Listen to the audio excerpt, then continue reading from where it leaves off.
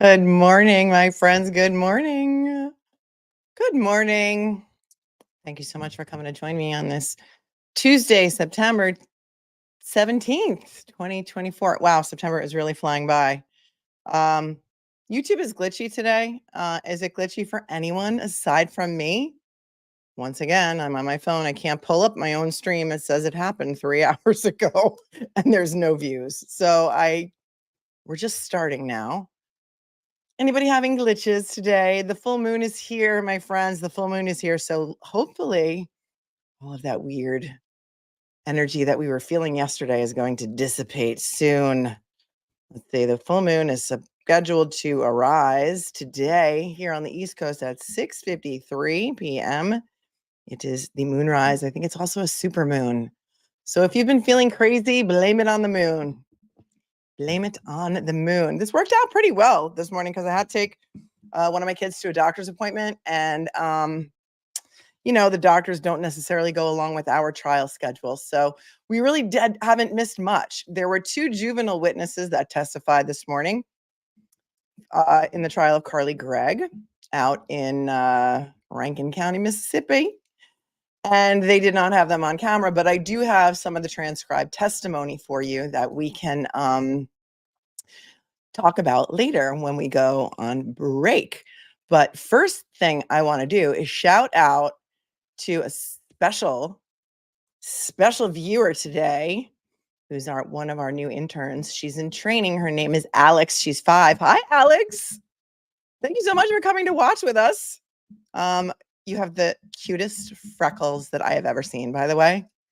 And I just want you to know that the person who's training you, who's also one of my amazing moderators, is one of the best. So you're in very good hands, Alex.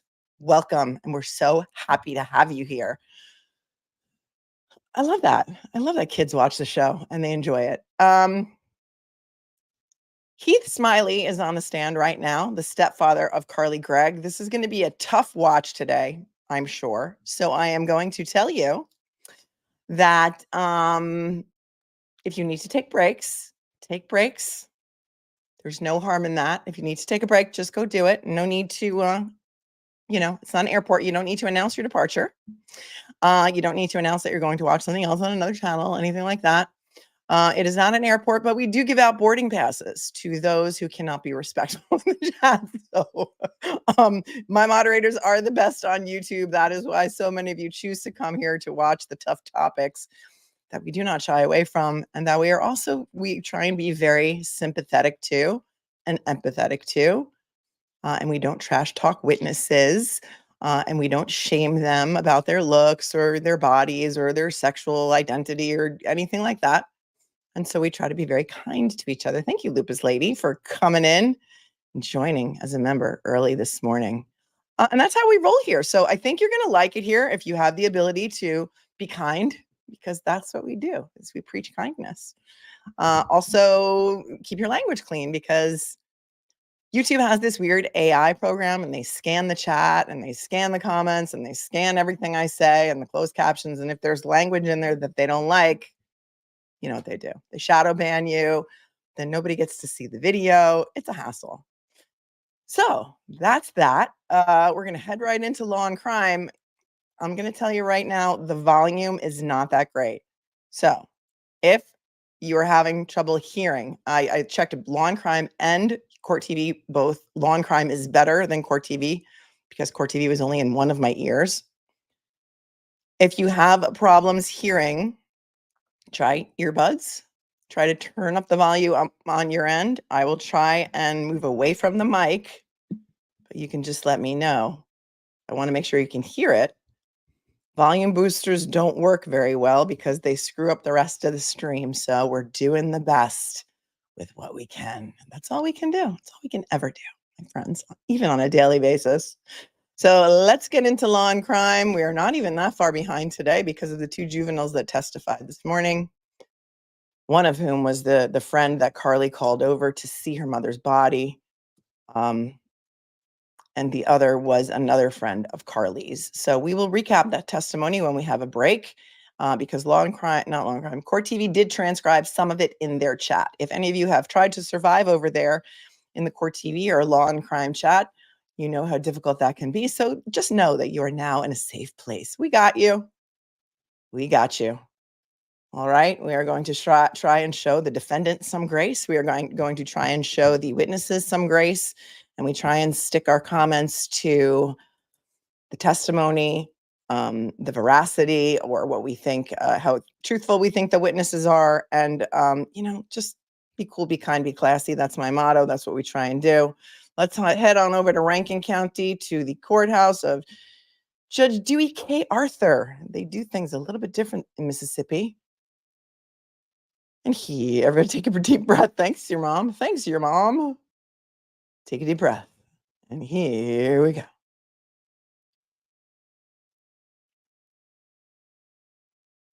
The sound is not up yet, so just give it a second. I figured out how to make the closed captions a little bit smaller, so they're not going to take a full screen today.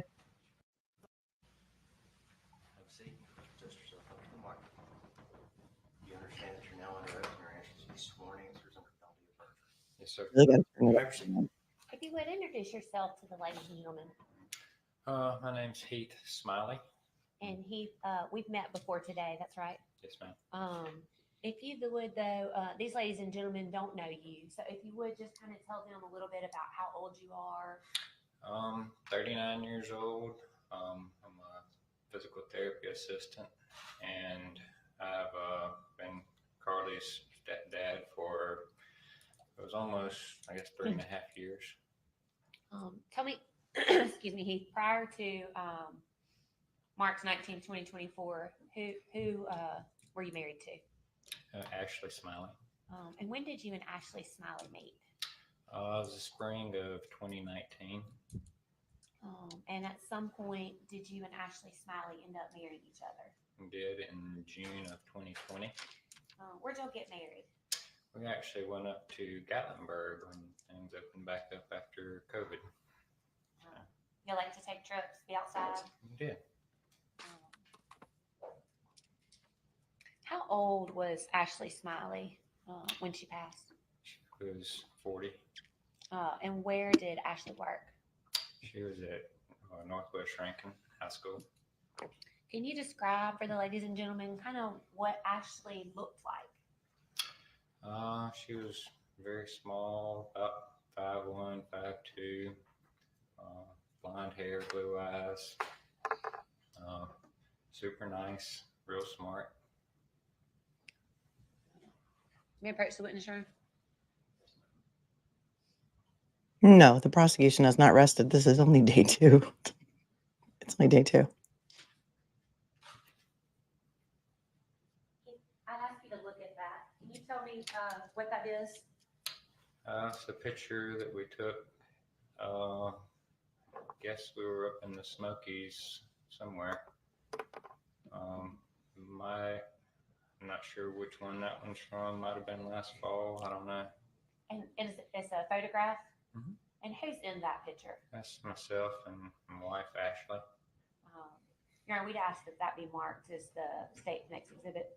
Any objection? No objection, Your Honor. Be admitted as 7 all purposes.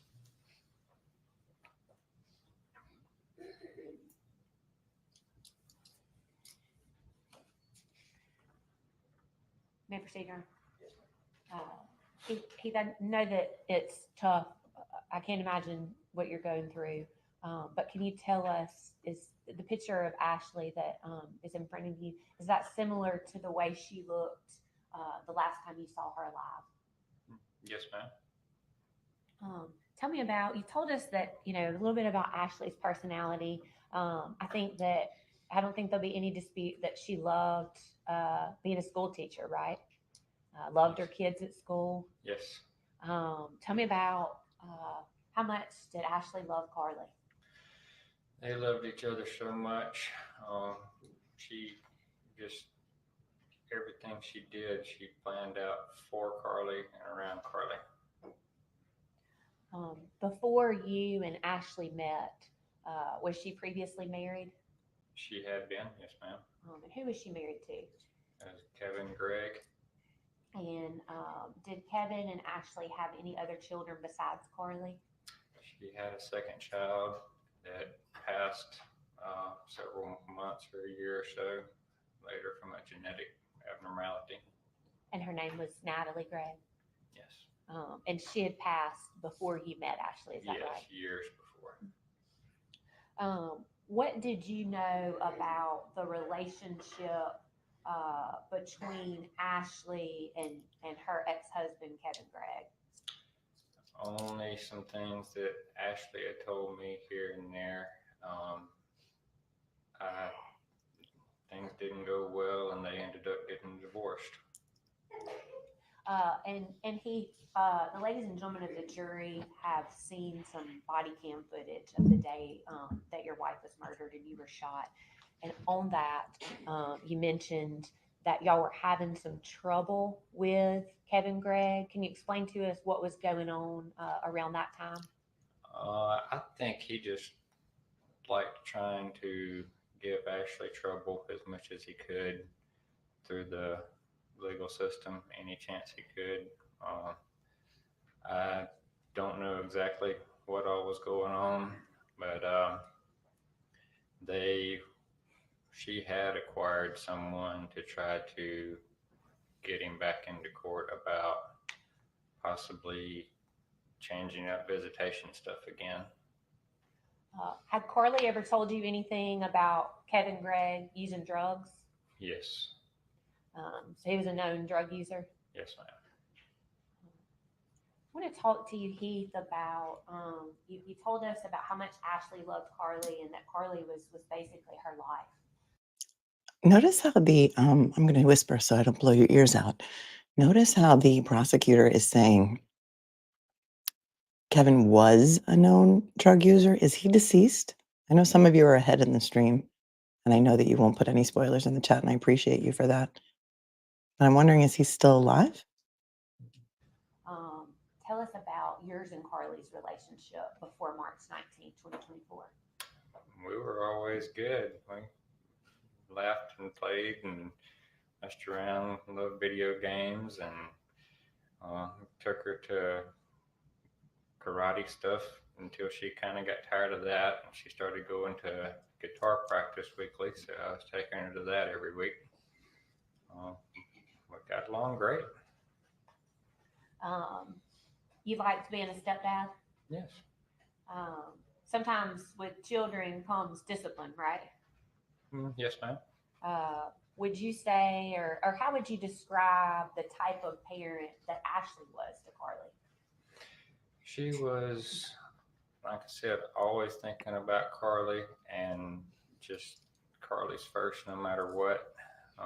She would do anything in the world for her and would try to get the best for her every day. Were there times that you and Ashley would have to punish Carly? Of course. Give us some examples of that, Heath. She had troubles growing up, but back and forth with the stepdad and everything. So she would always Back and forth with the stepdad. He is the stepdad. That was weird. Right? Hold on. I got to rewind that a second.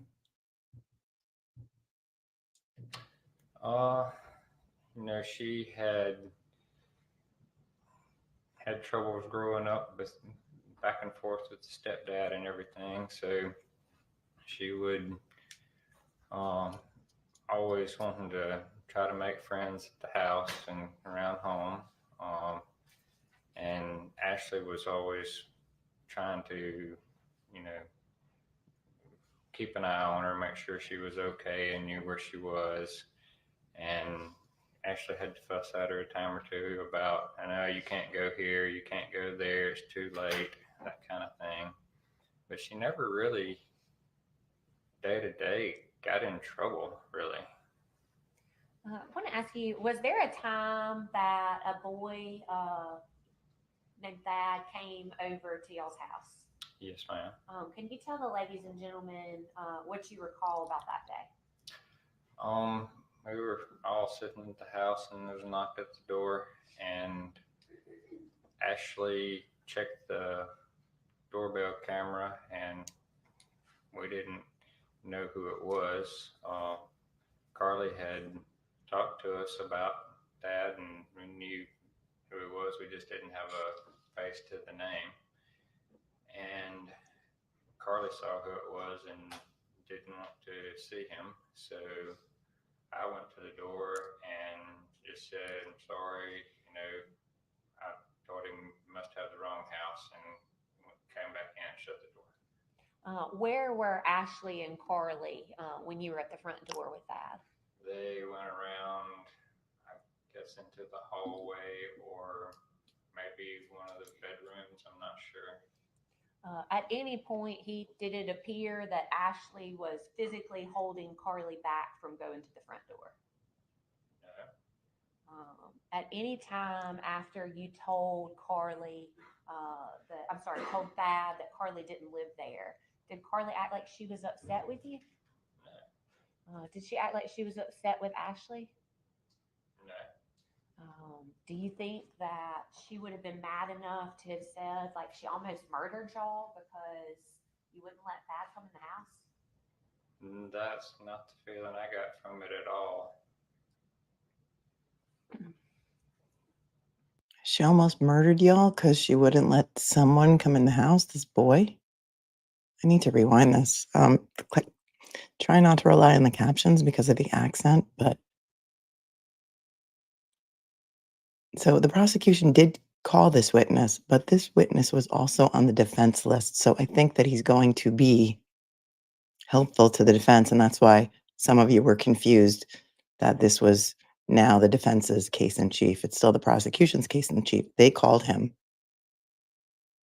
They have to call him because she shot him too. He's a victim. He's got to identify her as being the shooter, but I'm already confused. Like she was upset with Ashley? No. Do you think that she would have been mad enough to have said, like, she almost murdered y'all because you wouldn't let Thad come in the house? That's not the feeling I got from it at all.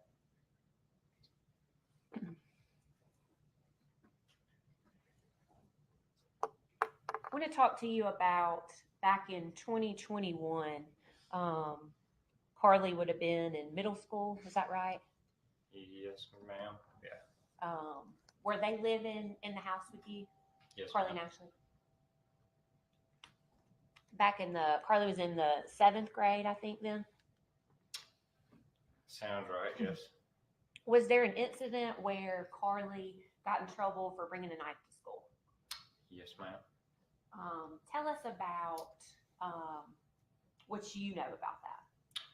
All I know is we had ordered some stuff off Amazon, and since she loved doing all the arts and crafts and stuff in her room all the time, making stuff, I showed her a Swiss Army knife I had found on Amazon, like I had when I was young, and she decided on a color of one she wanted, and I ordered it for her, and she used it all the time in her room. And then all of a sudden one day, we found out she had it at school in her pocket and somehow got in trouble with it. And I don't know what happened, but they said they couldn't tell us much more at the school about it. And that's about all I know on it. Okay, so he bought her a Swiss Army knife because she likes to craft. She brought the Swiss Army knife to school. She got somehow in trouble about it at school, but the school wouldn't tell them anything about why she got in trouble for having the Swiss Army knife. Remember, her mom was a teacher at the same school, I believe, if this was during high school.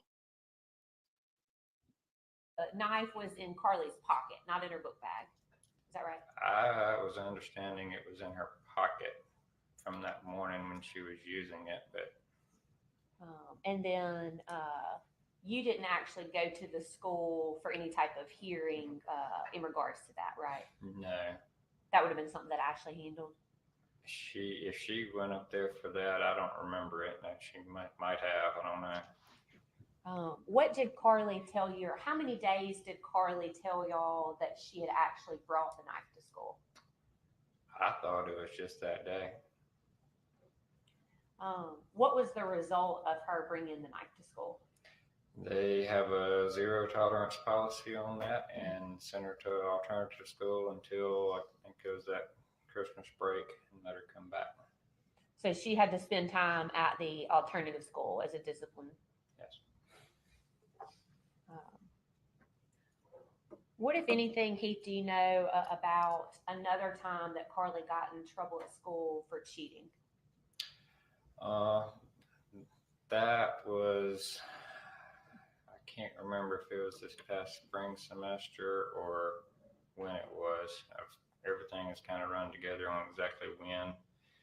But at some point, she has always complained to us that kids constantly bug her for help with schoolwork because she can do all of it so easily and she can explain it to them better than most teachers.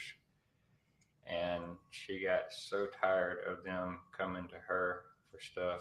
Somebody just dared her or something. I'm not sure what. And apparently the teacher had a book or a computer or something open, and she took a picture with her phone of whatever was open up there. Was it like the answers to a test or something like that? Something like that. I'm not sure exactly what now, but yes.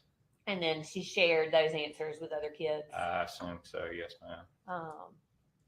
This is at the same school that Ashley taught at? Yes.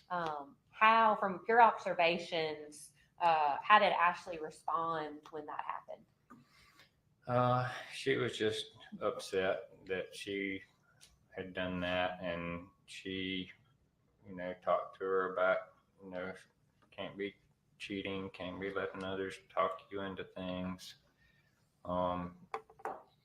Just going with the flow of kids is not a good idea usually. So. Heath, were there other, we talked about Thad, was there another boy that Carly was in some sort of dating relationship with that y'all knew about? She had been dating Anthony. Honestly, forgot his last name right now. That's okay, but you and Ashley knew about him? Yes, ma'am. Had he been to y'all's house before? Yes, ma'am.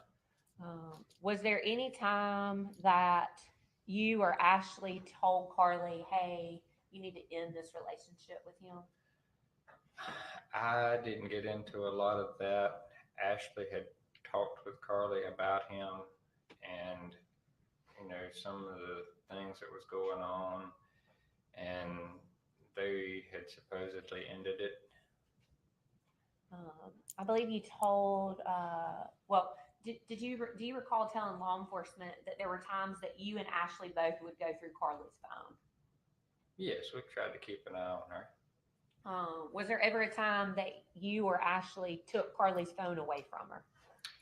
So Ashley had the parental controls on her phone, and we got to where we weren't going to let her take it into her room when it was bedtime. We had to keep it like on the kitchen counter, or we'd keep it in our bedroom sometimes. But she had her phone most of the time so she could be able to call or text us if needed. She might have not let her take it to school some days. I can't remember exactly, but most of the time when she was out and about, she had the phone, even if Ashley locked down some parental controls for a little while. Why was it that y'all didn't want Carly to have the phone in her room at night? She was worried that she would stay on it and messing with it and not sleep. Was there ever a time after y'all thought that Carly had broken up with her boyfriend that y'all learned that in fact she had not broken up with him? So Ashley worked at the school, and she told me she had still seen them, in the hall together, walking up and down the hall and things. And she talked to me about it and was like, she was okay with it and everything, as long as, it was okay and nothing harmful was coming of it for Carly. Heath, do you recall a time that you and Ashley discovered that Carly had an iPod that she was using to communicate with people? Yes, that was another thing that her dad had talked her into doing to get around communication. He was, I think, kind of paranoid about everything, and that Ashley might have been controlling Carly's communication with him, even though she always left those communication channels open, even when she locked down the phone.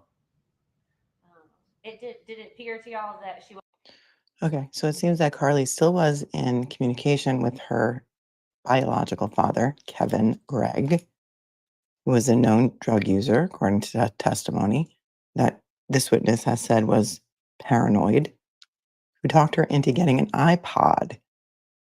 So there's some confusion about what grade she's in. So she skipped a grade. So I think when this happened, she was in 10th grade. I think she skipped 3rd grade. She's very smart. And like he testified to, she would get annoyed because other kids wanted her help all the time because she could teach them better than the teacher could. A lot of you are saying that you are crafters and none of you have a Swiss Army knife. So I'm not sure what the connection is there. I know a lot of kids do have Swiss Army knives. I thought when they said that she brought a knife to school, it was going to be like some sort of a butterfly knife or something. But he said that is zero tolerance policy and they had to send her to some alternative school for a while. Okay, moving on. in fact talking to her dad on the iPod? I don't think so. Who was she communicating with? I'm not sure if she was communicating with kids so much as she was on like TikTok and some of that kind of stuff. And y'all had asked her not to be on those accounts. Yes. Do you remember when that was? Okay, I'm confused. Do they still have iPods? Remember, this shooting was in March of this year, 2024. So he's saying that in like 2023, she had an iPod. Do they still make iPods? And can you watch TikTok on them? And can you text on them? The only iPod I knew only had music on it, so I'm a little confused. Does she mean iPad? But she sounds like she's clearly saying iPod. If any of you youngsters in the chat know anything, let me know. Around what time of year? I don't remember that. Was there ever a time that you and Ashley learned that Carly had been cutting her thighs with a knife? Yes, and trying to think of a time frame on that, but it was, I don't know when, several months back, maybe a year. Okay. Was she cutting her thighs? Was she self-injuring with the Swiss Army knife that you gave her? Or did you get her a Swiss Army knife after you knew that she was self-harming? This is opening up a lot more questions for me. And Heath, do you know anything about Carly taking any sleeping pills? Nothing other than she used to sleep like a rock, and Ashley always had sleeping trouble, and she would take a melatonin at night, and it was a week or so she had a bad cold, and she was taking some NyQuil. I think she said that helped out some too. So Around the time that y'all found the iPod and Carly was cutting her thighs, is that about the same time that Ashley took her for therapy for anxiety and stress? Within, I don't know, I think that was maybe a couple months maybe before, seems like. Is that your understanding, though? That's what you told law enforcement of why Carly was in therapy, was anxiety and stress? Yes, ma'am, or something like that. I think she was kind of depressed some days. And I think you told them that there were times that you would go maybe to the therapist's office with her, but you weren't actually sitting in any of those appointments, were you? No, ma'am. I went up there with them a couple of times, but it was kind of a little waiting room outside. And you don't have any personal knowledge about any medication that was prescribed, do you? Not until after this. I knew she'd been on one and they changed her up to something else. you don't have any knowledge on whether or not Carly was actually taking that medicine, do you? She had been taking one a day, I think, until they wanted to swap her up to a different one. So I'm not sure on the time frames on that. I'm sure it's in the record somewhere. Yeah, and I've been prescribed medicine before, and sometimes I take it, sometimes I don't. Did you actually physically see Carly taking? Okay, objection, prosecutor. We're not here to talk about you. That was a weird question. Sometimes I take my meds and sometimes I don't. The defense is not objecting because I think they know that he's helpful to their case. So this is not the right witness to ask about her medication. He really doesn't know anything about it. But again, it's getting in all of the testimony that she was on medication, that her medications were switched. And that is part of the defense here. Yeah, and I've been prescribed medicine before, and sometimes I take it, sometimes I don't. Did you actually physically see Carly taking her medication? Ashley would have her go get it and make sure she was taking the whatever it was, one a day or whatever. She kept an eye on that. Do you know if on March the 19th, 2024, did you see Carly take any medicine? The 19th? Yeah, March the 19th of 2024. No, ma'am, not that afternoon. The morning. Oh, no, I don't know about that morning. She usually would take it in the evening when she ate. Okay. I think. Sorry, that was a bad question. So Carly would actually Yeah. take her medicine in the afternoon. I think so. Okay.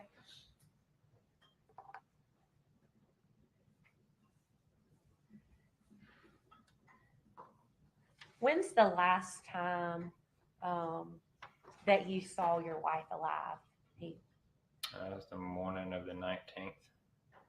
Can you tell the ladies and gentlemen kind of how that morning went? Everything seemed just as normal as ever. She got up and went to work just like always. She would fix tea or something in the morning and get in the car and take off. Nothing seemed unusual at all. Did you also see Carly that morning? Yes.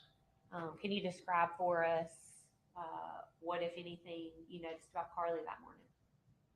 Didn't notice anything different. How would Ashley get to work every morning? She'd drive her and Carly down to the school. And then how would they both ride back together from school to the house? Yes. Did they usually leave, or on March the 19th, did they leave before you or after you that morning?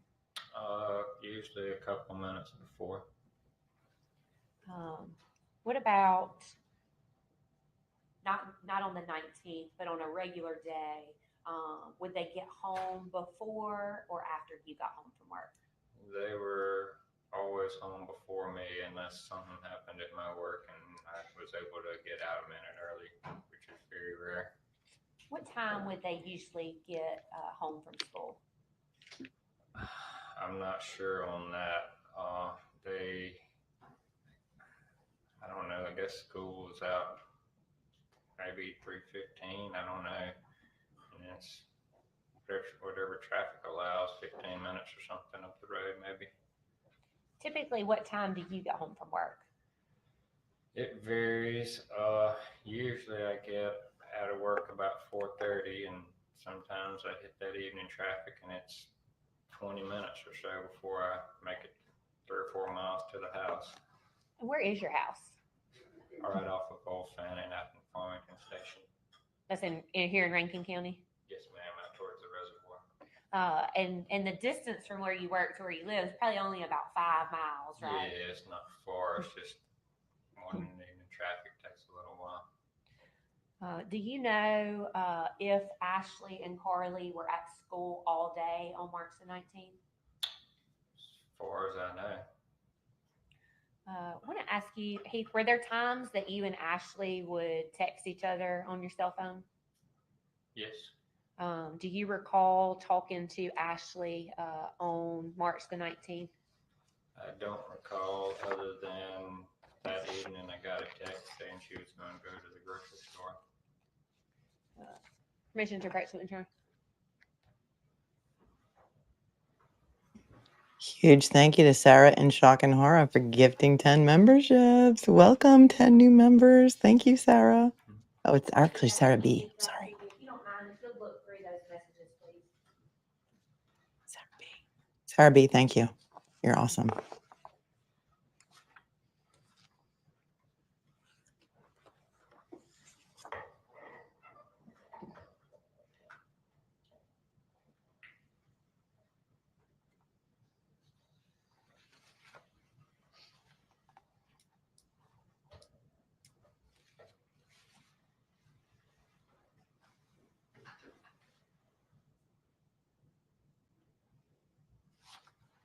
Okay. Do those, and admittedly, these are not all of the messages between you and Ashley Smiley forever, are they? Right. Does this appear to be a true and accurate copy of the messages starting at 4:30 that day when she's talking to you about going to Kroger? It seems to be. And are we to ask that these messages be marked as the state's next exhibit? Any objection? No objection, Your Honor. Be admitted as such. It starts at, I think it says 3:20.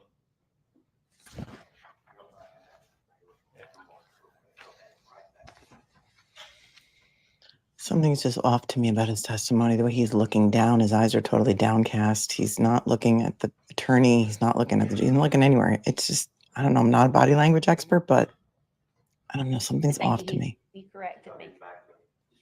Yeah, I apologize, Heath. You're right. The first message I was looking at was actually from the day before. I'm sorry, on 3/18. So on the bottom of that page, your page 2 of that exhibit, what does Ashley say to you? She says, I need to go to Kroger, thinking about going on the way home. Do you want anything? Yes.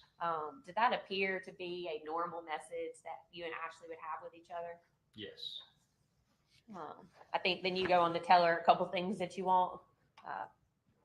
If you'll read for the ladies and gentlemen, kind of just a grocery list, right? Yeah, just Mountain Dew, some soft serve ice cream, a couple of kinds of bread that I eat, and some random chips, just some junk food stuff. And again, typical message between you and Ashley. Yes. Mountain Dew has entered the chat. And then at some point, does she respond back to you? Yes, she replied back later. Says gonna go later. Still sounds like something Ashley would text to you. Yes. Tell us about what that next message is that you got from Ashley's phone, Heath. Said you almost home, honey. Does that sound like something Ashley would typically say to you? Not typically, but it wouldn't have been totally out of the realm. I think she would have phrased it slightly different, but I don't know. Okay, that was the message that Carly sent using Ashley's phone after Carly killed Ashley. So the prosecutor's trying to figure out whether he would or would not know that that was not actually Ashley texting him. And he seems to say, it didn't really stick out to him. What time was that text message sent to you? That says 4:14. Do you recall telling law enforcement that you thought that Carly actually sent you that text instead of Ashley? I was wondering about that one at the time. Yes. And then what did you respond to that message? Said, no, I'll be here for a little bit yet. I'm at work. And then you can't see it on this, but I think maybe Carly or whoever had her Ashley's phone sent you a thumbs up. Sounds correct. Yes, it's not on there. So Heath, let me ask you, what made you think that that was Carly that sent that message and not Ashley? I don't know, just something with the phrasing of it, maybe. I'm not sure. See, he's kind of walking his testimony back now because originally he told authorities that he thought that it was Carly that sent that text. Now he's kind of walking it back. Lindsay Bo says, LOL, Melanie, you want him to be guilty of something and get Carly off. No, I'm trying to figure out the why of this. I'm trying to figure out what was going on in this girl's life to cause her to kill her mother. I can't, as a mother of 5, I just can't wrap my head around it yet. And so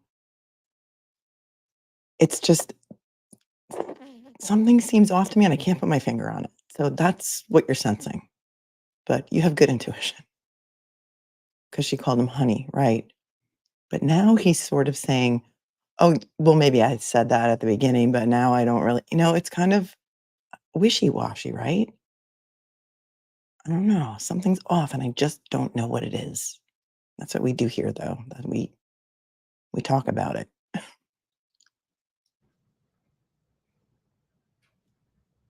I know, it was only March of 2024, 6 months ago, 7 months ago, and she's already I want to walk you at trial. through, prior to March the 19th, 2024, did y'all have any type of surveillance cameras at your house? Yes, we had a couple of things around. The Ring doorbell. Well, I'm sorry, it's not a Ring. It was a Wise brand doorbell. Ashley had gotten to see if packages and stuff were being delivered during the day.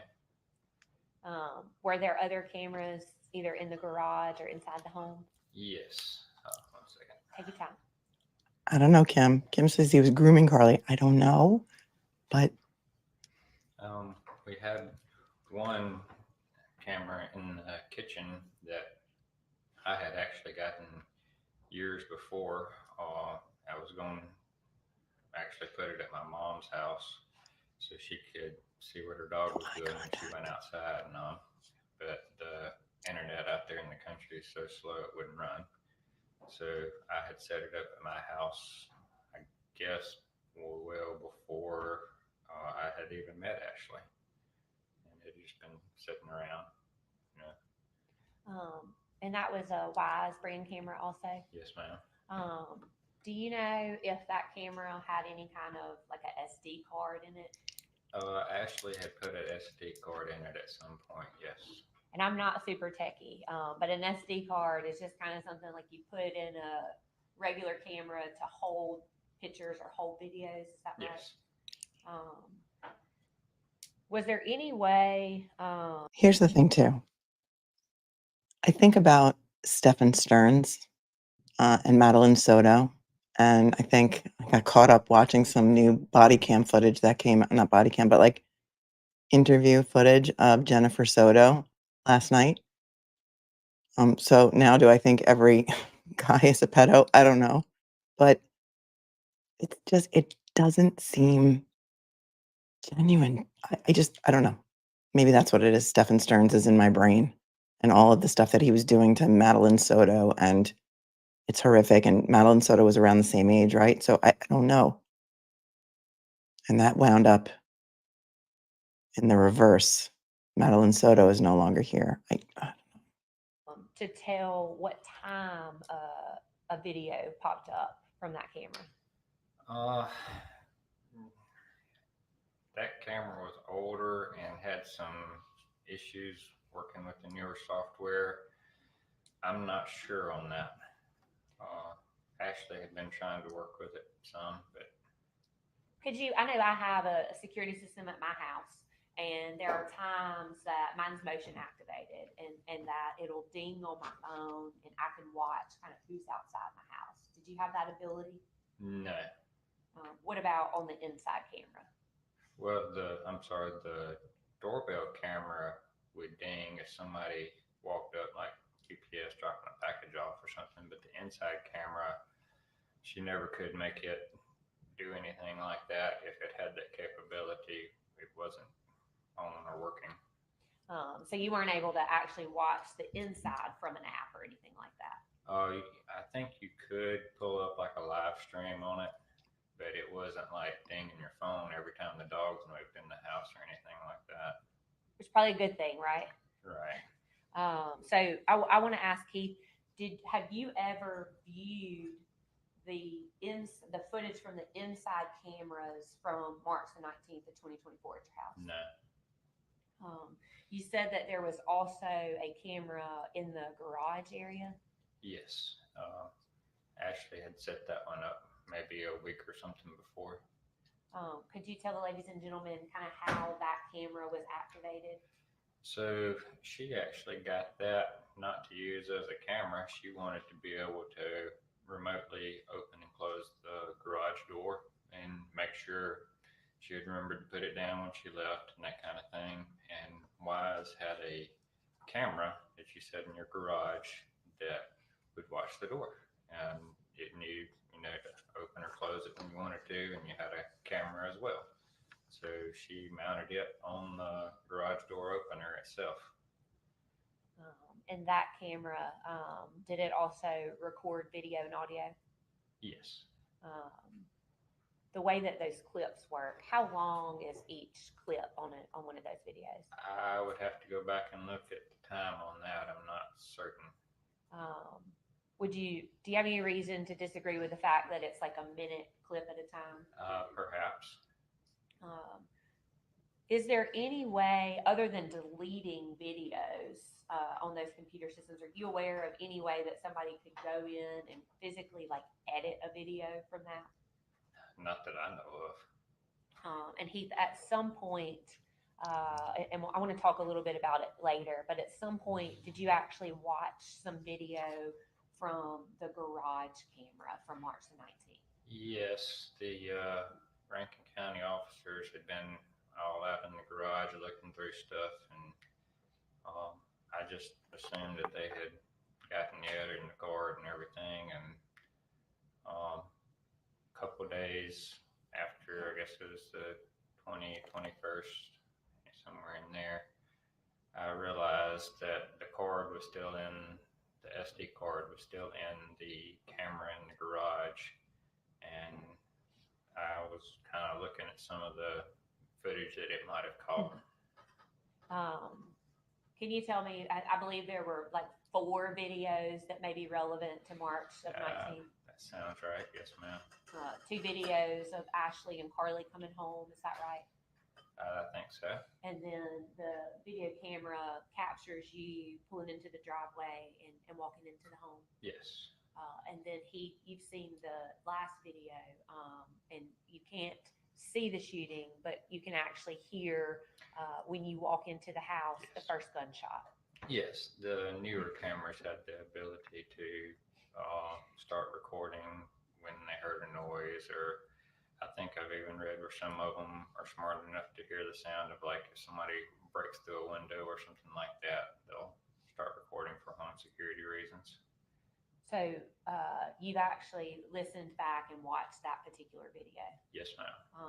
I want to talk to you about, tell the ladies and gentlemen, Heath, and I know it's probably difficult, you can take as much time as you need.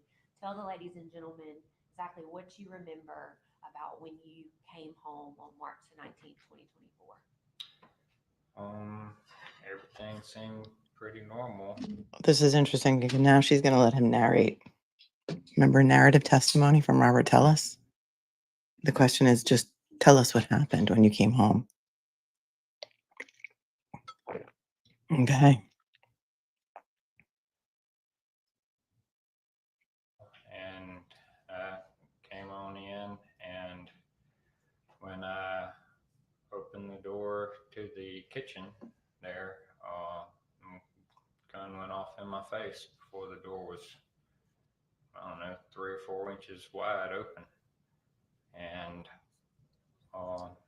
everything kind of went pretty fast from there. It was a blur. So. I want to take you back just a step. Yesterday, ladies and gentlemen, saw a bit of a video from inside your house, but just so we're clear, when you say you were coming into the kitchen, I believe you pull into the garage and there's a door that leads from the garage into the home. Yes. And then there's a little laundry room area. Yes. And then there's another door kind of beside your refrigerator that leads from the laundry room into the kitchen area. Yes. Were you coming in the first door or the second door when the gun went off? The second door from the laundry room to the kitchen. And do you remember, is there anything you do every day when you come in the house?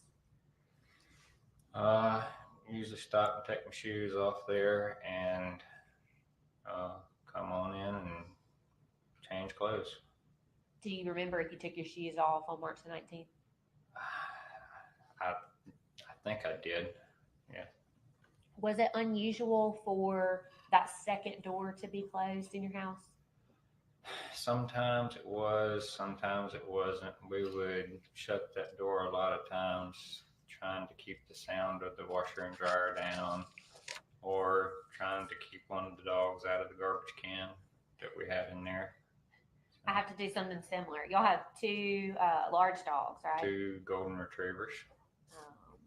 And so on that day, the second door was what was closed. Yes. I believe you said that you didn't get it open probably 3 or 5 inches before it went off.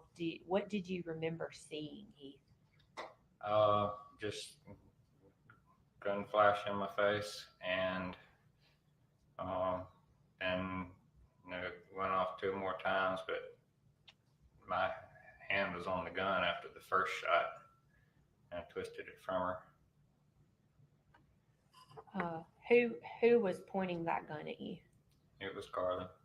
Who pulled the trigger when you opened the door? The first one I know was Carly. After that, my hand was on the gun too, and I know I had a scratch on my thumb and all.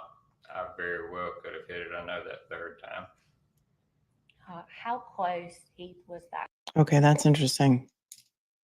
Now he's saying there were 3 shots at him. He's saying he knows she shot at him the first time, but then he grabbed the gun, and maybe the second 2 shots were him.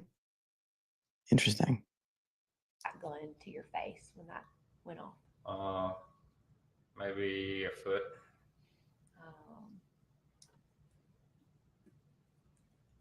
Did you ever get struck by a bullet? Yes, one of them kind of grazed right through this muscle up here. Can you tell, ladies and gentlemen, what did that feel like? I know this sounds weird, but I honestly have never felt it to this day.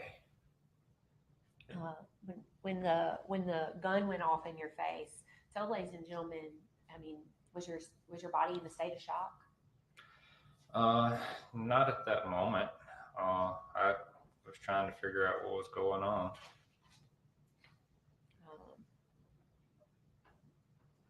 Did you see anybody inside your home other than Carly? No. Walk us through. You said that you were able to at some point get the gun from her. Tell us, Heath, what is it that you remember after that? She was screaming out of her mind, scared. It was like she had seen a demon or something. She was terrified. And my first thought was there was an intruder somewhere, and she thought she was after somebody else.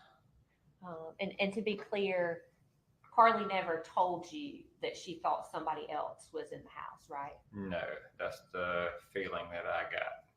She was terrified out of her mind. And at that time, you did not yet know that your wife was dead, right? No, not at that time. So Carly's scared. She's screaming when she shoots at you. How many shots went off from that gun? At that time, there was 3. What type of gun was it that you took from Carly? It was my Taurus revolver. And what type of what caliber of weapon is that? So the gun is a .357 Magnum, but I think it had 38 special rounds in it.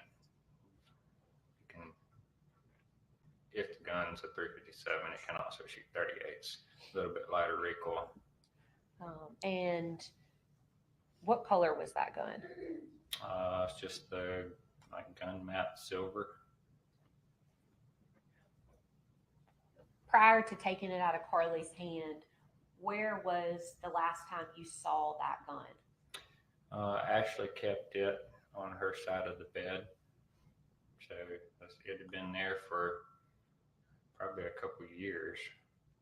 When you say on her side of the bed, was it on a nightstand or was it somewhere else? I think she kept it. We had like little cubbies underneath the edge of the bed. The mattress is sitting up on. I think it was sitting up under there. Between the mattress and the cubbies, like Well, underneath the mattress? I think she just had it in a cubby under there. Was the gun just loose or was it in some sort of holster the last time you saw it? I do not recall that. It was a while back. It had been sitting for a long time. Okay. So you know that the child is having issues. She's self-harming. She's getting in trouble at school. It's going to come out that she was smoking vape pens and doing other. One of the child witnesses who testified before him said that she had done mushrooms and some other kinds of drugs. And you just leave an unsecured 357 Magnum in a cubby underneath your mattress. I'm not blaming the parents here, but we are seeing parents all over the country being prosecuted because their children got a hold of a gun and went out and shot up a school or shot up someone else. I mean, at what point do we have to say, lock up your guns if you have children in the home? My opinion, clearly, my opinion. I have so many questions. Did he say who owned the gun? Did he say it was Ashley's gun or was his gun? And it must have been loaded too, right? Was it his gun? See, Mary, I don't know. Did he say? Did they even ask whose gun it was? But Ashley kept it on her side of the bed for years. He said for years. Not even really sure where it was. Maybe just in a little cubby. Wasn't under the mattress. They told us it was under the mattress. Didn't they? In their opening statement? Say it was under the mattress. Now it's just in a little cubby, like they have like some sort of like bed frame that has like cubbies underneath the mattress, like shelves. I have so many questions. Did he testify that it was his gun or her gun? He said it was his gun, but Ashley kept it on her side of the bed. Thank you, no ordinary mom. He said, my gun. Okay, so it's his gun. 38 specials do have a hard kick to them. He said it was a 357 Magnum. Okay, all right. Been sitting there for a long time. Did you have other guns in the house on that day? Yes, I had an old shotgun that I've had for years that's unloaded in the closet, and I had an AR that I had gotten. It was also unloaded in the closet. Were there some other guns maybe in a safe too somewhere? There was a Glock in the safe. There Um, was a BB gun probably in the house somewhere too. I don't know. do you know if Carly knew the location of any of those guns? She probably knew about the two in the closet, but like I said, they were unloaded. And the last time I had tried to talk her into shooting, she was too little to even hold them up. They're heavy, big. The last time I had tried to talk her into shooting, I think he feels some responsibility here. Now it's kind of making sense. And you had several guns in your house. Did you and Ashley ever go shoot guns? Yes, we did. That was something y'all enjoyed doing together. Yes. When you took the gun out of Carly's hand, what did you do with the gun? I was holding on to it, and like I said, I at that time thought there might be someone else in the house, like an intruder or something. So I immediately started checking the house and looking for Ashley. Did you attempt to call Ashley also? I did. I want to take just a step back, Heath. You get the gun from Carly. You said that she was screaming. What did she do next? She fell back into the kitchen island, just kind of straight back onto her butt, and was screaming, jumped up, ran out the back door. And I mean, I'm still pretty quick and agile, but I knew I couldn't catch her. She was moving so fast. She ran out the back and took off, and I knew I wasn't going to be able to catch her, so I turned around, stepped back in, and I locked the back door behind me. Do you know why you locked the back door? Because I was thinking there might be someone else out and about and around, in or out of the house. So I went to checking the house. Do you remember telling anybody that you were in such shock that you didn't even try to shoot Carly back or anything like that? No, it was very evident to me immediately that something was very, very off with Carly. The way she was screaming, the way she looked, she was moving so fast. So, Heath, you you said Carly is at this point she's out. Did you see? I think he just looked over at her. Remember, the setup of this courtroom is that the judge is on the bench, and to the judge's right, there is the prosecution table and the defense table that are both facing the jury. It's different than any other setup we've seen. And the witness is on the witness stand next to the judge. So the jury would be to his left. Carly and her defense counsel would be to his right. I'm going to take that back. So you can just tell me if you think he's looking over at Carly when he just said that part of his testimony. That it was very evident to me that something was off with Carly. You were in such shock that you didn't. Do you remember telling anybody that you were in such shock that you didn't even try to shoot Carly back or anything like that? No, it was very evident to me immediately that something was very, very off with Carly. The way she was screaming, the way she looked, she was moving so fast. So, Heath, you you said Carly is Right at there. this point she's out of the house, she's run off. You never actually saw someone, I mean, other than Carly at the house, right? No. So you locked the back door, you're going through the house, you have this firearm still in your hand. At any point, did you open up the firearm? I opened the cylinder on it to check to see if how many had been used or was left in it, and closed it back up and started checking the house.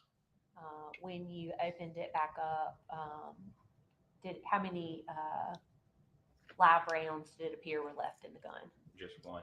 And how many rounds does that .357 Magnum revolver hold? It's a 7-shot. So you knew that she'd fired, at that point you knew she'd fired 3 at or in your direction. Yes. You did not know what the other 3 had been used for. Correct. How did he know that the gun was fully loaded? How did he know that when Carly took possession of the gun, it was fully loaded? Because they kept a fully loaded gun in a little shelf underneath their mattress at all times? Because if the gun was unloaded and she loaded it, he wouldn't know how many bullets she put into it. Food for thought. The last time you saw that gun, were all 7 rounds live? As far as I know, I guess the last time it had been used was a couple years before, or sometime when Ashley had shot it some, and I assume she had reloaded it. So Heath, you're walking through the house. You have this gun, afraid that maybe there's somebody else in the house. You said, I believe that you tried to call Ashley. Yes. Did she answer? No. Did you find her phone? Found her phone. It was on a counter in our living room. Was there a second phone beside it? Yes. Did you recognize the other phone? I didn't really stop to look. So you realize that Ashley's phone is there. Walk us through what happened next, Steve. I checked our bedroom. That's a great point that I just highlighted, and now I can't find it again. But he checked the gun to see how many rounds. Is that something a person who had just been shot would normally do? Stop to check the gun after Carly ran out of the house when he's worried that there could be another intruder in the house to check and see how many rounds were still left in the gun? I don't know. I'm asking you. Room, bathroom, closet, other side Sandy. of the bed, under the desk in there, and turned and started looking, going towards the other end of the house, and I glanced in our spare little 3rd bedroom, and then turned and went into Carly's room, and that's where I found Ashley.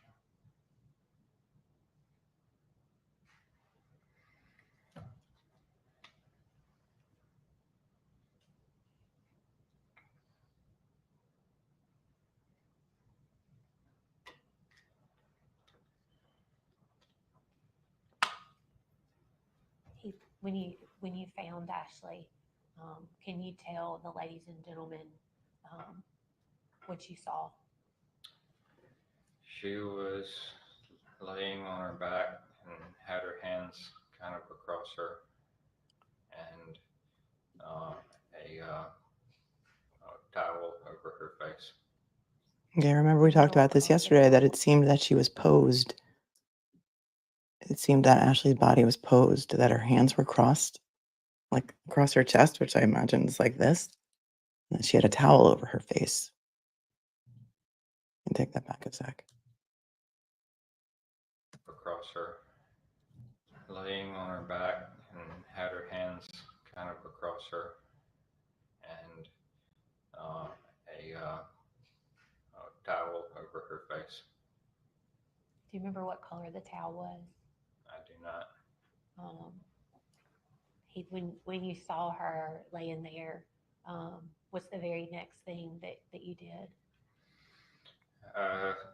Checked her pulse, see, and kind of moved the towel, and then called 911. And Heath, when you moved the towel, what did you see? I knew she had been shot. Okay, I'm just stopping to put a trigger warning up.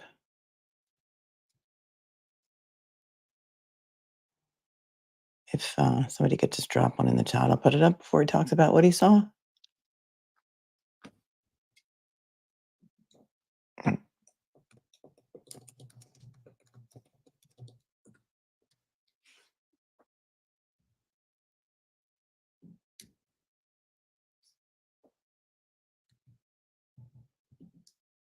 Shot 911. And Heath, when you moved the towel, what did you see? I knew she had been shot. There was blood around, but I don't really recall exactly where. Somewhere in the right side of her face. There. You said you called 911. Yes. What did you tell the 911 operator had happened? I tried to immediately tell him I needed the police out, that my wife had been killed and I had been shot. Do you remember telling them who had shot you? I assume I said Carly on there, but I don't remember exact details. Do you recall telling the 911 operator that, oh my God, she's killed her mother too? I don't recall saying that, but it's very possible, I guess. We listened to that 911 call yesterday, and it was chilling. At that point, Heath, did you think that Carly was the one that had killed her mother? I didn't know what was going on at that point. I kind of went into shock there. At some point, and again, the ladies and gentlemen, Heath, have seen some of the body cam footage from that day, but at some point, someone from the sheriff's department does come to your house. Yes. Walk us through what you remember happening once he gets there. I don't know much there other than I got out the front door and just laid down on the front porch. And it's Yeah, Sean, I do put up trigger warnings for certain people that are sensitive to hearing certain graphic testimony. It's a courtesy that I give to some of my viewers who are personally affected by some things like this and have been victims and survivors. So yeah, that's what I do. Okay. it's pretty safe to say that you were still in a state of shock. Yes. At some point, were you loaded up by the paramedics? Yes. And where did they take you? Took me to Baptist Hospital ER. And what was the reason for taking you to Baptist Hospital? They wanted to get me checked out and make sure everything was okay. They knew it wasn't real bad or anything, so they're just trying to be cautious. But you had in fact suffered a gunshot wound. Yes, they got me down to the ER and they put a piece of gauze, taped some gauze on it, and sent me back home. And it went through your kind of right, like trap muscle Yes. area. How far, I mean, not to pick on you, you don't look like a very large man. He's pretty average size. I mean, would you agree with me that where your trap muscle is and your head are about 6 inches apart? I guess, yes. So that shot was pretty close to your head. It's close, yes. You were the gunshot actually, thank goodness, went kind of through and through, right? Yes. So you didn't require any surgery to remove the projectiles. No. In fact, Heath, I think you were actually, excuse me, I think you were actually released to go home that evening. Yes, like I said, they tacked a piece of gauze on me, and I don't remember them doing a whole lot else. And the night was probably pretty hectic as far as telling people what happened and what was going on. At any point, did you ever tell anyone that it was someone other than Carly Gregg that had shot you or Ashley? Not that I recall, no, ma'am. And to this day, you've not told anyone that you think that the person that shot you or shot Ashley was somebody other than Carly, have you? No. We talked a little bit about law enforcement being at the house that night. At some point, they kind of released the scene back over to you, right? Yes, I think when I turned back from the ER, they had finished up and cleared out, and there was a guy had me sign a paper and went on back in. Kind of saying the things that they'd taken from the home that night. Yes, ma'am. Heath, I mean, you go back home and they've taken some things out, but of course there's still, I mean, clear evidence that a murder had happened there, right? Yes. At some point, do you notify law enforcement about the garage camera? Yes, on, I think it was Friday morning, I was looking through that SD card to see if it had caught anything. And of course, the cops were looking all around, everywhere in the garage for various things, and had apparently not seen the camera. And they found the 4 videos that you referenced, and I called and told them I had found something else and needed to come pick it up or whatever. And they had still at that time not returned my driver's license to me, so they decided to bring that out. And at some point, So law enforcement missed a camera in the house, and then he found it, and then he gave it to law enforcement. That's interesting. Law junkies pointing out that vaping synthetic marijuana is brutal, can cause major issues with prescription meds. Yes. I think we need a quick little just break from this. Papa did hard things for the 10. Going back and forth with the stepdad could mean someday she liked him being her stepdad, but also a dad. Kids get mad. You're not my dad. Next day, love you, dad. Yep. Could be.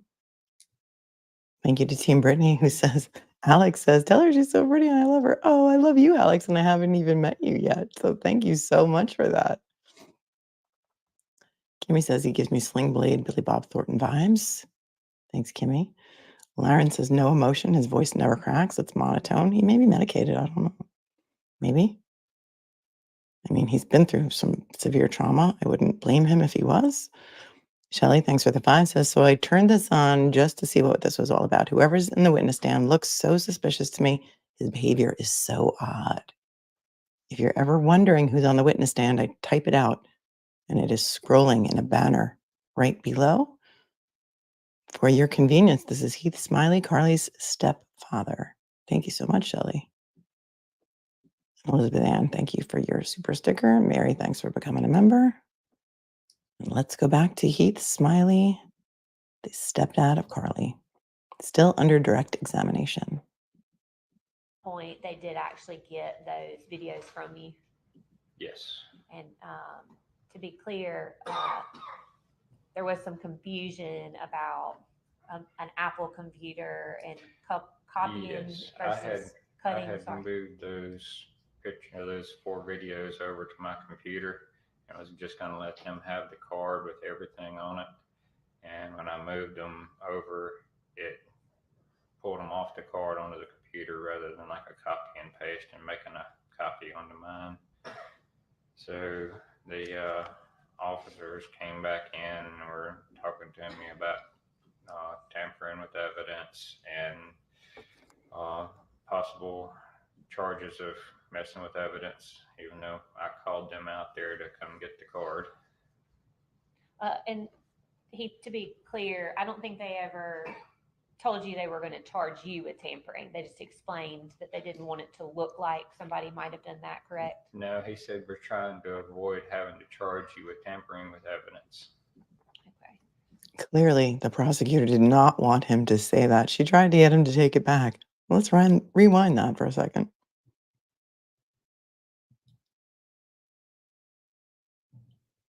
Here we go. They were going to charge him with tampering with evidence, and they threatened him. So the officers came back in and were talking to me about tampering with evidence and possible charges of messing with evidence, even though I called them out there to come get the card. And to be clear, I don't think they ever told you they were going to charge you with tampering. They just explained that they didn't want it to look like somebody might have done that, correct? No, he said we're trying to avoid having to charge you with tampering with evidence. Okay. Interesting. At that point, you're still pretty much in a state of shock, right? Yes, there was 4 or 5 of them in my bedroom.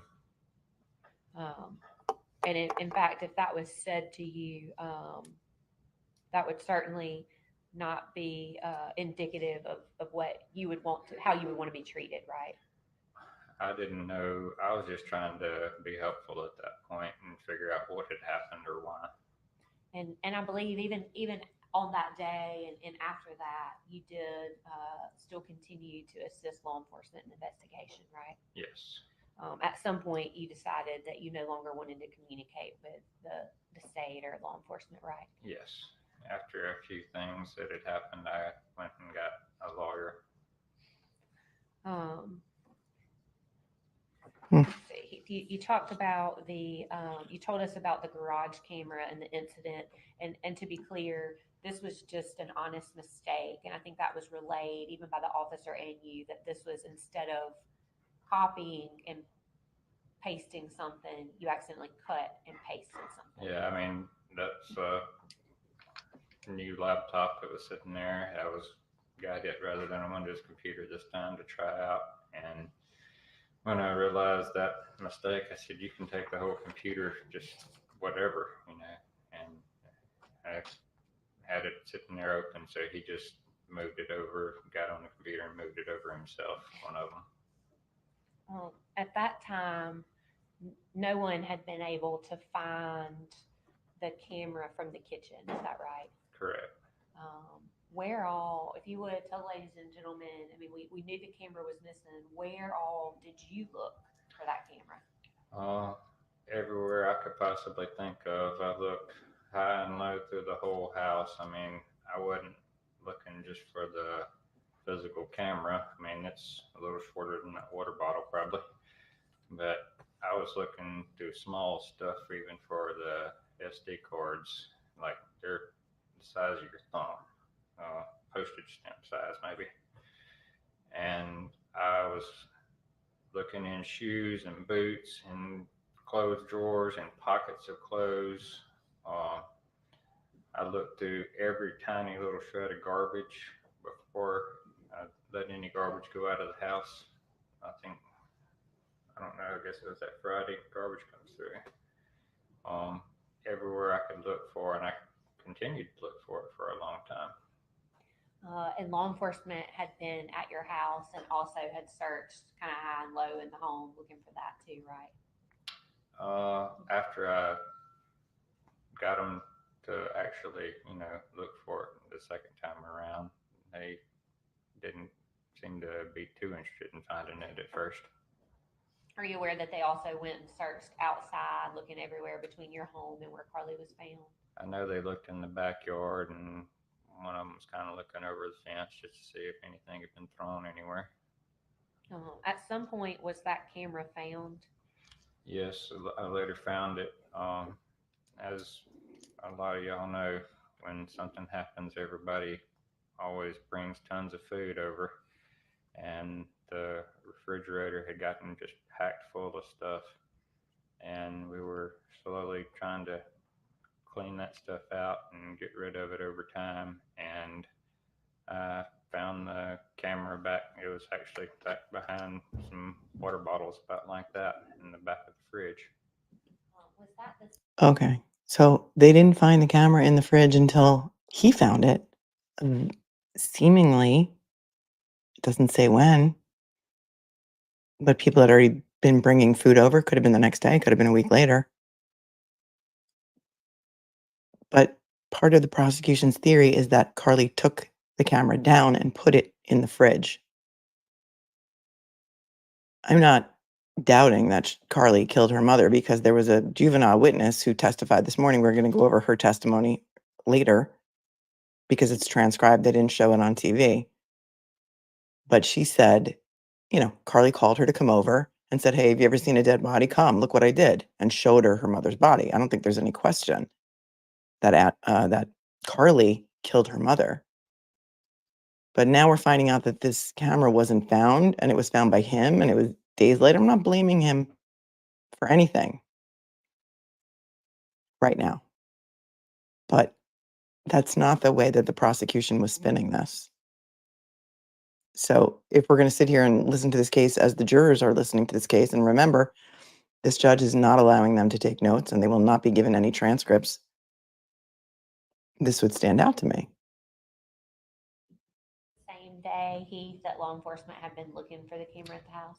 Yes, that's the third time they came out to search the house and the yard and all around. They searched and didn't find anything. Who was there when you, who found the camera? I did. Who was there when you found it, Heath? My mom was there, and Toodles. like I said, law enforcement had just left a few minutes before. And based off your prior conversation with them, you wanted to make sure that they were in fact the ones that came and got it, that you didn't mess with it, right? Correct. And so what did you do to let them know that you'd found the camera? I called back the number that I had for Mr. Zach Cotton, and I don't know, I guess that goes to a front desk, and they had to patch me through somehow, or he called me back or something. I don't remember. And what's your understanding of who Zach Cotton is? He had given me his card to contact him. I'm just assuming he was like the main investigator. And I want to take you back a step, and we'll come back to the camera, Heath. I mean, you had actually come in to the sheriff's department and given an interview with Investigator Cotton, right? Yes.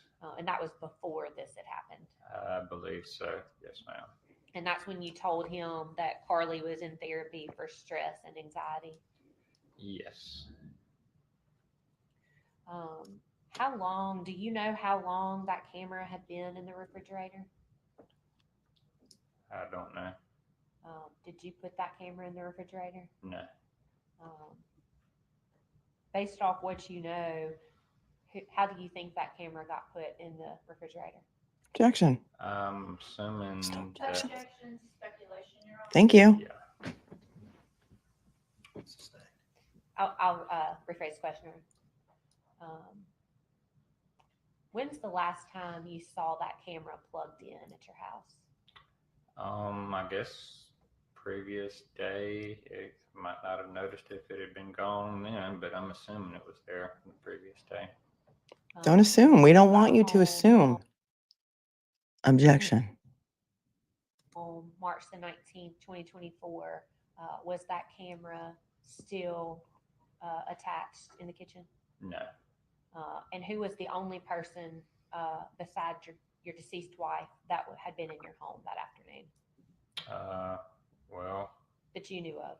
At that time, Carly, but we since found out there was another person in there.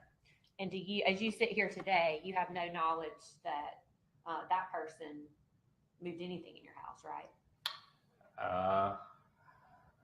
I don't know if anybody knows. Sure. I don't know. Had she been over to your house before, the other girl? Carly had a couple friends over a time or two, and I do believe she had been there once before, yes. Did she have any like direct interaction with you when she was there?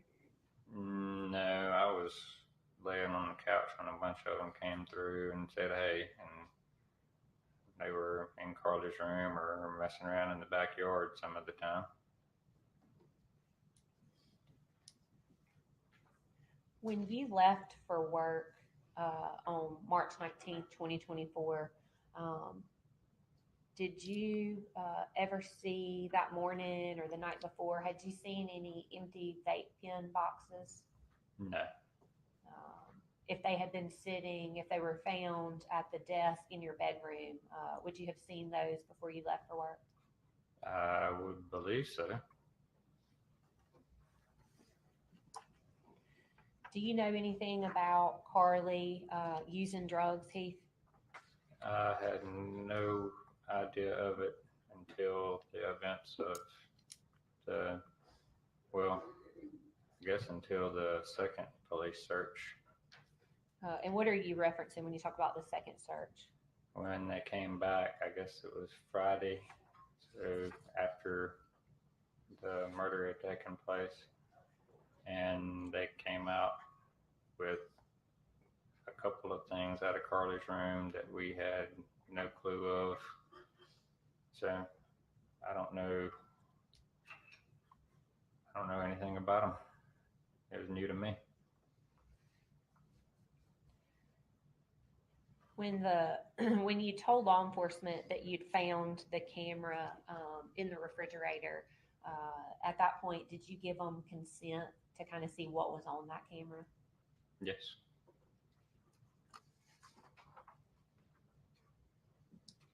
He had me sign something as he was taking it, so I assumed that was consent. I want to take you back to the interview that you gave with Investigator Cotton, and you probably don't remember the contents of all that, right? It was, Not at this time. I think we were in there for a while and covered a lot. do you remember talking to him about what might have been stressing Carly out at the time? I don't remember that conversation, no.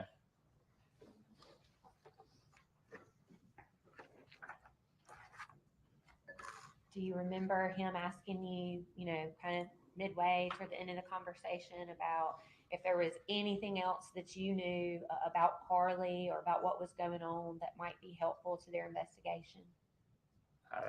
Again, I don't remember at this point what was said there. I know y'all probably got a record of it, but I don't recall. And that's okay.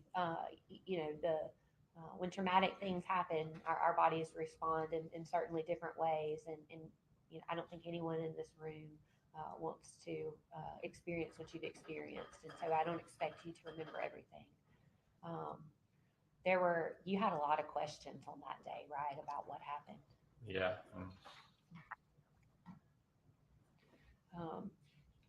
Heath, at some point, there was a no contact order put in place between you and Carly. Yes. Did you ask the court to lift that? Yes. And since that time, you've had contact with her? Yes. At any time during your communication with Carly, has she told you that she was not the person that killed her mother? No. We have not had any kind of conversation, anything like that. Nothing to do with the case or the trial. Well, we do know that all jailhouse calls are recorded. So wouldn't it be interesting if they pull out a jailhouse call and they do have that on tape? Carly in the courtroom, Heath? Yes. If you could you point her out? Right there. And could you tell me She's smiling at him. where at that table that you pointed out His name is Heath Smiley, and she's acting all smiley at Smiley. Watch. She still loves him. See Carly in the courtroom. Yes. If you could you point her out? Right there. And could you tell Wow, freeze on point. if you could you Hold point on. her out? Right there.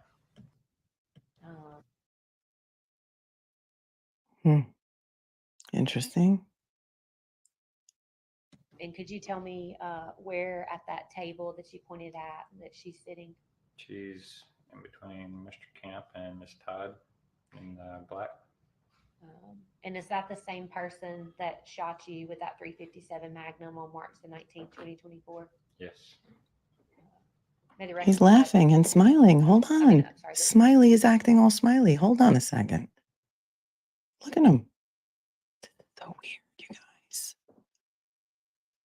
MD says this only happened 6 months ago. I'm sure he's still someone in shock or grieving, but look at the facial expressions. Okay, it goes from this. Look, if you're not watching, watch for a second. same person that shot you with that 357 Magnum on March the 19th, 2024? Yes. May the record reflect that the defendant's identified that the witness has identified the defendant.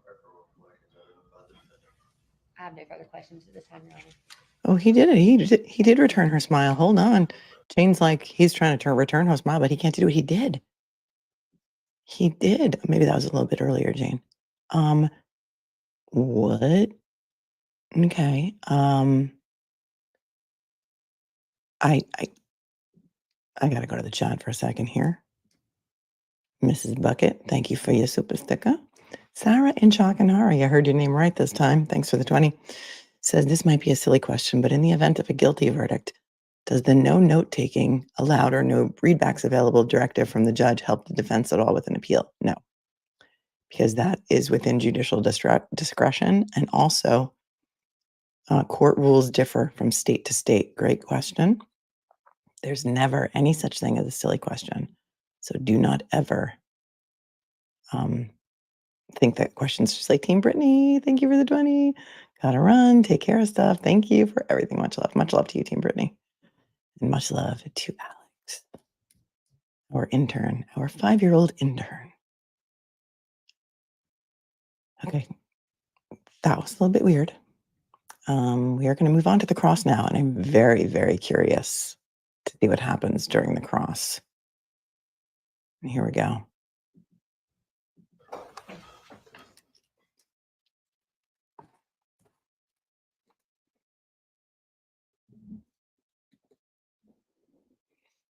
For your convenience, there is a banner scrolling at the bottom of your screen with the name of the witness. And now I'm even going to write cross on it, so we're not confused. Gentlemen of the jury, it's 10:30. It's about time for our, we'll take a mid-morning break and a mid-afternoon break. If y'all would, go on ahead. I'm going to have you step to the back, to the jury room, use the restroom, getting Okay, coffee. so that was about an hour ago, so we're a little bit behind. We can fast forward through the break. That's why it's good for us to start a little bit late. And considering the 2 witnesses this morning were not on camera, we really didn't miss that much. All right. This is our judge, Dewey K. Arthur, Rankin County, Mississippi. He is he's got a firm hand, takes control of his courtroom. A lot of Here is the cross of Carly's By the defense. stepfather, Heath Smiley. Mr. Smiley, we heard a lot of testimony on your direct with prosecutor regarding the garage videos and what was on the garage videos and you transferring the garage videos to a flash drive for the police. Did you have an opportunity before you were transferring them over to view those garage videos? Yes, the 4 from that afternoon I had seen, yes. And we talked a lot about them on direct, but we're going to go ahead and play those for the jury so that everybody Let's practice real quick. C. Taylor says, isn't stepdad paying for a defense? I think these are public defenders, no? Are they not? Scott says he has a bad vibe about this case, and Scott is a retired NYPD with 25 years on the job. So if Scott has a bad vibe about this,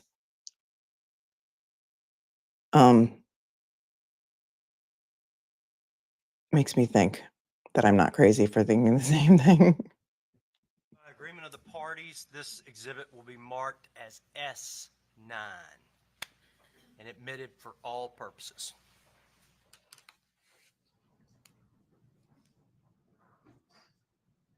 Does anybody have the CDs, Lee?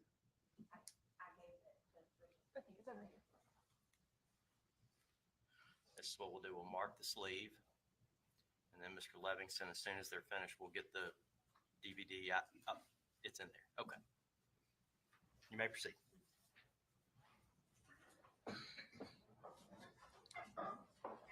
Does the defense wish to publish this? Yes, Your Honor.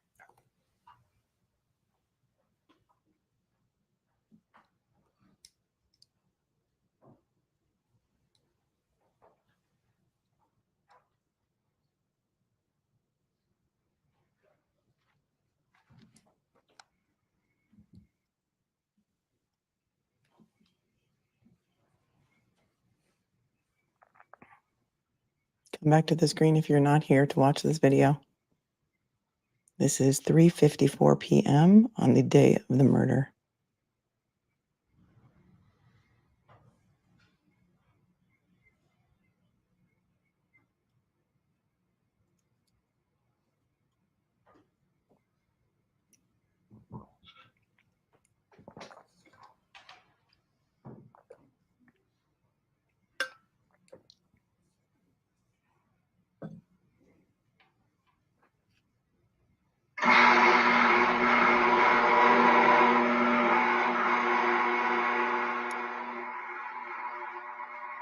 Garage door is opening if you're not watching your screen.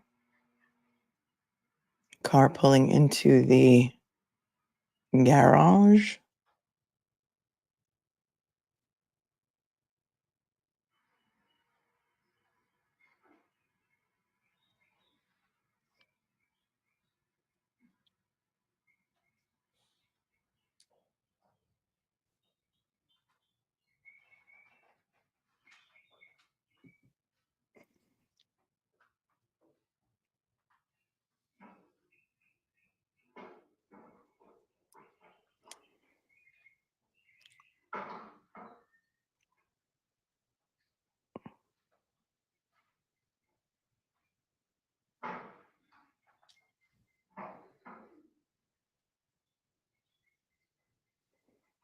And yeah, maybe it's just our lawyer spidey senses, because some people think that it's completely normal.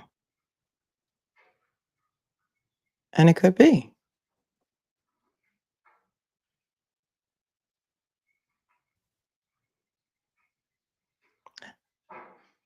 Hi, Cal. You stay safe too.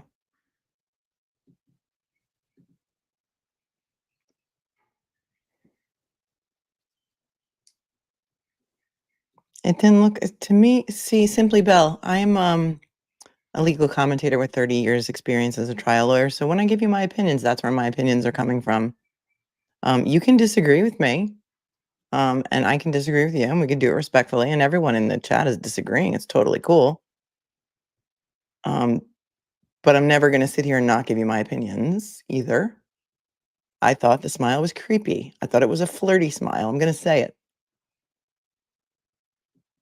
All right, so now it is 5:03, and the video is showing Heath pulling up in a blue pickup truck and getting out of his blue pickup truck, and the garage door is still open.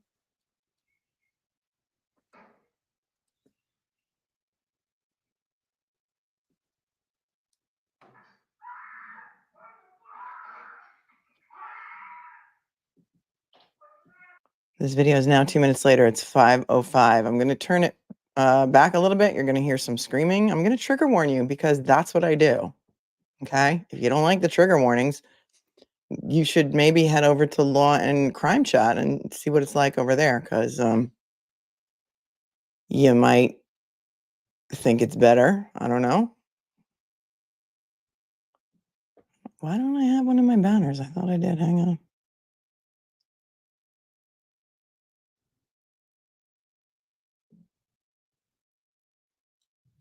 All right, rewinding. Okay, so he gets out of his truck at 5:03 and 54 seconds.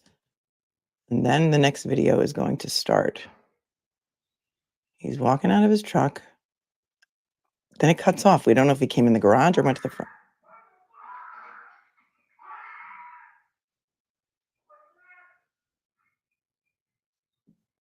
She's screaming, and he says, "What's the matter?" This is less than 2 minutes later.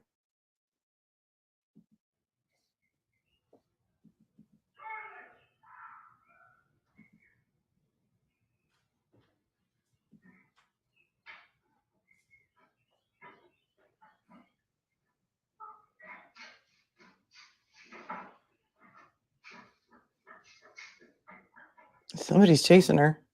There's 2 people running. Hold on. You're going to have to come back. If you're not looking at the screen, take a look. All right. So the scream happens. Here he is coming in the garage again.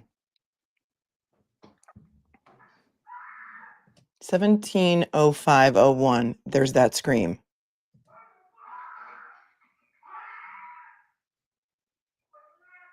What's the matter? 17:05:07.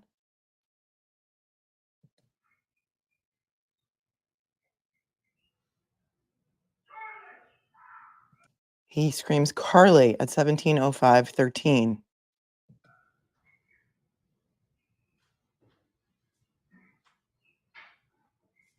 17:05:19. Someone is coming into frame, running towards from the left side of the outside of the garage. You can see them climbing over the fence. The person, that's Carly, running past the garage at 17:05:25.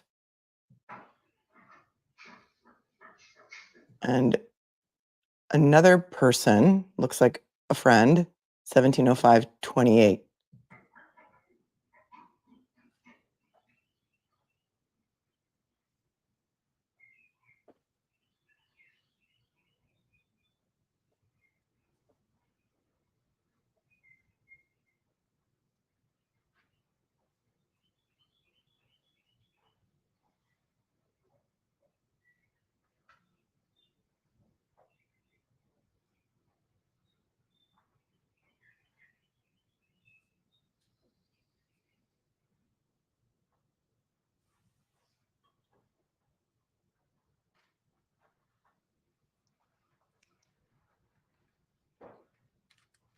Mr. Smiley, is that a true and accurate representation of what you recall once you got home that afternoon?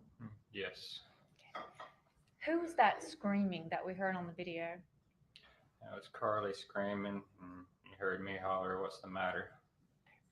And What I did not hear was gunshots. You're right, Oceantide. Oceantide's like, I didn't hear a pew pew noise. 357 is loud. I didn't hear it either.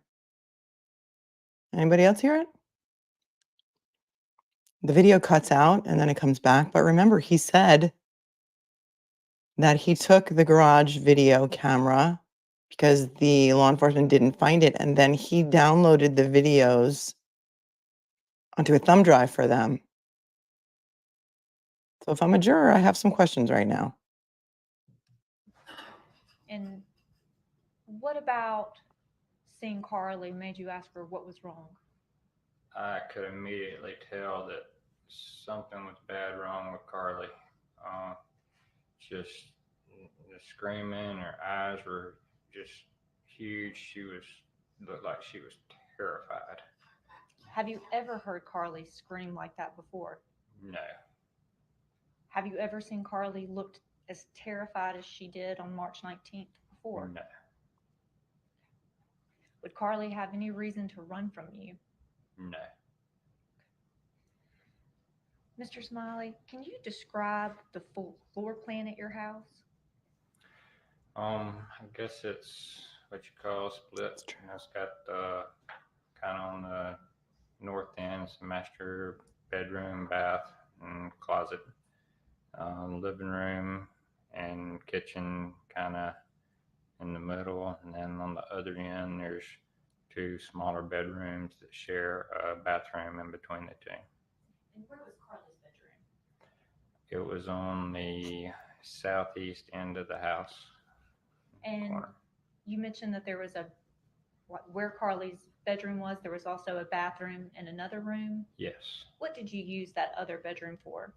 A lot of just general storage stuff, and had some weights, and there's a little treadmill in there.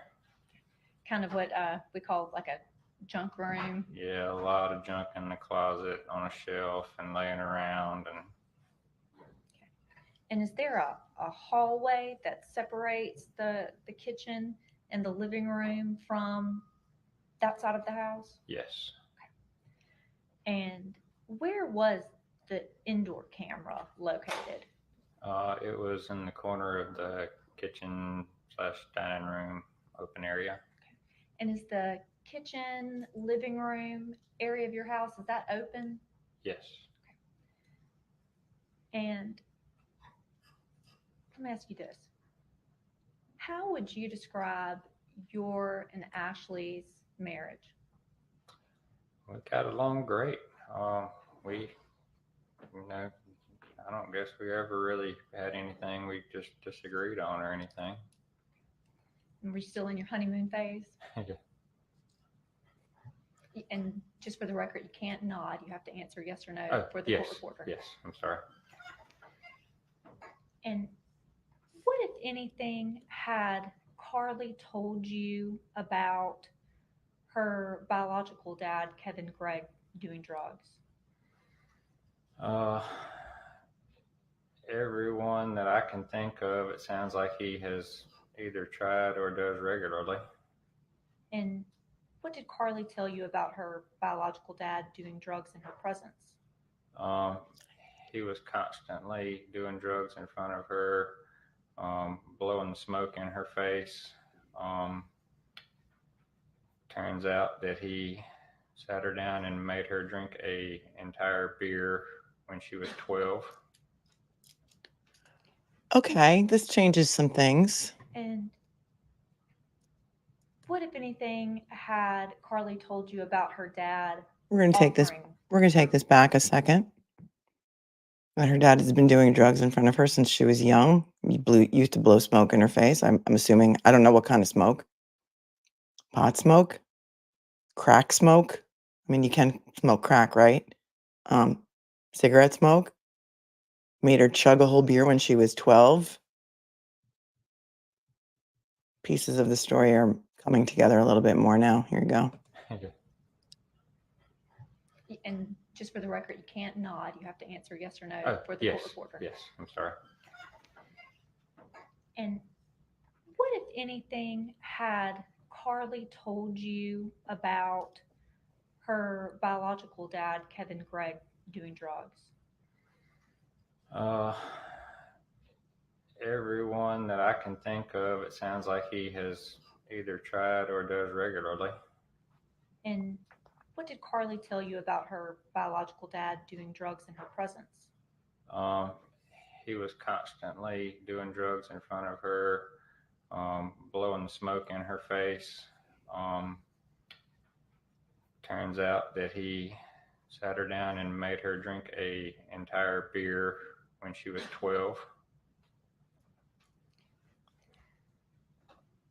And what, if anything, had Carly told you about her dad offering her drugs during her visitation periods? Not sure on that, but I think she said they were laying around all over the place throughout his house, and I think he had tried to get her to do some various things at one point or another. And would you say that Carly? He had tried to get her to do some things at various points of another. Let's be a little more specific.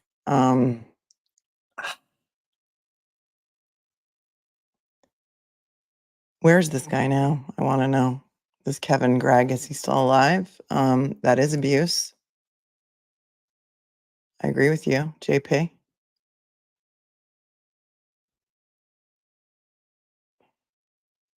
I have a whole lot more questions. Carly was scared of her dad. Yes, she did not like having to go up there, and she was not herself for a day or two after coming back. Some people call that Would you say that deprogramming. Some people Carly's call mom- that deprogramming. When children go to visit the non-custodial spouse, or they go on the non-custodial parent, they go for their visitation and come back. There's some deprogramming that sometimes needs to be done by the custodial parent if there's a situation like this going on. And it could take a couple of days for the kids to, or kid, to sort of get back to normal. If you know, you know. I know some of you know. Was scared of her dad. Yes, anytime they spoke of him, it was like deer in the headlights. They would freeze up and be shaking sometimes if they were talking about him. And how would you describe Carly's relationship with her mom during the time that you came into her life in spring of 2019 to March 19th of 2024? They got along great, loved doing things together. They liked a lot of the same movies, and they'd go shopping together, and they stayed together quite a bit. Pretty tight bond. Yes. And is it fair to say that Ashley was protective of Carly because she'd lost a child already? Yes, she wanted the best for Carly, watched over her all the time. Yes. And is it fair to say because Ashley was protective of Carly that she was a little on the stricter side with things like social media? She was. Yeah, she, would read all the bad things that happened in the news on all that, and she didn't care for any of it. And I think TikTok's probably one of the ones that she didn't care for. And TikTok was what Carly had put on the iPod, the old iPod. Yes, just watching the usual stupid videos. Yeah. And we've heard the phrase burner phone a few times, but when we're hearing burner phone, are we talking about the old iPod? Yes. Okay. So the burner phone is the old iPod she had that she somehow downloaded social media apps to. Yes. Okay. And Carly was in 10th grade. Okay, I see a lot of The hearsay. time- I see a lot of hearsay objections in the chat. It's not hearsay if the defendant said it, because the defendant has the right to get up on the stand. You guys found the iPod Yes. with the social media apps. Mm-hmm. Yes. Would you say that most 10th graders want to be on social media?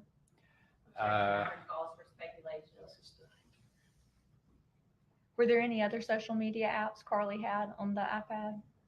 I can't remember at this time. Ashley had taken care of all that. She was way more tech savvy with that stuff than I am. Had you and Ashley already found the old iPod? Yes, we had.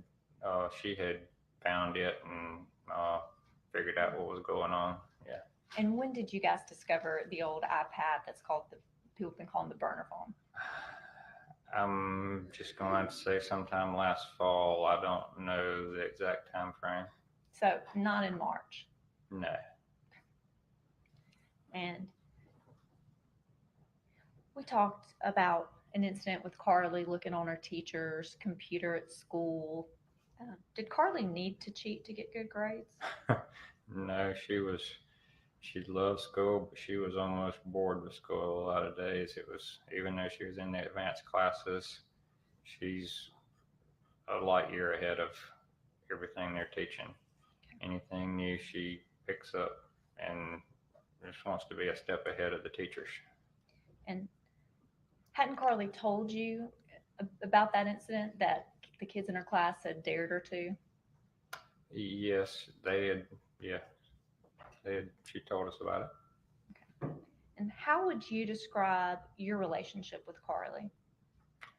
All good. We've gotten along from the beginning. Hadn't really had any problems between us. And do you have any other children? No. And would you say that you love Carly the same as you would a biological child? Yes. And what, if anything, had Ashley told you about her ex-husband's mental health issues? Objection, Your Honor. Okay, that's hearsay. Hold on. Christine says he said he wasn't tech savvy, but he was able to find the little SIM cards and downloaded it for the police. That is a very interesting point, Christine. I want to hear this question again. I think it was, what did Ashley tell you about the bio dad's mental health issues? What, if anything, had Ashley told you about her ex-husband's mental health issues? Objection, Your Honor. Hearsay. What, if anything, had Carly told you? Objection, Your Honor. Hearsay. Oh, well, I guess because Carly told him it still is hearsay. Have you ever had any interactions with Mr. And that's Gregg? why, because it's offered to prove the truth of the matter asserted that whatever Carly told him about the bio dad is actually true.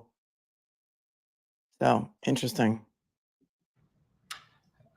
No, other than I would see him in the car picking up or dropping Carly off. And a lot of times he would drop her off and leave, wouldn't even check to see if she was getting in the house. And you said that the handgun that was used in this incident on March 19th was kept under Ashley's side of the bed? Yes. Was it kept in a lockbox or anything like that? No, she just had it under, she had little cubbies and all we had built out for kind of storage. She had set it under there. And why was she sleeping with a loaded handgun under her side of the bed? She was terrified that the ex was going to show up one day and she wanted that there. But that's allowed in. In the time that you've known Carly, the 3.5 years from spring of 2019 to March 19th of 2024, had you ever seen Carly be violent?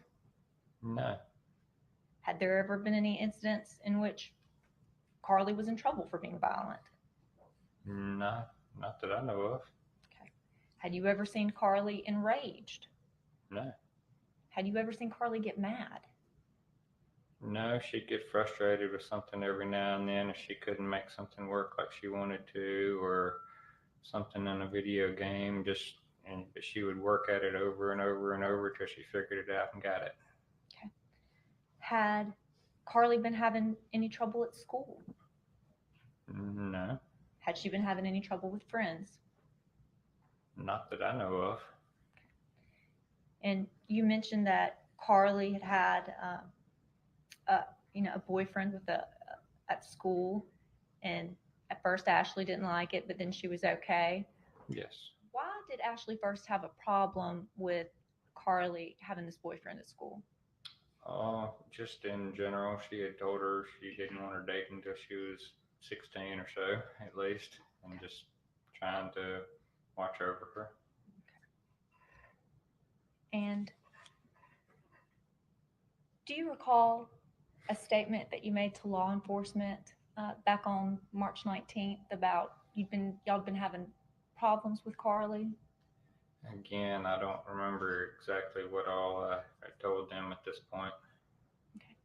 What, if any, issues had you and Ashley been having with Carly? Just not really any problems with her other than I think she was kind of at times depressed, or she's a teenage girl, maybe emotional, but she ended up we got her to a clinic up close to her, I guess it's in Madison there, let her talk with a therapist. Okay. And what had led you and Ashley to decide to put Carly in counseling? She just didn't seem like she was her normal happy, peppy self. She was just kind of depressed and sitting around more. And she,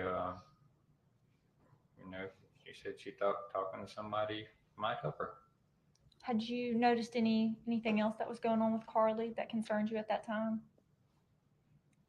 Not that I recall. She was kind of having problems with time management kind of stuff, and maybe remembering a couple things, which is a little unusual for her with schoolwork stuff. Can you tell me about the issues she was having with remembering things? Oh, just Oh, on the side by. Problems with memory issues. Yeah, was she stoned? I mean, there's evidence that there was marijuana in her system, and they found these vape pens. Was it a side effect of the medication she was taking?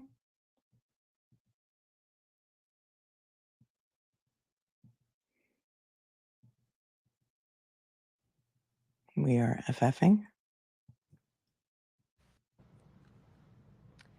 Mr. Smiley, can you describe the depth of your injury that you sustained on March 19th?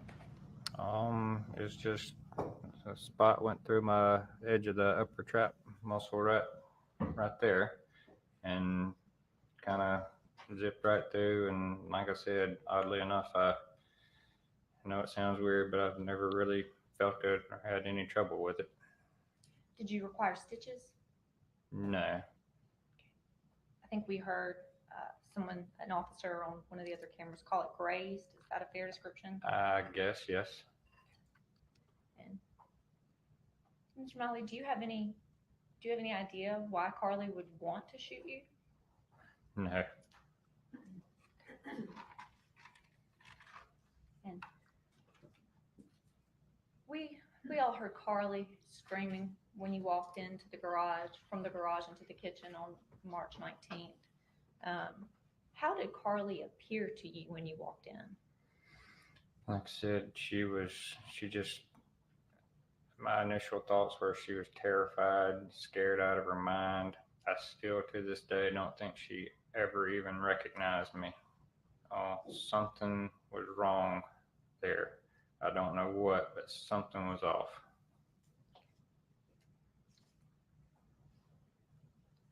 And when you walked into the house, did Carly say anything to you? No, just was screaming. Did she say anything in response to your question? What's wrong? No. Is that like the Carly that you had known for the past 3 years? No, not at all. Did Carly ever have any interest in guns? No. Ashley had wanted her to go shooting with us a time or two, and I had tried to, get her to shoot a couple different times. And I think Ashley or somebody might have taken pictures the time or two that she went, but that was it. And she never was interested in going when myself and Ashley went. And all the time. Okay, they're setting up this idea that she had a psychotic break. And it may be real, I don't know. But he's now testifying that when he first saw her, it looked like she didn't even recognize him, that she was just screaming. People are asking in the chat how long he had been in her life, apparently for 3 years. I think they got married in 2020. 2020, 2021? Because this happened March 19th of 2024, just this year, 7 months ago. People are saying when he pointed to his shoulder, it was just like the top of his shoulder on the left side, like the top of his trap. He was grazed. People are saying, why was he on the ground? On the body cam, if it was just a scratch, says I can't remember. T. Reese says, does anyone smell that? I smell life insurance. Maybe that's why it did go to trial so quickly. The judge was pushing this thing full steam ahead because she's being tried as an adult. And he wants her to get, I think, Perhaps he wants her to get the help that she needs if it is found that she's mentally ill and not guilty by reason of insanity. So JP says psychotic break.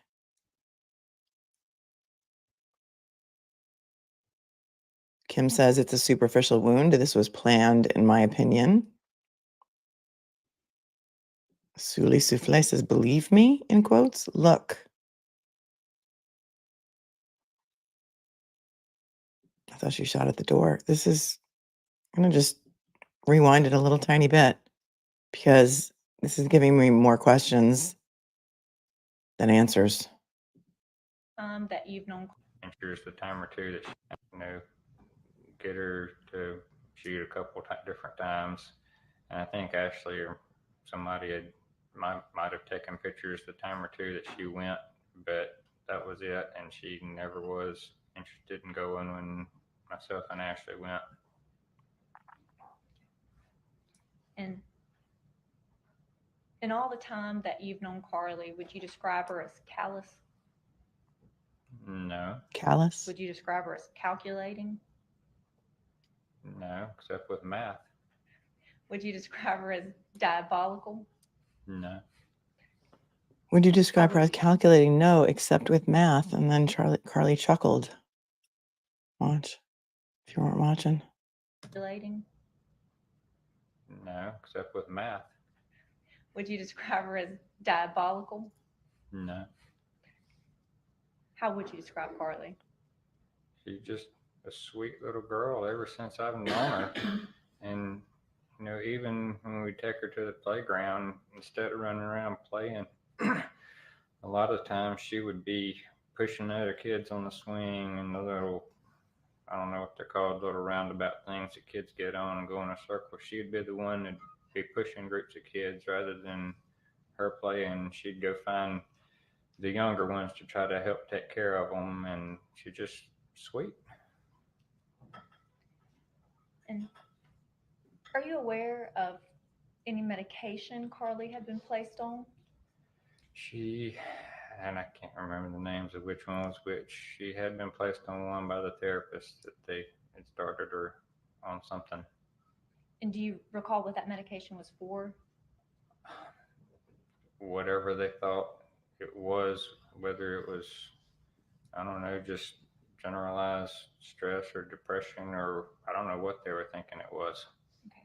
And do you recall how many medications that she'd been on? I know she was on one, and then approximately the week before the 19th, they swapped her to another one. Okay.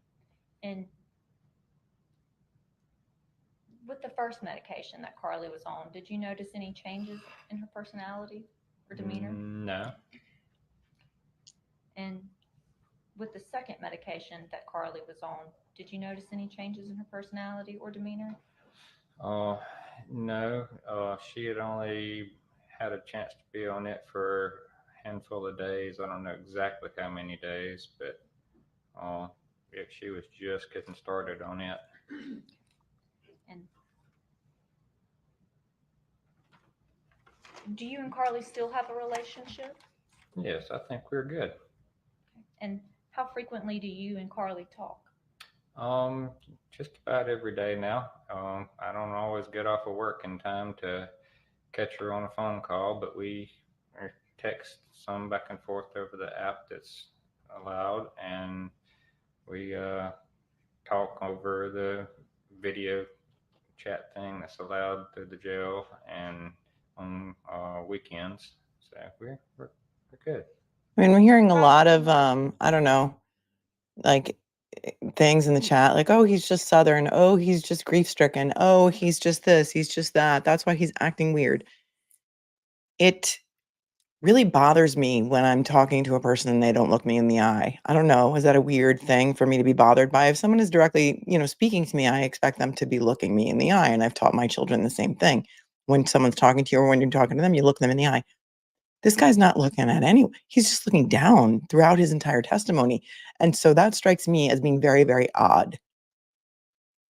And it just does. That's my gut. Something is really strange about this. I don't think a child is, just wakes up one day and decides to kill her mother. Something is at the root here, and I need to know what it is. Some people say it's because he's lying. Somebody say the relationship seems off. They say if you're looking down while you're talking, you're lying. Very flat affect. Some people are saying he must be medicated. This is very fresh. Leave him alone. He's you know, he's grieving.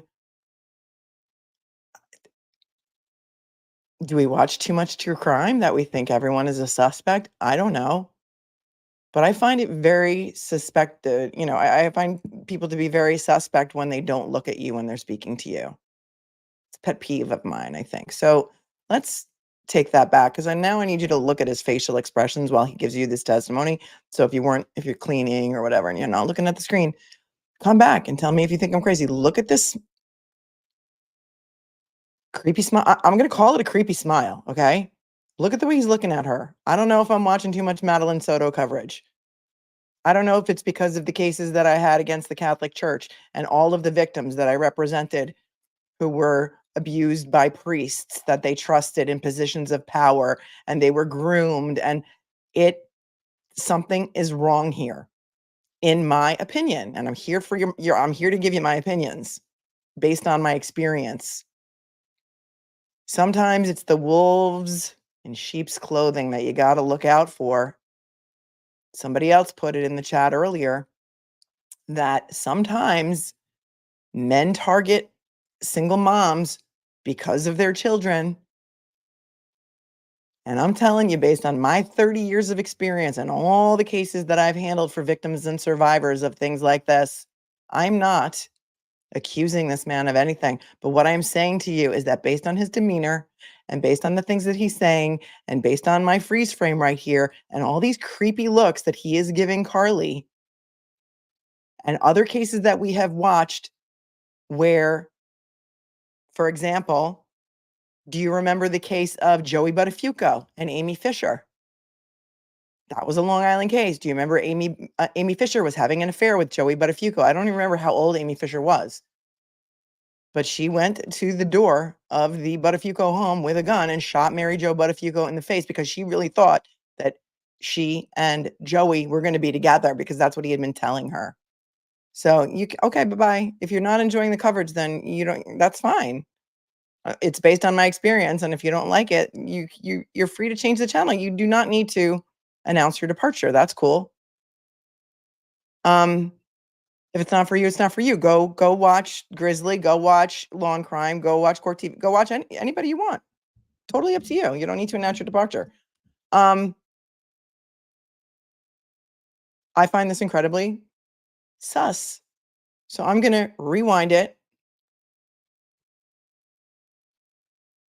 so that you can look at it with me. And it's fine. If you have a different opinion and this coverage isn't for you, that's fine. You're entitled to do that. You're entitled to go watch it somewhere else or tell me that you think I'm wrong in a respectful way.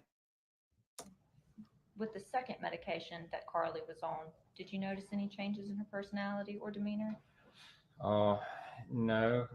She had only had a chance to be on it for a handful of days. I don't know exactly how many days, but if she was just getting started on it.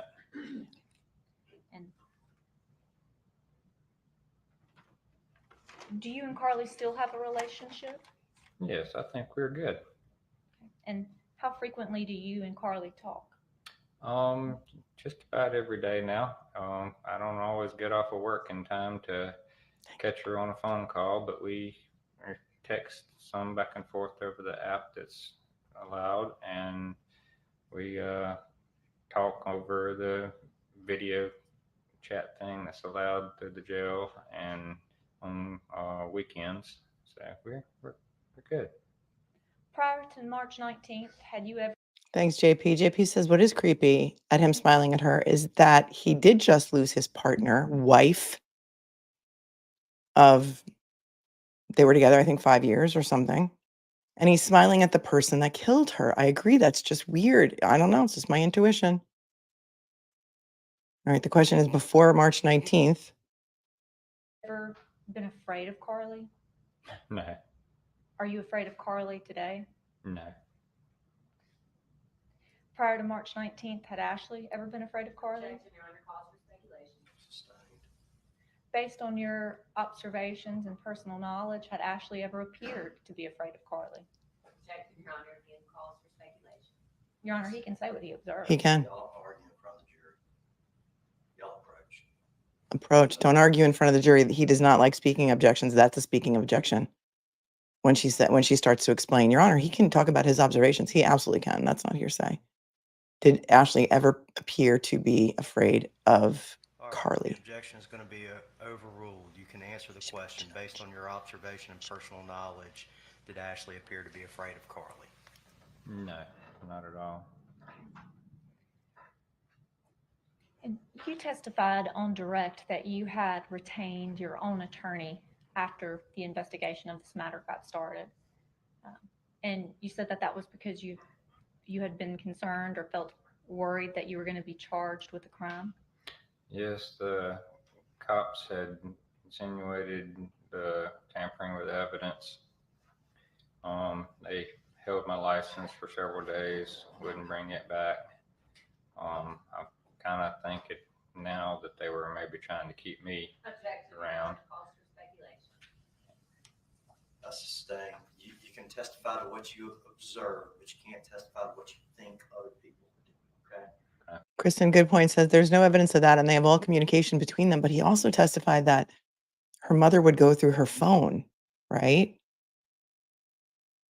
And then random person said, I think the police would have found some sort of evidence to support that. No? Yeah, maybe.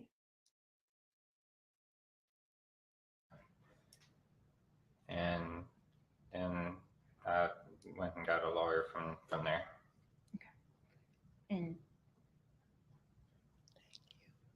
And why would you have tried to hide evidence that you were telling law enforcement about?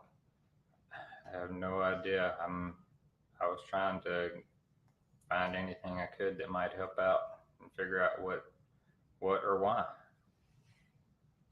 Was law enforcement aware that there was a garage camera on March 19th? I don't believe so. They were all around out there apparently looking at stuff. I don't Why know, didn't he 5 or tell 6 them? of Why didn't he tell them there's a camera in the garage? Isn't that a little bit weird? Right? He's giving them all this information. We watched the body cam. He was laying on the front porch. He was screaming.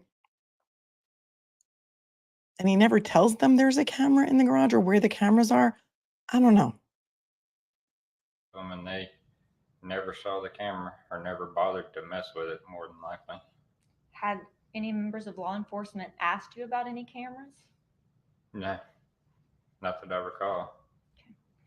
And you spoke on direct examination about them turning the house back over to you. About how long did law enforcement have your house under investigation on March 19th?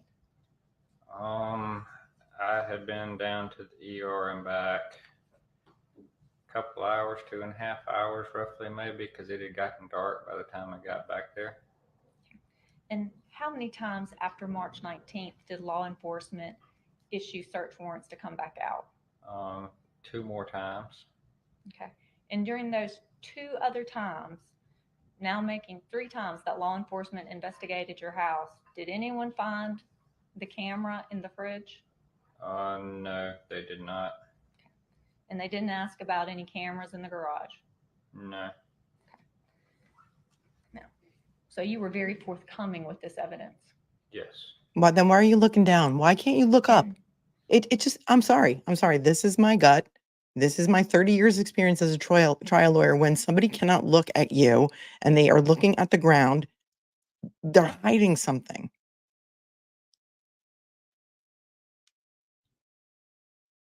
Random says, I have no proof of this. I have no proof of this. People are here for my opinions, my experience, and what my gut is. If you would like to watch a neutral channel, there are plenty of channels out there who just play the stream and they don't even come on camera and talk about it. This is what we do here. I'm not accusing this man of anything. I'm telling you my gut feeling that something is off here.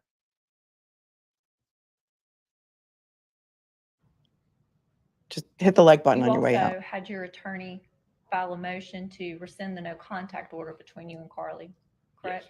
Yes. Had you asked that that be done beforehand? Yes, I had tried to get my first attorney to get some of that in motion, and I don't know what happened there. It kind of fell through. And has anyone else made you feel intimidated during the course of this investigation? I was told by the DA's office that I couldn't contact anyone else, like y'all that were working with her about anything, couldn't speak with anyone else. And then You were told you, Approaching again.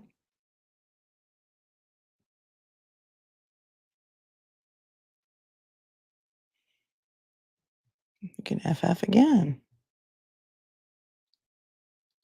All right, well, let's just look at Carly looking at him. Let's just observe, because the jury's observing.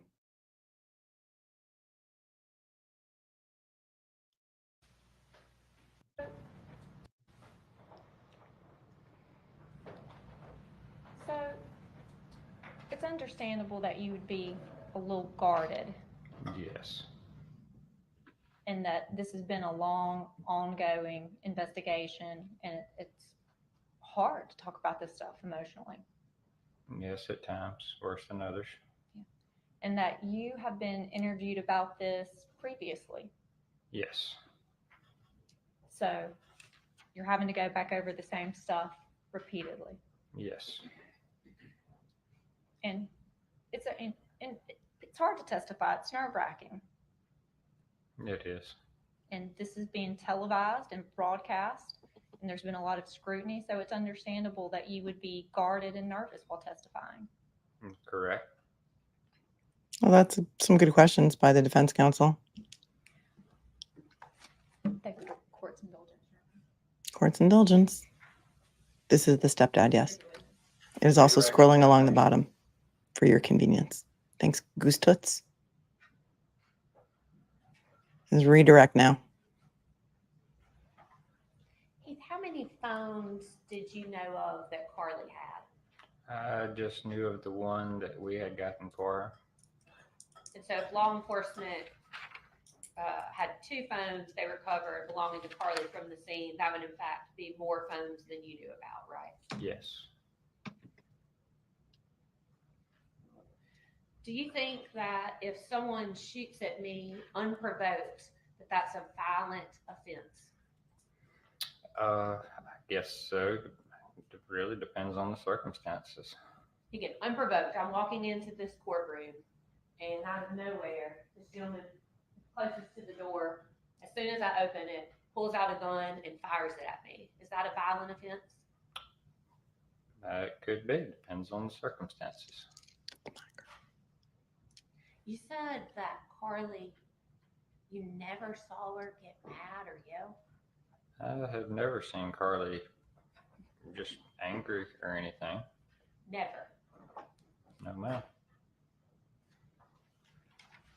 She's always been just a happy little girl. Was she a happy little girl when we just heard the video when she was firing a gun at you? Like I said, I've never seen anybody like that, even in movies. She was not herself, and like I said, I do not believe she even recognized me. She was terrified. And Heath, I believe on direct, when I asked you about medications, you actually didn't handle Carly's prescriptions or medications, right? No, Ashley was making sure she was taking them. I want to talk to you, Mr. Smiley. You said that law enforcement came over a couple times and they didn't find these cameras. Did Miss Todd and Mr. Camp come over to your house at some point? Yes, they did. And when was that? I think it was after the second police search. And at any point, did they also conduct a search of your house? They came through and wanted to take pictures and get the layout of the house. Did they take anything from the house? I think they took a couple pieces of her artwork and a couple things like that, but I'm not certain at this time. And you don't know as to what they did with those, do you? I do not. Did they ever find the camera in the refrigerator? No. Court's indulgence. Court's indulgence. Love you. Who, if anyone, in the call? There are no further questions. May this witness be finally excused by the state. We'd ask that be subject to recall. Be finally excused by the state. I will ask you to stand down, but you're going to need to leave the courtroom and not special testimony with anybody. You're not free. Stand down. You're not free to be in the courtroom just yet. Okay. It's Mississippi speak. Stand down means get off the stand. Stand down. Sit down. State may call its next witness.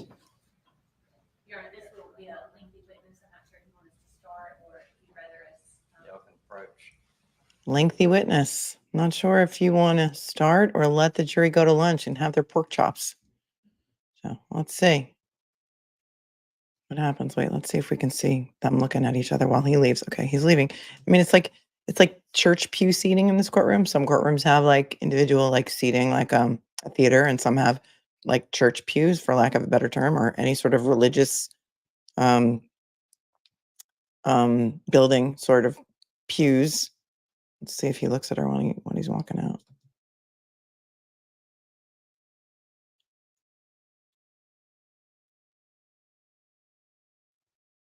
Huh.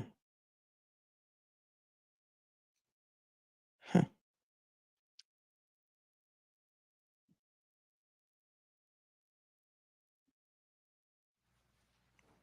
Stand down. Dewey Arthur, our judge. Before we go any further, I need S9 out of the DVD and back in the court reporter's custody, please. Lil Boo, you're good. Lil Boo, you're not getting timed out. You're very respectful. We can have a difference of opinion.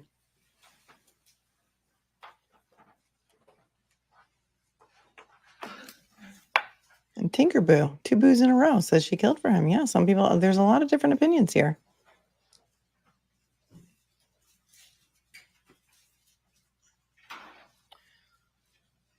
Every one of us comes into this case with our own personal experiences and our own personal opinions and things that have happened to us and our past traumas, our past lives, the things that we've seen, the things that we've experienced, just like a jury does. When you're sitting on a jury, you're not expected to leave your common sense at the door or your personal experiences. So everybody looks at things through a different lens. And to me, the Karen Reed case was very clear. John O'Keefe was not hit by a car. That's based on my experience, 30 years as a trial attorney, handling hundreds, if not thousands of car accident cases, including pedestrian cases. And to me and my personal experience, John O'Keefe was not hit by a car because the injuries sustained by John O'Keefe did not come from a car. They just didn't. And the marks on his arm absolutely came from some sort of an animal attack. That is my personal experience. The Karen Reed jury didn't get it. They didn't get it at all. So you never know what a jury's going to do. And when you're a lawyer and you have a client who's looking at a certain settlement, say, like say I had a client, they were offered $1 million to settle the case or we're going to trial. And the client's like, oh, I don't think $1 million is enough. And I would say, okay, would you walk into a casino and throw $1 million down on a roulette table? Because when you let the jury decide your financial future, that's what you're doing. And you have to think about it like that. You never know what a jury's going to do. And MM. Says, we don't need to agree. It's fascinating to hear my opinion. You're always welcome. Various opinions, I do. Yeah. Just respectfully, right? Carly's yawning. She must be exhausted. I don't know if they have her medicated in jail. I don't know what's going on. But she's been in jail since March in solitary 23 hours a day for her own protection. She's being tried as an adult. So it's adult jail. She's not at the juvie. We have a whole bunch of questions here. 3 DNA and a dog bite says an entire minute is missing from the garage video. I don't know if it's motion activated. Could be why. But he did say that he's the one who put it onto the thumb drive, right? Thanks for the super chat. And there's Kimberly from Kansas. Thank you for the $10 super sticker. I appreciate you so much tuning in from Kansas. Gen X 1968. Anyone know if the bio dad is going to testify? I don't know. I don't know if Carly's going to testify. If I'm sitting on the jury, I want to hear this girl's story. And if I'm her attorney, I'm like, Carly, you maybe I would advise her to testify because look, she turned down a 40-year plea deal. She's not eligible for the death penalty because she's a minor, and the U.S. Supreme Court has determined that's unconstitutional to sentence a minor to death. Even though she's being tried as an adult, she's still facing like 2 life sentences. So the upside of her testimony could be bigger than the downside if she can handle it, in my opinion. But I'm curious about that. What say you? Do you want to hear her testify? Buzzing for Truth says he's looking shady. Thank you. AJ Charles, what I see is a man who is actually still afraid. Interesting, AJ, because didn't he say, I'm not afraid of her? Gabby for Justice, thanks for the 5. Ashley's parents are supporting her too. You can see her talking to them in breaks. Yes. She murdered their daughter and they're supporting her too. And I mean, is it because they knew that something was wrong and she needed help? I don't know. I genuinely have questions. Thank you, DK, for the 20. Remember the David Brown case from 1990? He had his daughter Cinnamon murder his wife Linda. Some of the things he's saying is exactly what David Brown said about his daughter. Something just feels off about this case. You and I think a lot on a lot of occasions. I know that we agree a lot. I don't know that we've ever really disagreed terribly, but I don't know that case, but I'm going to look it up. If anybody else knows that case, tell D if you think that you see any similarities here. Cinnamon. That should be easy to find on Google. Thank you, D, for your 20 and for always being so supportive. And this is the reason why I give trigger warnings, my friend. Viewer Jeanette Rasmussen says, it happened with my daughter, Melanie. Samantha says, I haven't looked at the screen once today, only listened, and still I feel like they have a too close relationship. I feel it in my gut, and I'm a survivor of a stepdad who targeted my mom for me. And that is why I am sensitive to my viewers, because I know my viewers. They have told me their stories. They have supported each other who have told their stories to each other. So if you have any, like, this is true crime, people should just be prepared for, triggers. You shouldn't have to do that, blah, blah, blah, blah, blah. I know my viewers, and my viewers know me. And it may not be the place for you, and that's cool. Wendy, thanks for the 10. I've been there, and I can't imagine this young girl in prison. It's a scary place. Maybe better in solitary, but then again, she must feel so isolated. I don't think she should be in Gen Pop. Yeah. I mean, I think it is for her safety. And I think that's why the judge was pushing this to get to trial quickly, because he has said during some of the pretrial, some people thought I misread this, but like the more I think about it, he feels like if she's mentally ill, I think that he wants to get her out of there and get her into a place that can better support her and her mental health. I don't know. Some people don't like the judge. Some people like the judge. I still am on the fence about the judge. But yeah, I don't think she should be in Gen Pop either, Wendy. And I'm sorry that you had to go through that. And I'm sure that the trauma is real. Okay. I don't know who the thank you, Sharma Lily says that's why we love this channel so much. I don't know about the mental hospitals in Mississippi, but Chica says, I'm glad I found your channel. Thank you, Chica.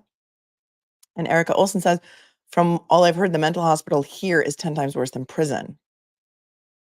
I don't know. Okay. I guess he's not going to let the jurors go eat their pork chops. He's going to call this witness in before they take lunch.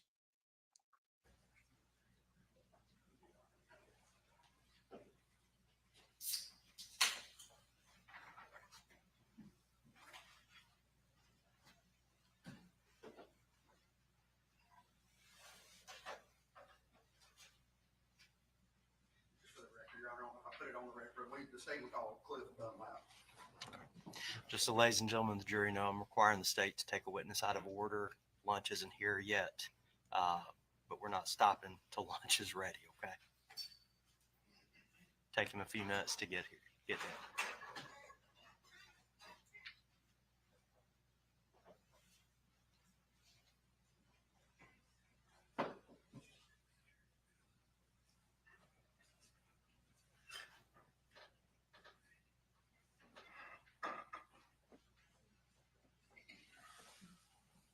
He is like William Shatner, isn't he, Law Junkie 33? He's a little bit like William Shatner. The judge. I see it.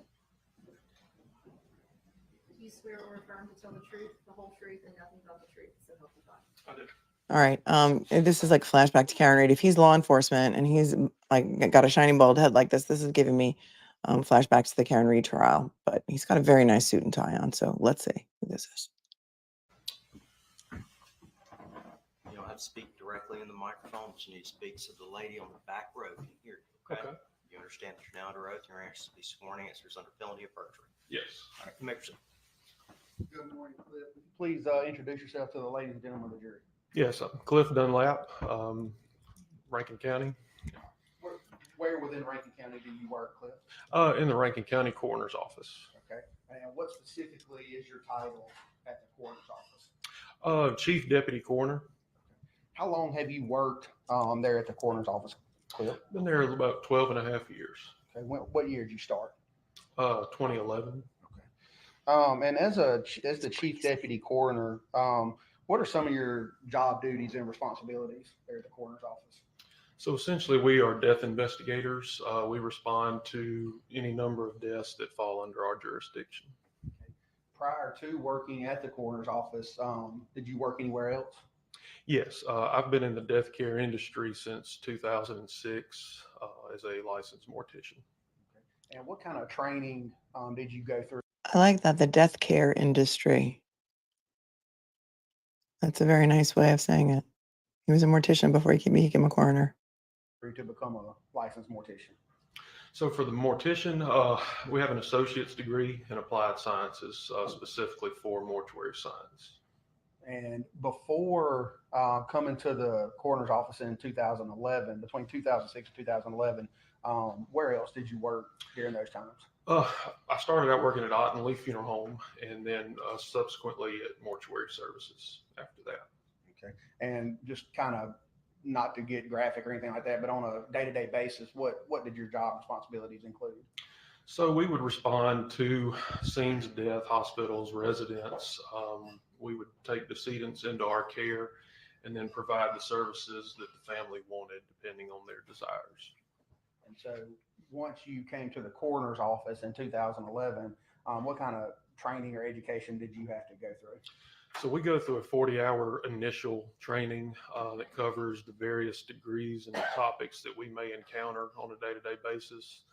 Death investigation, family notifications, and then we do continuing education on a yearly basis. And how much continuing education is required of someone in the coroner's office? So we're on 24 hours in a calendar year. And just in general, what kind of topics do you typically, what kind of classes do you take as part of your continuing education? It could be any manner of things that kind of fall under the jurisdiction of death investigation, scene recovery, family discussions, just all manners that fall under that jurisdiction. As part of your training and education, do you sometimes attend and observe autopsies at the state crime lab? Yes, we do. How many would you say that you've attended or observed since working at the coroner's office? In my time total, I would say roughly 10 to 15. And speaking of the state medical examiner's office, tell the ladies and gentlemen how the coroner's office works with the state medical examiner's office, or if y'all do work with the state medical examiner's office. We do. So under the state medical examiner's office, there are 83 coroners, one for each county and one additional for the Choctaw Reservation. We're basically the eyes and the ears of the medical examiner's office because they're not able to, of course, go out to each individual death per county. So we're kind of their representatives on a day-to-day basis, and we report to them findings. Since starting at the coroner's office in 2011, approximately how many calls would you say you've been on, Cliff? Estimated, I would say at least into the thousands, based off of my yearly calls that we work. And again, just kind of generally speaking, why would the coroner's office be called to a scene? So again, for death investigation, usually anything that falls under our jurisdiction, natural deaths and unnatural deaths. And whenever you say unnatural deaths, what do you mean by that? Any death that is not attributable to a disease, natural disease process, that can range from suicides, homicides, accidental deaths. And so just again, speaking generally, not about this case in particular, whenever you show up to a scene or respond to a call, kind of walk us through what your procedure is. So normally we would determine whether or not this was a natural death or not. Like I said, we cover a lot of different types of cases. Of course, we want to make sure that the scene itself is preserved so that we have a very accurate description of how the death occurred. Look at that. They preserved the scene in Mississippi, my friends. They preserved the scene. Jennifer and Cass, is a great question. If she was a young man, would everyone feel as sorry for him? I will say that I personally have a lot of empathy and sympathy for example, the Menendez brothers. I do. I do. I don't know if everyone else would, but that's my opinion. So thank you for that question. Then we would talk to any law enforcement agencies and proceed accordingly. And now kind of turning to March 19th of this year, 2024, were you employed at the coroner's office at that time? Yes. As a chief deputy Yes. coroner? Okay. Do you remember receiving a call out to 214 Ashton Way? I do. Okay. And just by way of brief description, tell us where that's located. It's in the Avalon subdivision, I believe, off Grants Ferry Road. Okay. Old Fannin. Old Fannin. Yeah. And did you respond to that address? I did. Okay. And again, walk us through from the time that you got the call out to when you got on scene, what you did. Okay. So when we arrived on scene, we were informed that this death was attributed to a gunshot wound. So that let us know that when we arrived on scene to meet with investigators and law enforcement, just to make sure that the scene was secure and safe for us to enter into. Once that was established, we made entry into the house. Walking into the living room, we went to the left. There were some bedrooms that were located off the living room. That time we found Miss Smiley. She was laying on her back in a supine position, and it appears as though she had suffered gunshot wounds. Okay. Did you conduct an initial investigation of your own to determine anything at that time? Yes, we wanted to make sure again that scene preservation was of the utmost importance. So we talked to the law enforcement, made sure that, again, it was okay for us to enter into the scene. And that's when we noticed the room that she was in and kind of the surrounding environment. And did you look at Miss Smiley? Did you hold observe on. anything about her body? Yes. Upon initial. Wait a second. Somebody said, what's wrong with the guy's tie? Hold on. I'm taking off the captions for a second because you need to see. This is an amazing, I don't even know what this knot is called. I mean, I know a Windsor knot.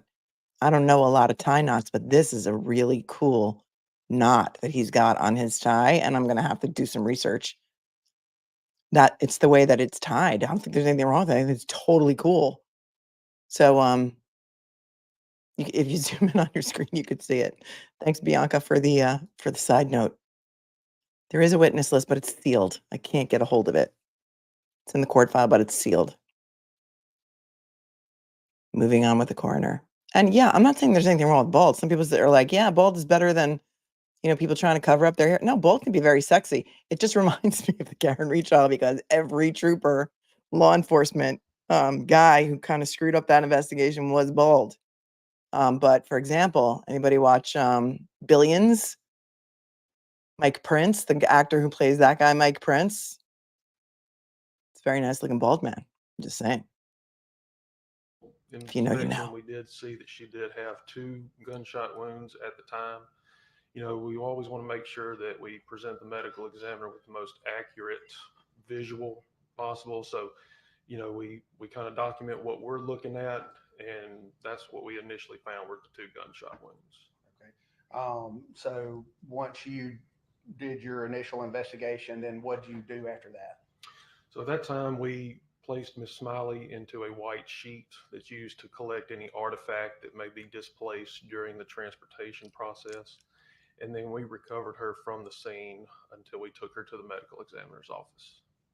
And then did you, as part of your investigation, conduct any further investigation into Miss Smiley's case? At that time, we were waiting on law enforcement and their reports to come in, and then the medical examiner's office would perform the autopsy. Okay.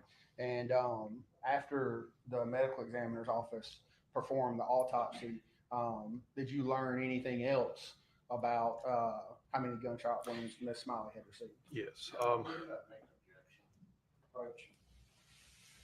They're approaching.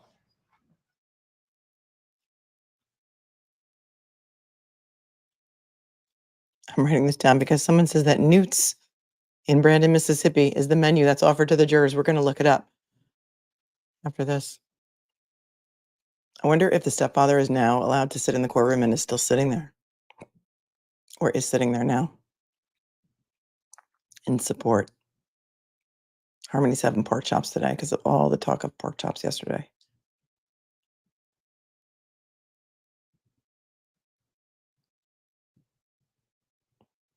For all purposes. Effing. Marked S10 for all purposes and admitted for all purposes by way of stipulation of the parties. Okay, love when the stipulation means the parties agree. Agreed. Hold on.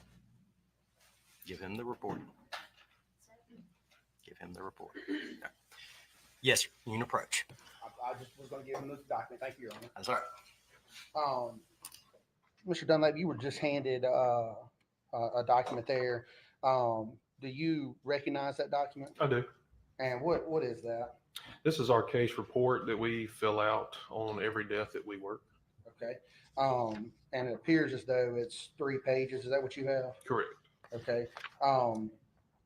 If you turn to the last page there's a what says investigator narrative. Do you see that? I do. Did you write that? I did. Okay. And when would you have written that?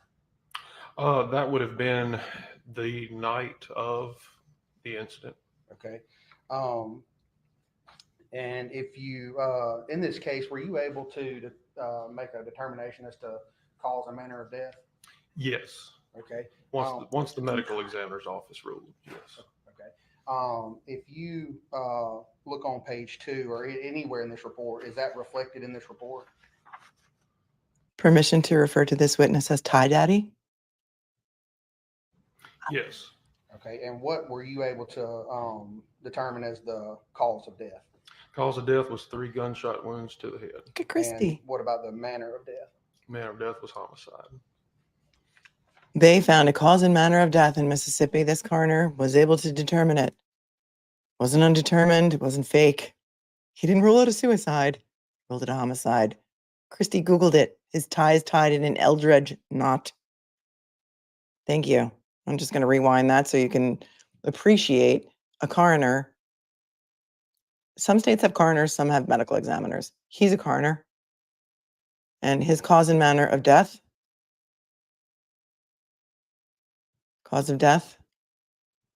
And what were you able to determine as the cause of death? Cause of death was 3 gunshot wounds to the head. And what about the manner of death? Manner of death was homicide. Homicide. Court's indulgence. Court's indulgence. Cross-examination. Mr. Camp, you need the exhibit for cross. Yes, Your Honor. It is like a French braid of ties. Steph. Bailiff, and the bailiff will give it to him. I have a copy, Your Honor. You do have to, okay, just want to make sure. I took your only copy. I apologize.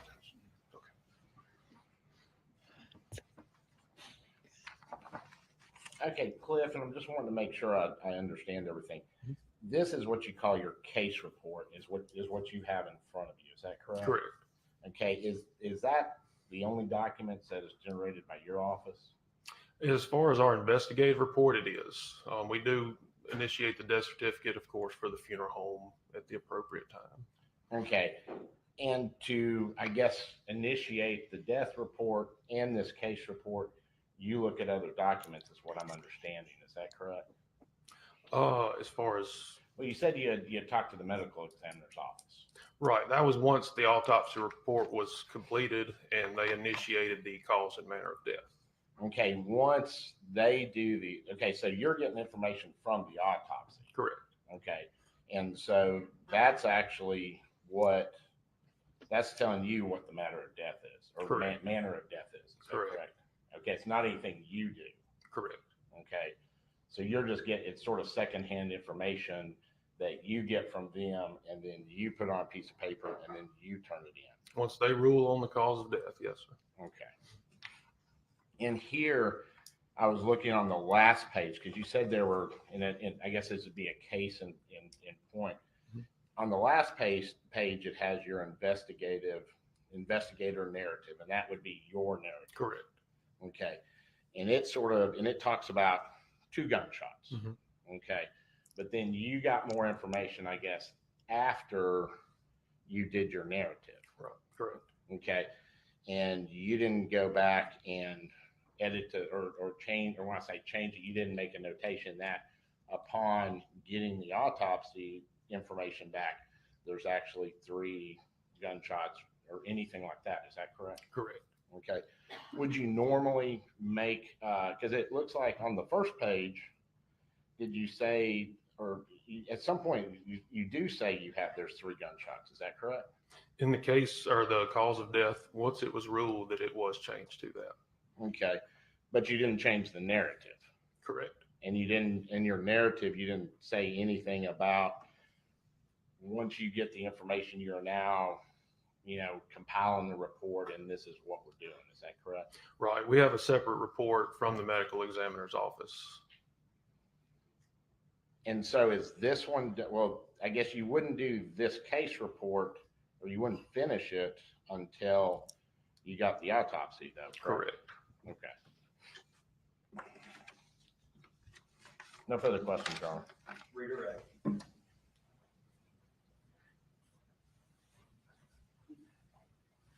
Why did they say he was going to be a lengthy witness? It's not lengthy. Tint on Route 183. Your husband is super cool and I'm amazed by his sartorial splendor. Do you mind telling us where you live? Tinton Rouge 183? Cliff. Oh, Route You 183. know, whenever you said you sat through some autopsies, is that correct? Correct. Whenever the medical examiner gets someone into the crime lab, do they clean that person up? What they do initially is they will do x-rays before anything is done to the decedent. Yes. Do they clean the person up or in any manner? During the course of the autopsy, they do. Okay. Is the based off what you know personally, is the medical examiner's office, can they then do their investigation into the decedent at that time as well? Yes. Yes. Okay. And you said earlier that the coroner's office is the eyes and the ears in Rankin County. Is that correct? Correct. And again, just to be clear, as reflected in your report that's in evidence. Okay, just to clear up the confusion in the chat, the older sister died shortly after birth. And that was the stepfather, Heath, who testified to that, I think, earlier today. I think she was only like 3 months old. So Ashley had lost a child, I think, before Carly. And that's why they were saying, or Heath was saying that Ashley was so protective over Carly and maybe a little overprotective because she had lost a child. Evidence. What were you able to determine was the cause and manner of death? The gunshot wounds. Okay. And what? Yes. We're going to object. Because the coroner is not the person who does them. So they have a lot of counties don't have coroners. Some have coroners come to the scene to determine, or to pronounce perhaps. Many coroners are not medical doctors. They have backgrounds like this witness does in not mortuary, as morticians or funeral directors. And it may be more common in the South than it is in the Northeast or New York. Cliff, through the laws of the state, are you familiar with the laws of the state of Mississippi as they affect the coroner's office? Yes. Okay. And does your office make a determination as to cause and manner of death through your normal job duties and responsibilities? In cases that we rule on, yes. Okay. No further questions, Your Honor. May this witness be finally excused by the state? Yes, sir. By the defense? Yes, sir. All right, you're free to step down.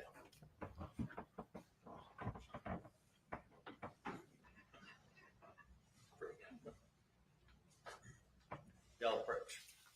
Jackalope Jam says coroners in Mississippi are elected. Thank you for that. I'm gonna give y'all over to the take our lunch break. I'm gonna give y'all over to the bailiff. He's gonna take y'all on back. Lunch should be there in just a few minutes, okay? Everyone remain seated while the jury exits.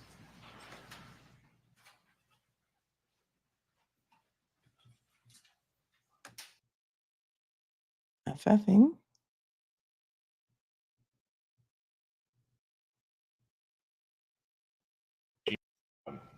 Was those individuals. Here reply. Evaluation. Your Honor, the motion. I'll hear from. If the court recording. They're going to have a little argument. Hold on. Legal argument. Your Honor, there was a mental evaluation that was done by Dr. Pickett, and that we had made a request to get the recording, and we had sent both an email to the court. We filed a motion because we weren't sure exactly what we need to do to ask for it. Dr. Pickett had sent us a response when we had requested his recording. He said that he'd be happy to give it to us, but we have to file a subpoena or something to that effect. And that's why we filed the motion. Do you have an order for me to sign or a subpoena or anything? Yes, Your Honor, I can get that. That's why if the court says it's okay, we will get you an order. Yeah, I mean, I'll hear from the state in response, but short orders, yes, but I'm not typing the order. Yes, we'll take care of that. No problem. Your Honor. Does the state have a response for the record?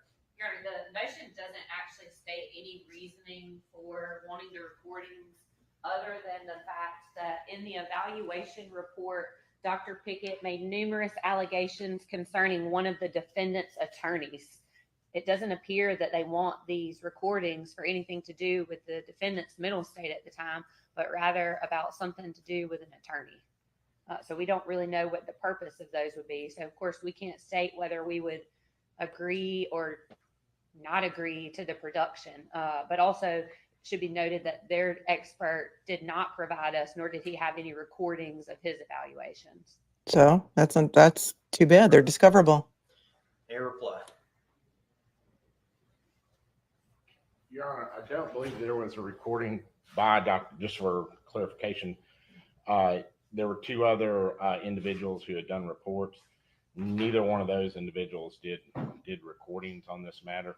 The issue was in his report, it references interactions between the defendant, the attorney, and part of Dr. Pickett's evaluation was based upon those interactions, and it specifically says it in his report.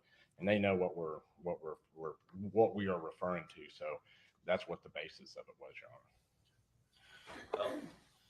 The court will grant any order or subpoena that the Dr. Pickett believes that he requires for you to turn it over. However, as I said, I don't type anybody's orders, so I don't have an order in front of me. As soon as I get the order, I'll be happy to sign it. I'll ask the state to go ahead and let Dr. Pickett know that I have said I'm going to order him to turn it over. Good. I'd ask that he turn it over post haste, but I can understand the doctor wanting some document from the court saying he has to turn it over too. But motion granted, give me an order, give me a subpoena. All right? Yes, over the objection of the state. That's very common. We will notify Dr. Pickett. When I spoke with him about whether or not he could produce that, he did have some concerns about being able to email such a large file. So if the defense could help provide him with some way for them to actually transfer that file, otherwise it would not be until if and when he's brought here into town for hearings. There's things called, like Dropbox or, WeTransfer. There's ways to transfer big files. So we don't need to call Heath Smiley in and have him transfer it over to a thumb drive. Dropbox would allow. Dropbox. Dr. Pickett's not gonna set up the Dropbox. This is what I'm gonna do. I'll sign the order saying he's to turn it over. But logistics are y'all's end. Yep. The court is not gonna get involved with typing the state's orders. I don't type the defendant's orders, and I don't get involved with the state or the defendant, It's not typed. how y'all want it produced. That's y'all's problem. So, granted, give me an order. I'm asking the state to let Dr. Pickett know that I'm granting the order. How he produces it, it's none of my concern. Okay? Thank you. All right. Best of luck to both sides. We'll be in recess at 12:30. All right. So we are going to FF through lunch. That is very common for judges to say, give me an order and I'll sign it. They don't want to type. They don't want their clerk to have to type. They're like, I'll order it, but you draft it, I'll sign it. And oftentimes medical providers like doctors want that's called a so ordered subpoena signed by the judge. A lot of documents cannot be turned over, especially here in New York, I'm talking about, and other jurisdictions without a so ordered subpoena that is signed by a judge. Sometimes cell phone providers won't turn over things without a so ordered subpoena. So that's very, very common.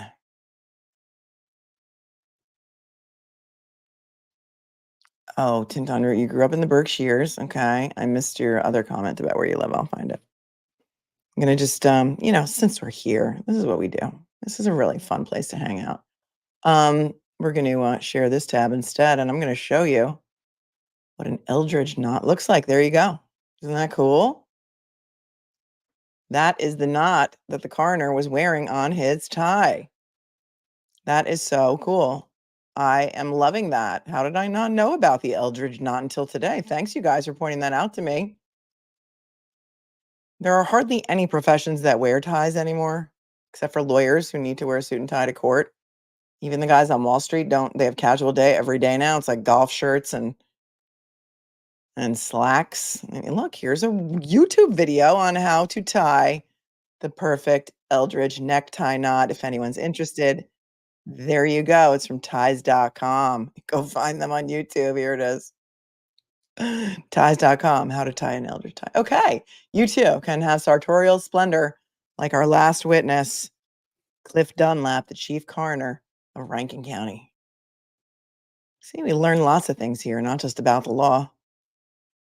And this is after the lunch break. Is the state's next witness a juvenile? Okay, next witness is a juvenile. So they will not have the camera on.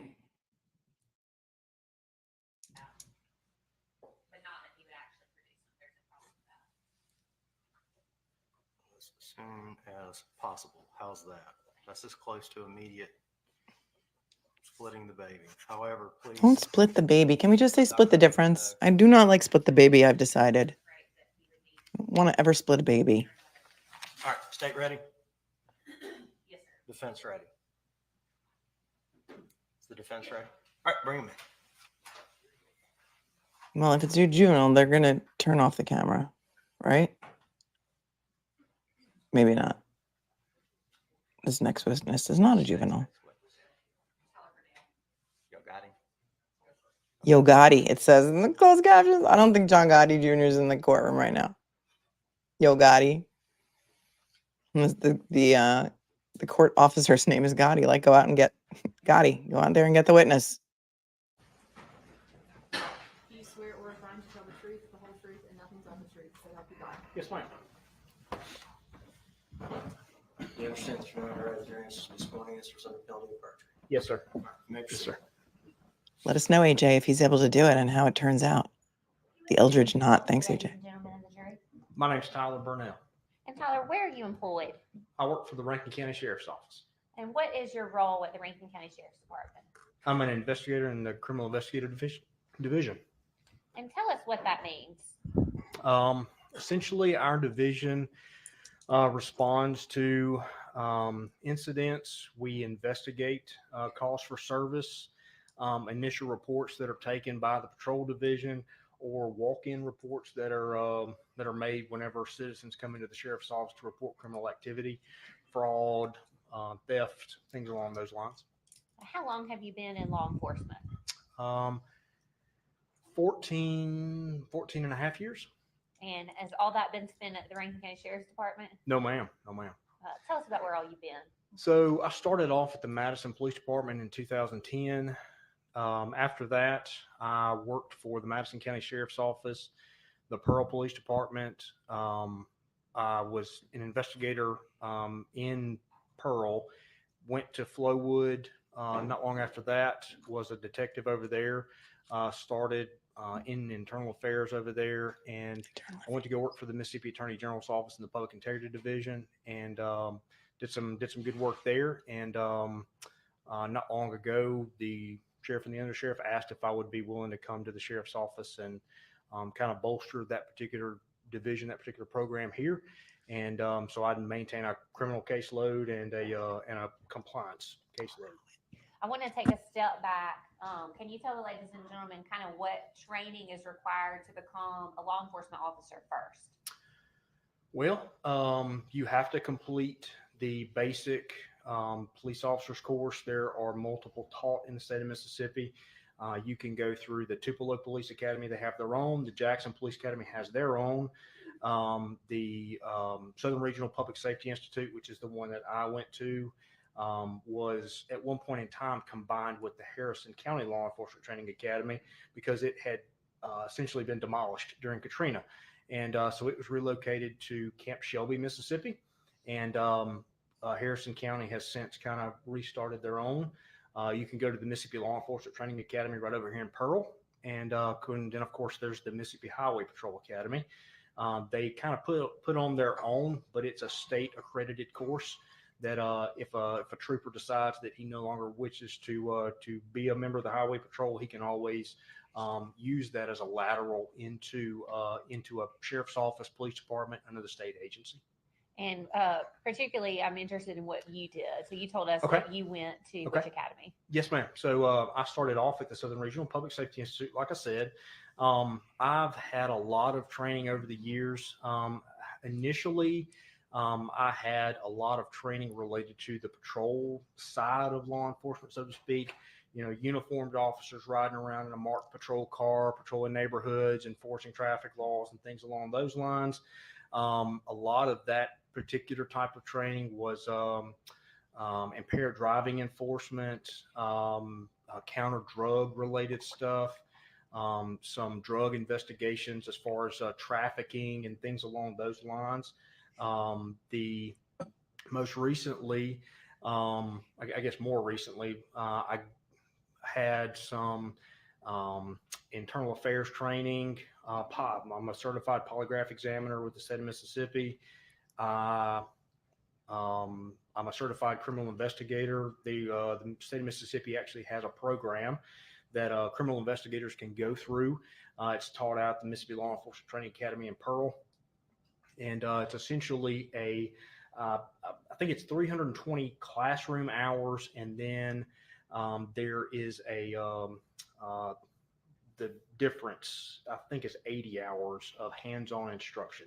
Essentially, you're kind of going out and you're taking latent fingerprints off objects, and you're rolling car tires to get tire impressions. You're taking dental stone, and you're taking all of the investigative resources that you need to in order to take tire wear impressions and footwear impressions. You're doing digital evidence extractions from phones, and you're going through in your draft and search warrants. You're learning about death investigations. You're learning about kind of what particular changes that the body goes through as we pass away, and you're going through different things that you can look for in order to determine, okay, we have a crime here, or we don't have a crime here, and so that was definitely one course that I've been through here lately. But I've had some other training, counterterrorism and SWAT, special response team stuff, and tactics and things along those lines. But that's, in a nutshell, that's generally it. In the training that you've had and in your 14 years in law enforcement experience, have you had the opportunity to investigate or be on the scene of murders? Yes, ma'am. And was that prior to March 19th of 2024? Correct. I want to ask you specifically about the Rankin County Sheriff's Department. So we heard from Deputy Lewis earlier about the fact that he wears a body cam when he's dealing with the public. Correct. What is the policy for investigators and body cams back in March of 24? The investigators in my division did not have body cameras in March of 2024. What about as we sit here today? Do y'all have them now? We are starting to trickle them in, and by trickle, what I mean is that the criminal investigators that I work alongside with, and I guess I should try and explain this. So the criminal investigator division not only houses the criminal investigators, people that investigate, the theft and the violent crimes and the fraud and all those things, but it also houses our drug investigators. We have prescription fraud investigators that essentially work on pharmaceutical diversion, investigators that investigate street drug related crimes, the sale of fentanyl and the sale of marijuana and the sale of methamphetamines and things along those lines. But we also have our interdiction investigators, guys that are essentially working on drug trafficking organizations and things like that. So those narcotics investigators is kind of the loose term for those different identities of investigators. Those have their body cameras they all have them now. So before, the street drug investigators and the pharmaceutical diversion investigators did not have them. They do now. And so our interdiction guys have them, the narcotics guys have them, but we are still kind of acquiring them piece by piece as we are able, as the sheriff's office is able to obtain the resources either through budget appropriation or grant funding in order to continue to buy body cameras for our division. Investigator Burnell, I want to take you back to March the 19th of 2024. Were you, in fact, working at the Sheriff's Department at that time? Yes, ma'am. Can you tell the ladies and gentlemen if you worked a call at 214 Ashton Way that day? Yes, ma'am. Walk us through your first involvement with that call that was made out to 911. So we were going back to that date. We were actually in trial that week, working on another case with I believe it was Mr. Smith was involved in that one as well. But I had left the courthouse, went to my office, and essentially obtained my belongings, which is essentially just a backpack that I towed all my stuff in. But acquired that, got in my vehicle, and started heading to my residence.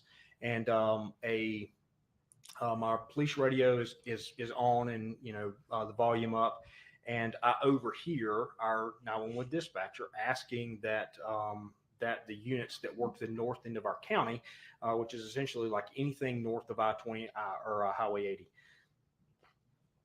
asking for the north units to be en route to 214 Ashton Way. And this was a female dispatcher, that a disturbance had taken place and there was a possible shooting involved.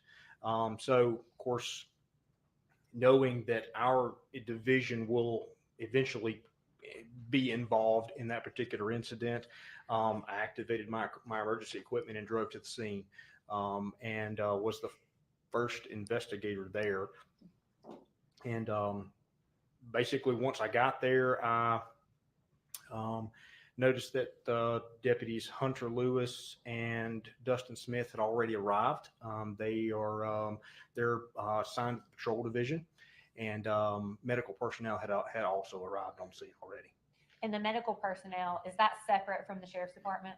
That's correct. So in the county, especially around the reservoir area, we tap into the fire protection for the cities very, very minutely. But we also have the reservoir fire department, which responds to a lot of the fire and emergency related medical incidents in the unincorporated part of the county. Look at Sarah in shock and horror gifting 20 memberships. Oh my gosh, you're amazing, girl. Thank you so much. This guy apparently is going to give us quite a bit of word salad for quite a long time, according to some very nice chatter who came in to tell us because she was ahead in another stream. So thank you for Sarah in shock and horror for breaking up the monotony here and gifting 20 memberships, and to everyone who received them. Congratulations and welcome. You're the sweetest. On this particular day, what information had you been provided kind of before you walk into, because we've actually seen some body cam footage where you walk up to the scene. At that point, what did you know had happened? So I walk up to the scene. Pafford is loading a white male who was later identified as Heath Smiley. Our dispatcher had stated that his daughter had shot him, killed his wife, and then fled, which is the radio traffic that I'm hearing on the radio prior to getting to the scene. And so I have real general information and not really specific details. So I go to Deputy Lewis, I go to Hunter, and simply ask him what he's got. And then he begins to fill me in on the specific details related to kind of why we're there, what has transpired, what information he's been able to get from Mr. Smiley, anything along those lines. Do you recall around what time you got the call or that you went out to the house? It was shortly after 5 o'clock, 5:06, 5:07, somewhere around in there. Nighttime? Yes, ma'am. Afternoon, right. I'm sorry. When you arrived on the scene, where was Carly Gregg? She was not there. Did law enforcement know where she was at that time? No, ma'am. When you go into the house, kind of walk us through what you're doing and what you're assessing at that time.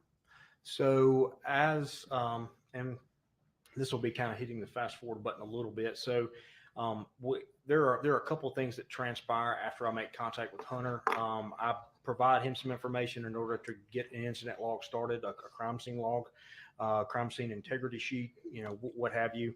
And, a crime scene log and a crime scene integrity sheet. Crime scene log and a crime scene integrity sheet. Two of the things the Canton PD didn't have and the Massachusetts assert team didn't have in the murder of Officer John O'Keefe. Props to Rankin County, Mississippi for getting it done in the proper way. Our investigators I can hear them on the radio coming en route, so to speak, and basically informing our dispatcher that they're en route to the scene. And as that is beginning to happen, I simply take my camera, get some gloves, and because the gloves are, regardless of whether or not people think about it, gloves are they're important. They're a big thing when it comes to crime scenes. We have touch DNA in our skin. Believe it or not, we skin cells come off of our hands, regardless of whether or not we know it, and we leave those. We transfer those on different surfaces and things along those lines. And so gloves are an important thing when it comes to crime scenes. And so I obtained a pair of gloves, got my camera, and then essentially begin to try and photograph the residents. Start on the outside, and then work from the outside in. And basically, we're just trying to document and preserve the house the way it is, as we find it, so to speak. Investigator Burnell, I want to take a step back. You mentioned something about setting up a crime scene log. Can you explain to the ladies and gentlemen what that means and why that's important? So when I got there, the Deputy Lewis had facilitated the putting up of the tape, the cliche, the crime scene tape that that most people see on television stuff. It's not cliche. It's not cliche, officer. Officer Burnell, because in some places like Canton, they don't do it at all. So it's not cliche. If it's cliche, that means everybody does it, right? Commonplace. Like that. Well, what you may not see is a crime scene log. So it's essentially a document, a landscaped piece of paper that's got a bunch of lines on it. It's got a name, a place for an agency, the time in, time out, and purpose for scene on some of them. It's essentially to document the comings and goings of everybody on that particular scene, whether or not you're a law enforcement officer, you're a coroner, you are a medical member of the medical personnel, whether or not you're fire, paramedic, so on and so forth. During the time that you have a crime scene taped off and you're doing this log, is anyone other than first responders and law enforcement, and I'm including the coroner in that, allowed in that crime scene? No, ma'am. I want to talk to you. You talked about gloves, and I know that when we watched that video, Deputy Lewis did not have gloves on Correct. when he first went to the house. I mean, y'all don't drive around in your patrol car with gloves on, right? No, ma'am. No, ma'am. You should have them And though, so right? when you were on patrol, I mean, initially when you come out to a shooting call, what is your main goal at that point? Irrespective of any type of call, our first priority when it comes to law enforcement is the preservation of life.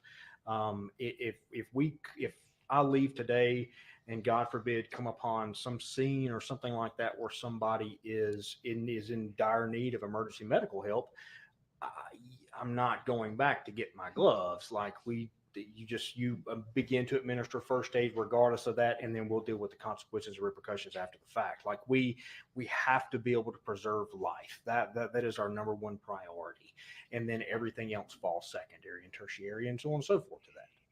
I want to talk a little bit more in a minute about your processing of the scene, but Okay. I also want to talk about, I mean, when you arrived there, what did you learn? You said you later learned that Heath Smiley was the man on the front porch. Yes, ma'am. Yes, ma'am. What was his condition? He had sustained a single gunshot wound, I believe. So it would be his right and our left shoulder had a through and through gunshot wound to the left upper torso. I guess we can say it that way. And what about was there someone else in the home when you went there?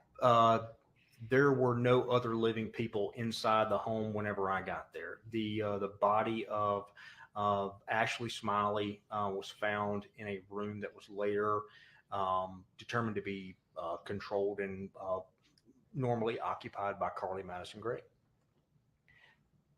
In the course of your investigation, did you prepare a layout of the Smiley household? Yes, ma'am. Yes, ma'am. Mayor Pro Tem Swinton. This is pretty cool. Lizica says, if you want to check out the eclipse at any given time, the Real PAX is live streaming it with fancy equipment. Is that on YouTube? That's cool.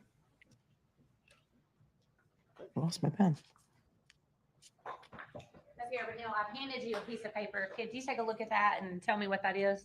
So it's a very general non-scale layout of the Smiley home, Smiley residence at 214 Ashton Way. And is this a document that you prepared? Correct. And what were you using this document for? Essentially, we were using it for courtroom purposes. I mean, at the end of the day, like I know what the house looks like. You all don't know what the house looks like. You're not there. I can give you pictures of the best pictures in the world of a crime scene, but at the end of the day, if you can't look at it visually and kind of see how I move from room to room taking those photographs and essentially kind of see the layout of the home, whenever you're hearing 911 calls or you're hearing us talk about different things on the scene or you're hearing us discuss search warrants or something like that during the testimony phase, where you won't really be able to know where we are or where my mind is as I recollect that. He's a wordy witness, but he's a likable witness. He's explaining things to the jury very clearly. And I think he would make a great expert witness as far as police procedure goes, because I think he's explaining things really well and clearly. and easy to understand. I like him. Accurate copy of the layout that you prepared in this case? Yes, ma'am. Yes, Your Honor, ma'am. we'd ask that this be marked as state's next exhibit. I believe it's 11. Any objection? No objection. Yeah, that's 11 all purposes.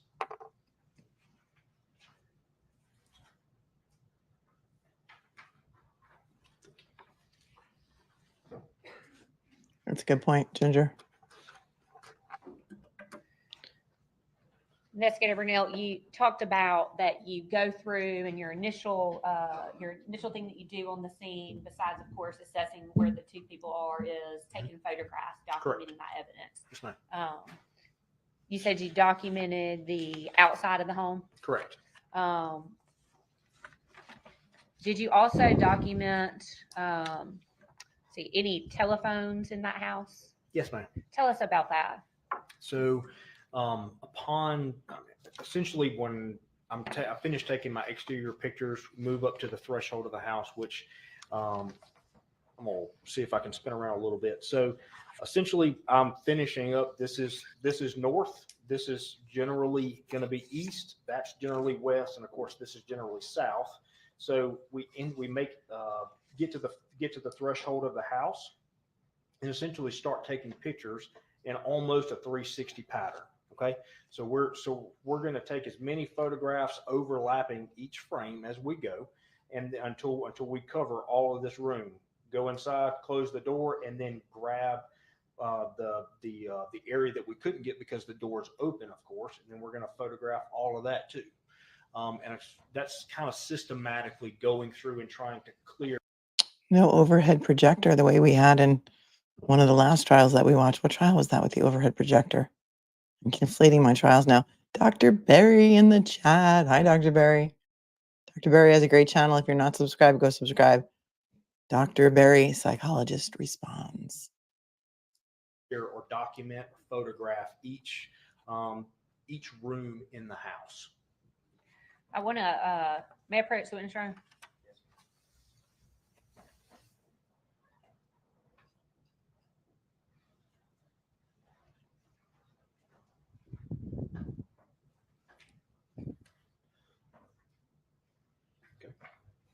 I painted you 2 photos. Yes, ma'am. Could you identify, or could you look at those and tell me what's in those photographs?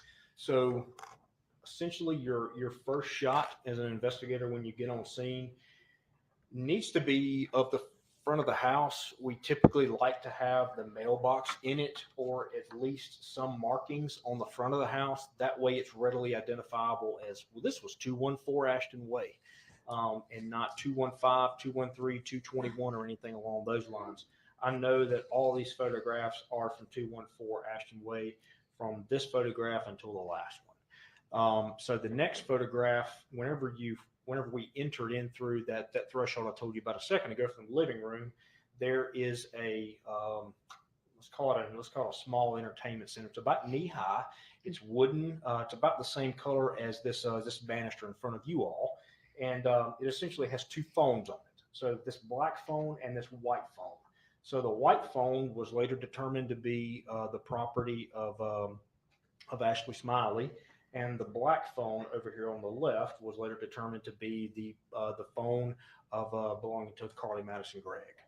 Investigator Brunel, do those appear to be true and accurate copies of 2 of the photographs that you took on that day? Yes, ma'am.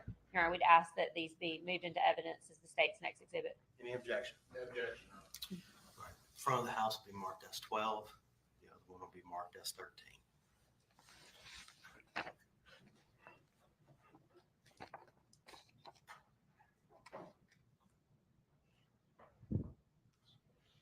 Permission to approach the witness room. Thank you. Golden says the judge said the stepfather can't sit in court yet. Yeah, I may have been watching the chat when he said that. Thank you for pointing that out. If you would take a look at those and just let me know when you finish looking at them.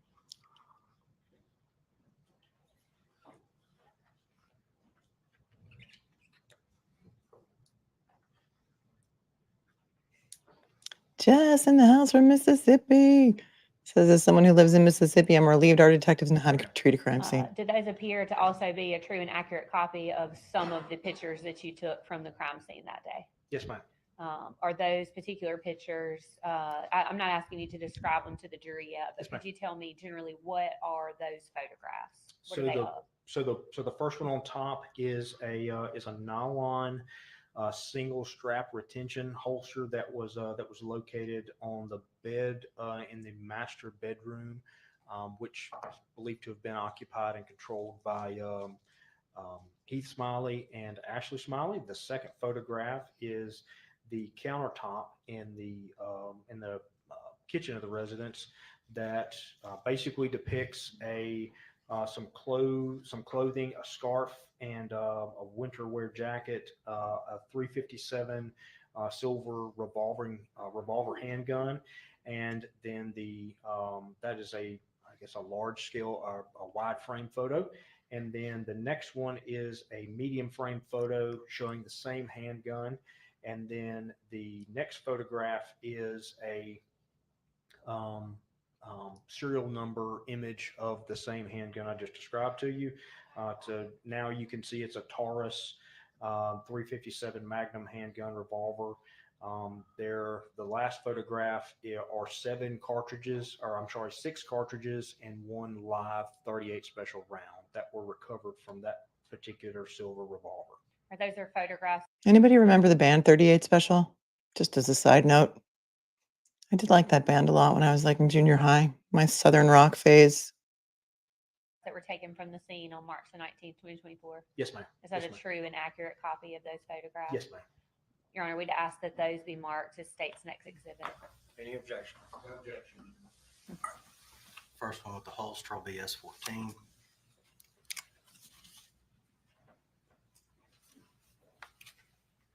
Donna Adelson trial got moved to October Medium frame will 15th. be S15.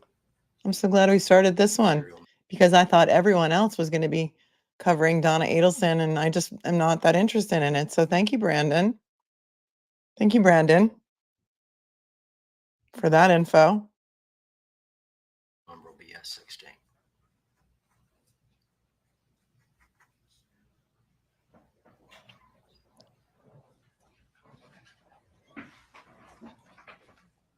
You need me to try this out, Molly?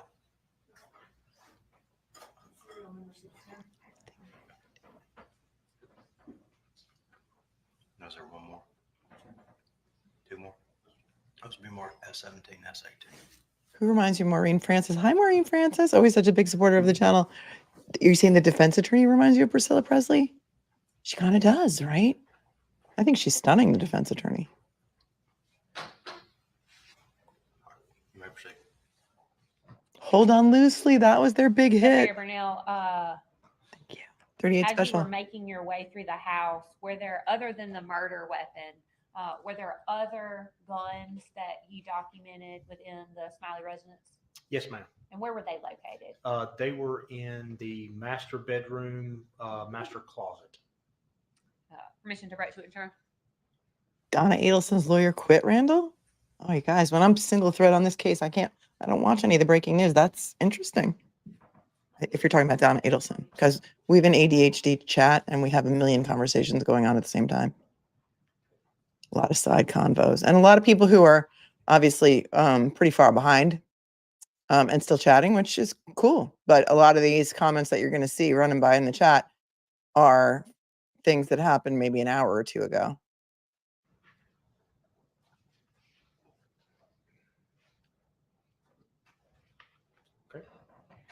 Detective Burnell, do those appear to be or what generally are those in those photographs? The first 2 photographs, one is a close-up image of a pump master, a 760 pump master. It looks like a pellet rifle or a BB gun. The third photograph is a camouflage shotgun, and then the last photograph is an AR style platform rifle. Are those true and accurate copies of photographs that you took from the crime scene? Yes, ma'am. Your Honor, we'd ask that those be marked as a composite exhibit, just with the other guns located in the house. Any objection? Just clarification, you said there's 3 photos you Hold on loosely. Don't let go. If you cling too tightly to her, you're going to lose control. Any objection to any of the 4 photos? No objection, Your Honor. All right, they'll be admitted S19, S20, S21, and S22. I don't care about Boone right now, Robbie. I agree with you. Sarah Boone is like, okay, she did it. Like, what? Why is that so interesting? People that cover get millions of views. I don't know. I don't get it. Sarah Boone put that guy in a suitcase. She mocked him. It's on video. What's to see here? This to me has so much more interesting questions of Investigator Brunel, law. did you also photograph It's me. inside the bedroom of Heath and Ashley Smiley? Yes, ma'am. Was there a desk located in that room? Yes, ma'am. Permission to approach witness, Your Honor?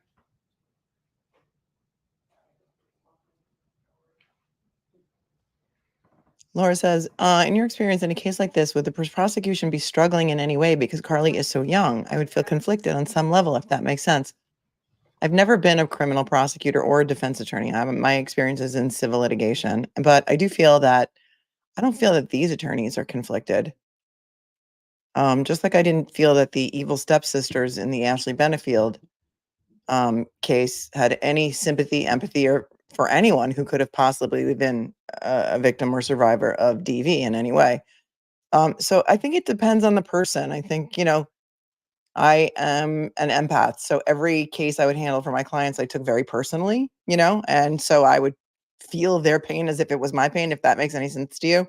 But some lawyers are able to completely compartmentalize and detach from it, and it doesn't affect them at all. So I think it's more of a person issue, a personality issue than it is like all prosecutors are like this or all defense attorneys are like that. I think it's completely depends on the individual person.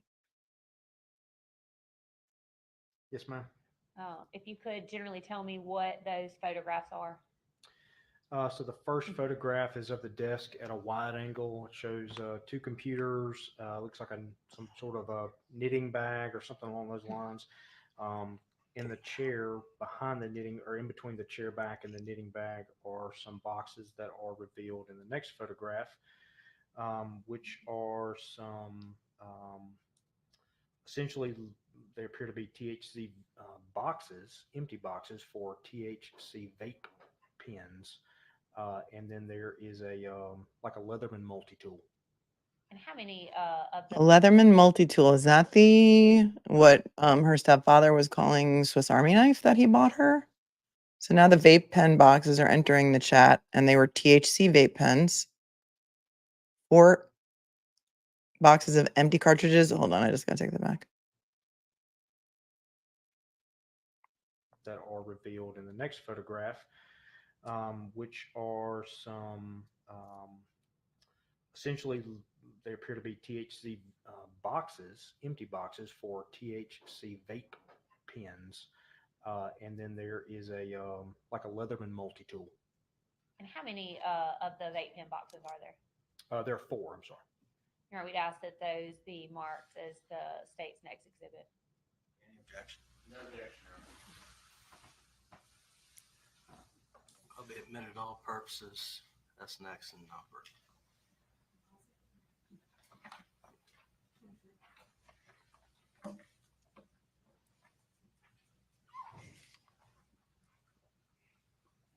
Was that next thing? Okay, you can proceed. Secretary Brunel, looking at the layout, and I apologize, I don't have that exhibit number that you prepared. There's a dining room and sort of a kitchen area that are open. Is that right? Yes, ma'am. Were there any doors that lead to the outside near the dining area? Yes, ma'am. So there is, generally speaking, there is almost like a shotgun style door from the front door. Shotgun style door. Poor choice of words. All right, I'm going to turn off the closed captions while he shows the diagram so that we can see the diagram more clearly. Or that in the dining area that led to the backyard of the residence. And did you also take pictures of that doorway? Yes, ma'am. Permission to approach witness, Your Honor. Yes,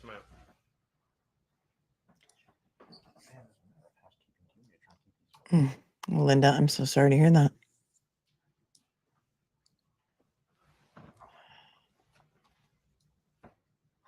two photographs, Investigator Burnell. If you could take a look at those for me, please.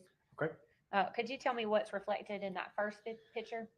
So the first photograph is essentially it depicts the dining area table where the Smileys and Miss Gregg may have eaten a meal. In the corner of that room, there is a black dog kennel. I'm assuming for the two golden retrievers that they had. And there's a white cord hanging down from the wall near the corner of the room. The second photograph is of the back door itself, and it's essentially just the back door. And where does that back door lead? Into the backyard, which kind of encompasses the house itself, makes kind of an L shape, as you can see via the scale drawing. So it makes an L shape, and so the backyard simply makes the corresponding L. Are those true and accurate copies of some of the photographs that you took from the crime scene on March the 19th, 2024? Yes, ma'am. Now we'd ask that those be marked as the state's next exhibits. Any objection? The one described as the dining table will be S25. Hi, Liz, 8888.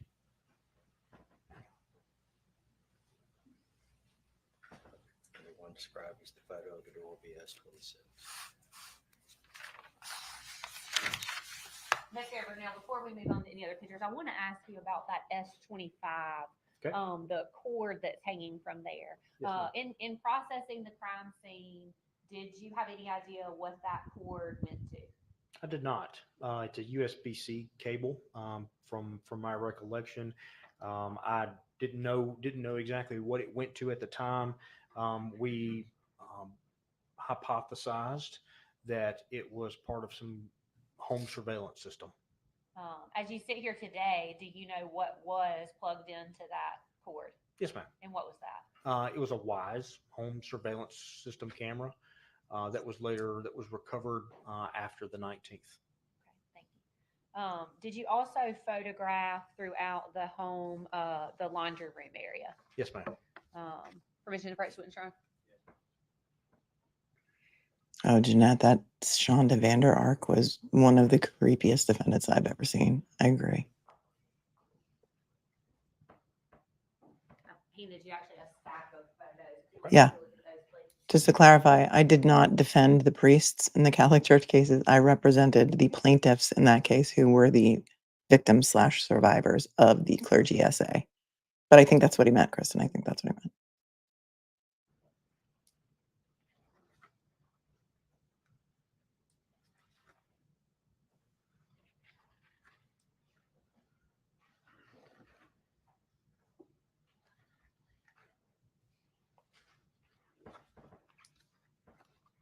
Oh, what happened to the golden retrievers?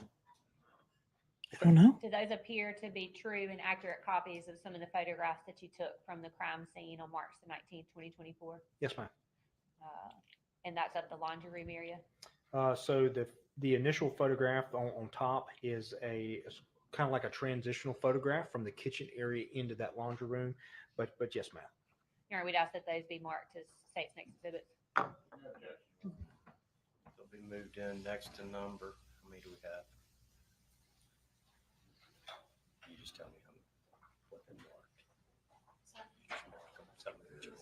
I didn't defend the victims. I was the plaintiff's attorney for the plaintiffs in the civil case for the victims against the church. Just so we're clear.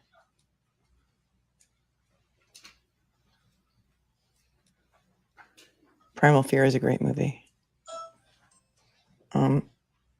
Why is someone at my door?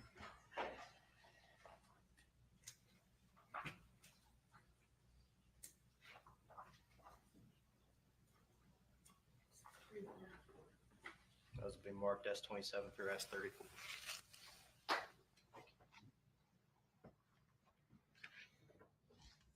I want to come back to those, Investigator Burnell, but I Yes, want to ma'am. get through some of the other photographs that you took.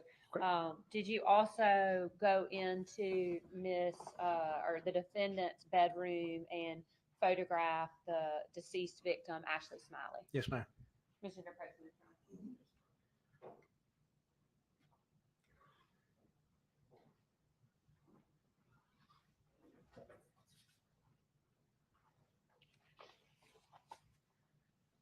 You would take a look at those photographs? Yes, ma'am.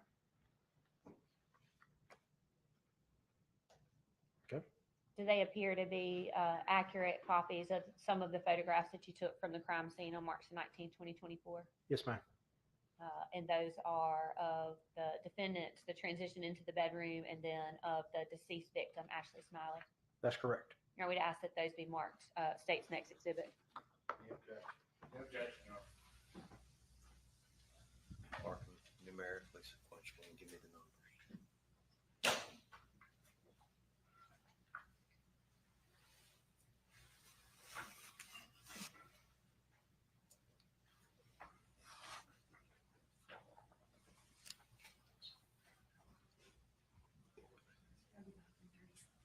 We admitted 35 through 37. May I proceed, Ron? Investigator Brunel, so again, what is the reason for documenting the crime scene? Essentially, so that way we can preserve the way it was whenever we arrived on scene. The photographs and the body worn camera recordings are a great way to do that. Do things get moved once you start processing the scene? Of course. For instance, in this case, initially, so when, as I said before, like the preservation of life is our first responsibility. In preparing for this trial today, this week, I had the occasion to look at body worn camera video evidence. When Deputy Lewis goes into the house to check on the victim, he tries to see if there are any signs of life. He's touching her arms and he's lifting up the towel that was placed upon her head. And he's essentially trying to see if there's any way to save this young lady. And of course, then right after him, the fire department comes in, does essentially the same thing. They're placing leads to see if there's any heart rate activity, and so they're moving her arms from the position in which they were placed on her torso. They're lifting up the towel that was placed on her head that would have been replaced by Deputy Lewis. And so there are things getting moved around. And so taking the photographs and trying to preserve the way that the crime scene was at that time is a very important and a very vital function of crime scene processing. The other aspect is, so during active scenes like that, where you essentially have some like a quasi-active shooter type situation, you are in a situation where you don't know where the suspect is. They're not readily apparent. They're hiding in the linen closet. Did they pull down the attic ladder and they're hiding upstairs? Like, are they hiding under a bed or something like that? So when officers are going through systematically trying to clear and make sure that we're not walking into an ambush or walking into a situation where now we are about to sustain more casualties as a result of this one defendant, things get moved.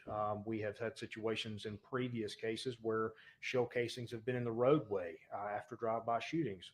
Well, cars don't stop just because there's shell casings in the roadway. They get run over all the time. So recording those with photographs and body-worn camera videos and things along those lines is a lot of times our best way to preserve kind of how they were prior to those disturbances. May I approach the witness stand?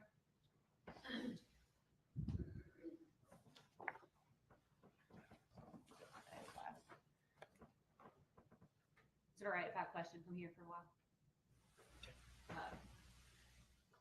I want to point you to, or I'll just look at the exhibits and then I'll ask Mr. Brunel about them. Investigator Brunel. I'm looking at exhibit 27, 28, 29, 30, 31, 32, 33, and 34. Investigator Brunel, it appears that you're taking photographs of the wall, the sheetrock in the wall, as well as the door leading into the garage. Can you tell the ladies and gentlemen why you thought it was important to document that? So leading the transition from the kitchen into the laundry room area right here, or the mud room and laundry room type of situation in this house, you can clearly see a dot in the middle of the doorway there, which is of course the door's open. So there's clearly a defect in that wall. It's not how it came from the manufacturer. Something made that defect. And so as we continue into that room, so this is a more medium scale drawing, a more medium scale photograph where you can actually see the defect a little bit more defined. And so skipping ahead a little bit, so number 33 is actually an up close image of what that defect looks like. And you'll see, let me go back wide. So you'll see the bag. Okay, so there's a piece of the wall. If I just take a picture of a white wall, it's going to be very hard for you to maintain reference. So the yellow bag that's also next to this defect is in that medium scale drawing, or the medium scale photograph, and then it's in the up close photograph. That way it helps us maintain reference throughout, because we took hundreds of pictures of this house and the crime scene within. And so we can clearly see now the up close photograph of that defect in the wall. And so that's more or less kind of the reason for doing it in that fashion, is so that way we can record those defects. Because at the end of the day, I'm not a ballistics expert. I can only call the holes defects. I can say that they are, in a layman's terms, they are what would appear to be similar to a hole that a bullet would make if it went through a similar object, but is essentially just a defect in a wall, and that is how they are classified in my report. That is how they are classified as we process the crime scene itself. Later in your investigation, what did you learn occurred in that laundry room? After we had the opportunity to obtain some information from Mr. Smiley. I got to stop the chat for this comment. I mean, the stream. Brandon, Priscilla Presley is a very beautiful woman, period. Once you say for her age at the end of that sentence, it is no longer a compliment. Young buck. I'm going to guess that you're a young guy, not an older guy. I'm here to help.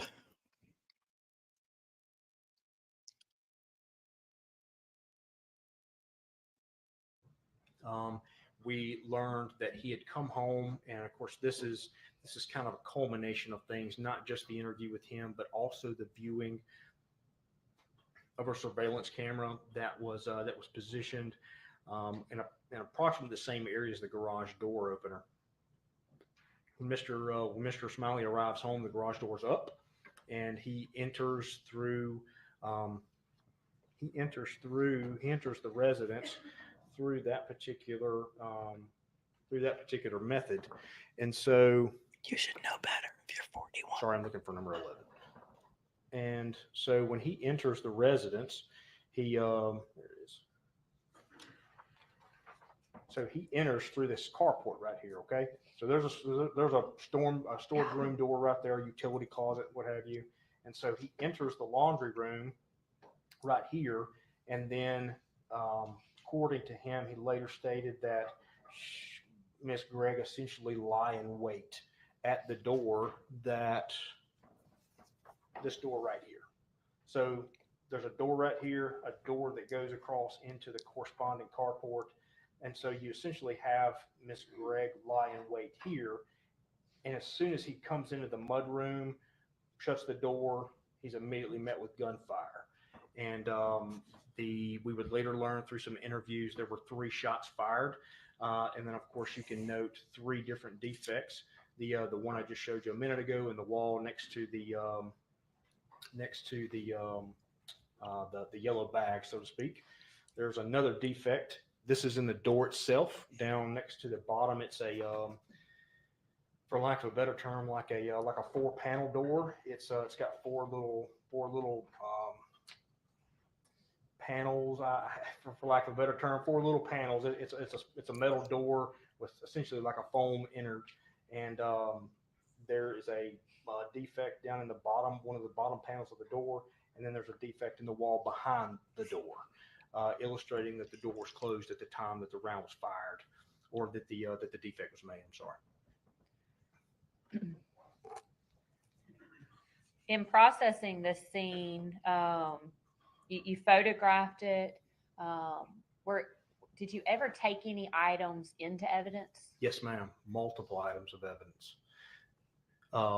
If you would like me to go into those, so we, as I was initially arriving on scene, Pafford, the ambulance service, was preparing to transport Mr. Smiley to the emergency room at Baptist Hospital. In order to evaluate the severity of the gunshot wound he had sustained in his upper torso, they essentially had removed his upper garment. He is a healthcare worker, so essentially it was a scrub top and a t-shirt and an undershirt. So they had essentially taken those off and discarded them on the front patio to the house. So essentially you have a front patio right here, which I'm sure is depicted very well in the photographs and in the body-worn camera video.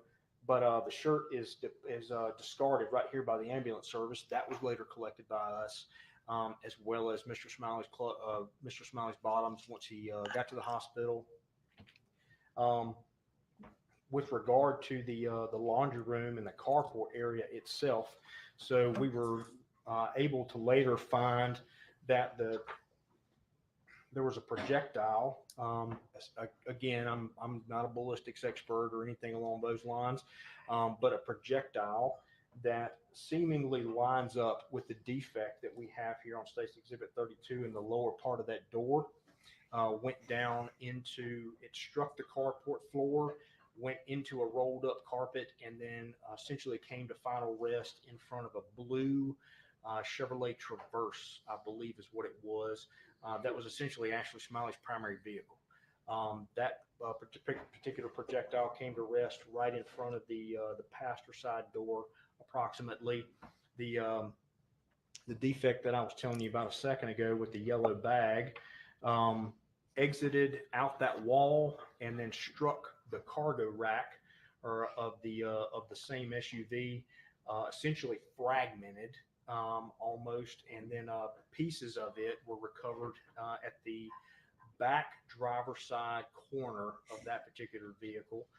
So those were two partial, in part or whole projectiles that we recovered. Detective Vernon, if I may interrupt you for a moment. She's like, you're rambling too much. I got to cut you off. And look at poor Angela. Angela's apologizing. She says, off topic, I truly don't understand trying 14-year-old children as adults. We just don't get to arbitrarily assign adulthood when it's convenient. You, Angela, are totally on topic. We in the chat are rambling about 100 other subjects, so please don't ever apologize. And that is a great question. That is a great question, a great comment, great debate.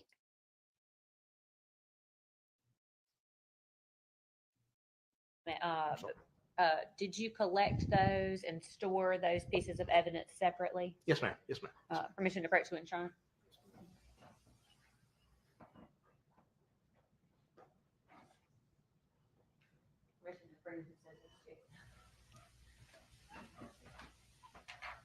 He's not required to have anything else. We can. Sure, talk about what's in. Yes, sir. If you can, I handed you one box to begin with. Okay.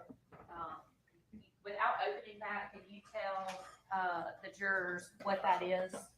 So this is it's essentially what we would call like a bullet box, so to speak. It's a very loose general term. It's got a piece of cotton or a piece of fabric in the bottom of it to essentially keep the bullet from rubbing around and things like that.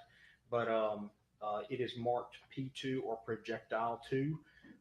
It is marked with the date, and which was 3/20 of 2024, because by the time we concluded our on-scene investigation, got everything back to the sheriff's office and started doing our crime scene, our evidence log and logging everything in, we had crossed midnight. So it's got 3/20 of 24 on it, my initials, and then our sheriff's office evidence custodian has a barcode that he prints off and affixes to every piece of evidence we have. So that way it's a scan and go type of situation where if I need to log it out here to the crime lab, he can scan my name, scan the piece of evidence, and it's logged out to me, and vice versa. So when we take evidence back from the crime lab, it's scanned in and then scanned my name, and it's checked back into evidence. Does that appear to be unaltered in any way since the time that you removed that item? That's correct. Yes, ma'am. All right, we ask that that be marked as the state's next exhibit. Any objection? Add it to the court. The state's next number be marked S38.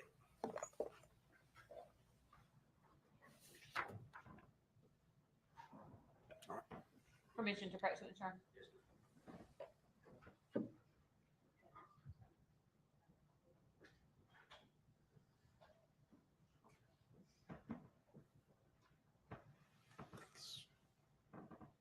Investigator Burnell, I handed you another box. If you could take a look at that and see if you can identify that for me. So this is, of course, the other one, P2. In the description on the box, it says projectile on ground, RAX 0438 front of vehicle. So this would have been the nearly intact projectile that we recovered from the front of the blue SUV that was actually Smiley's primary vehicle. So the P1, this box that I was just provided, has projectile on ground, RAX 0438 rear of vehicle. So this is the partial projectile that we recovered, the fragmented projectile that we recovered, driver's side rear corner of that same vehicle that essentially had exited through the wall next to the yellow bag, or what we believe exited through the wall next to the yellow bag.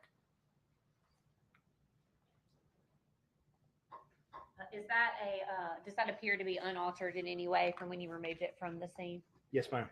Your Honor, we'd ask that that be marked as state's next exhibit. Marked S39 all purposes.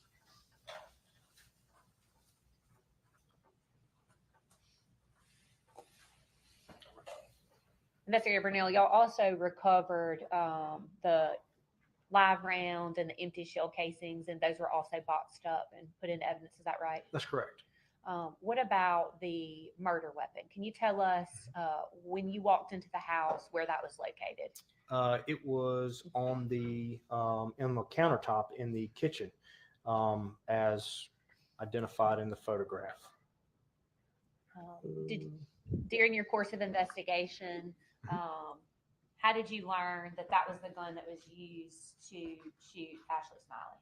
So when Deputy Lewis initially arrived on scene, Mr. Smiley told him that the gun she had used was on the countertop, that he had opened the cylinder. There was one live round, six empty cartridges in the cylinder. So you were in your course of investigation, did you learn that the same gun was used to shoot Heath Smiley that was also used to kill Ashley Smiley? That is correct. So later on in the investigation, we received a crime lab report from the Mississippi Crime Lab in Pearl, Mississippi, that identified projectiles recovered from the body of Ashley Smiley were similar in characteristic and in nature to the firearm we recovered from the countertop of the kitchen in the Smiley residence. There was also a report from the Mississippi Crime Lab in Pearl, Mississippi, that identified a DNA swabs that. Approach. What's the objection? It's just we're making an objection. He's talking about documents that aren't in evidence. Sustained.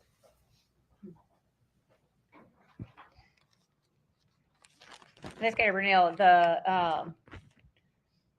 who relayed to law enforcement that the gun found at the home was used by Carly Smiley? Carly Gregg.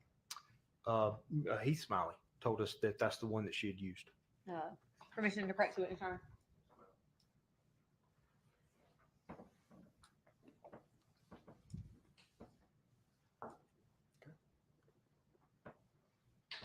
I handed you a box, Investigator Burnell. Can you tell me what's located in that box? I can tell you that without opening the box, I can tell you that it is the same box that contains the Taurus 357 Magnum revolver. This is the same serial number that is on one of the state's exhibits in this photograph.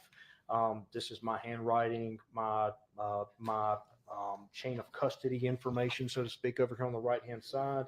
This is the arrow that I drew whenever I wanted to indicate to crime lab personnel which way the barrel was pointing when they opened the box up. This is a evidence label that was affixed.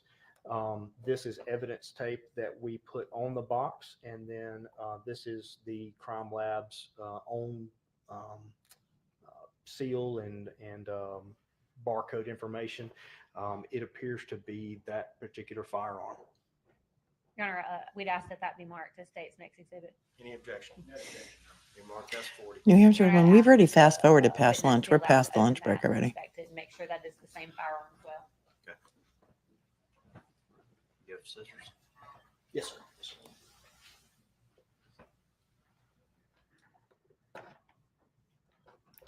sir. Sandy, this is a 12-person jury. Thanks for asking.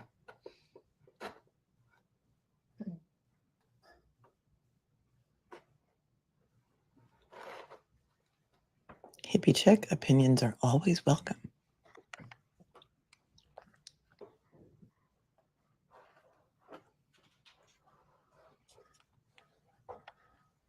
The jurors need an afternoon. Always get another, it's after lunch, any of the jurors need an afternoon stretch. Afternoon stretch. You do stand up for a second. That's good that it makes them stand up and stretch. Gotta prevent DVTs, right? Keep the circulation moving.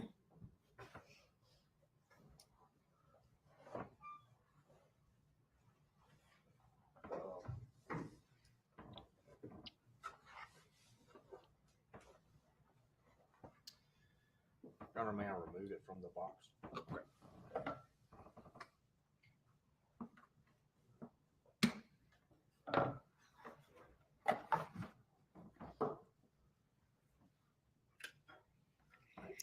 So this indeed is the firearm that was used, and there are seven empty. All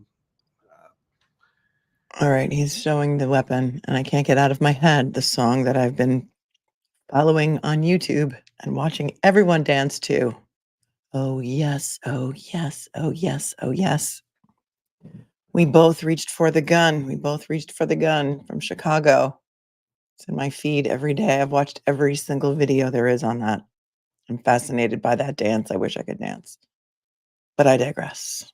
Back to the seriousness and the gravity of this case. Here is the murder weapon. Cartridge holders in the cylinder, and this is the same serial number for the firearm in the photographs and depicted on the box. I removed it from the box because I just don't point firearms at people unless I know they're unloaded. Which is also why I don't want to publish that to the jury. I don't want Correct. them passing it around Correct. while we're talking. Correct. But I did notice, Investigator Burnell, that you made sure you cleared it to make sure that there was nothing in that weapon Correct. before you opened that box. Correct. You mentioned earlier that there were projectiles found in Miss Smiley. Correct. Could you tell the ladies? Oh, yes, sir. I'm sorry.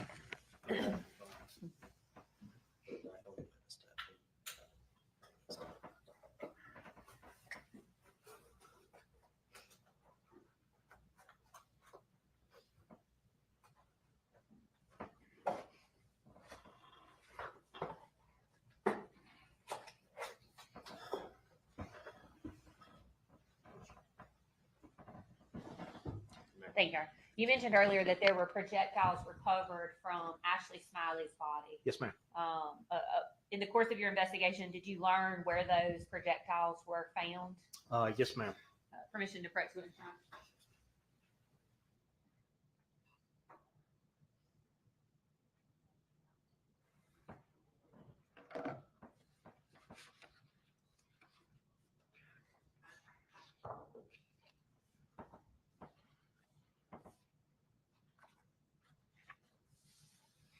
Some super chatters. David thinks she shouldn't be it should not be in an adult jail.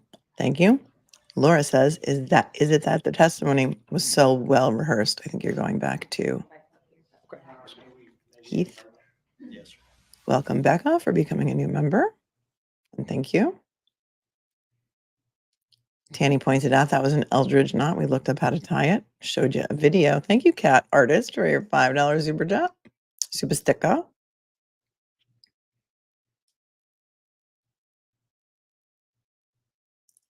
Thank you, Tint on Route 183, for becoming a member from Arizona. Kimmy with the Canadian 10. Kimmy's opinion is stepdaddy groomed her, being vulnerable. A pact was made. She killed mom, texted him. He probably wounded himself, hid the camera in the fridge. He told her she will be out in 2 months or 2 years and will be together, in my opinion. That's Kimmy's opinion. It's a theory. Thank you, Steph, for becoming a member. Debbie for 3 super stickers in a row. Debbie Thayer, thank you so very much. You're also very kind and generous to this channel, and we love you so much. Kirsten Macy, thank you for becoming a member. Welcome. I think you're going to like it here. We can FF a bit through. Pending further overruled at this time, but pending further objection. Investigator Burnell, the first item I handed you that was bagged, do you have any personal knowledge through your course of this investigation what that bag was? Oh, I'm sorry. I simply know what these items are due to the crime lab reports that we received via our results. Sustain. Yes, sir. You want to mark them Friday? Yes, I would like to have them marked Friday. Mark it S41 and S42 for ID purposes only.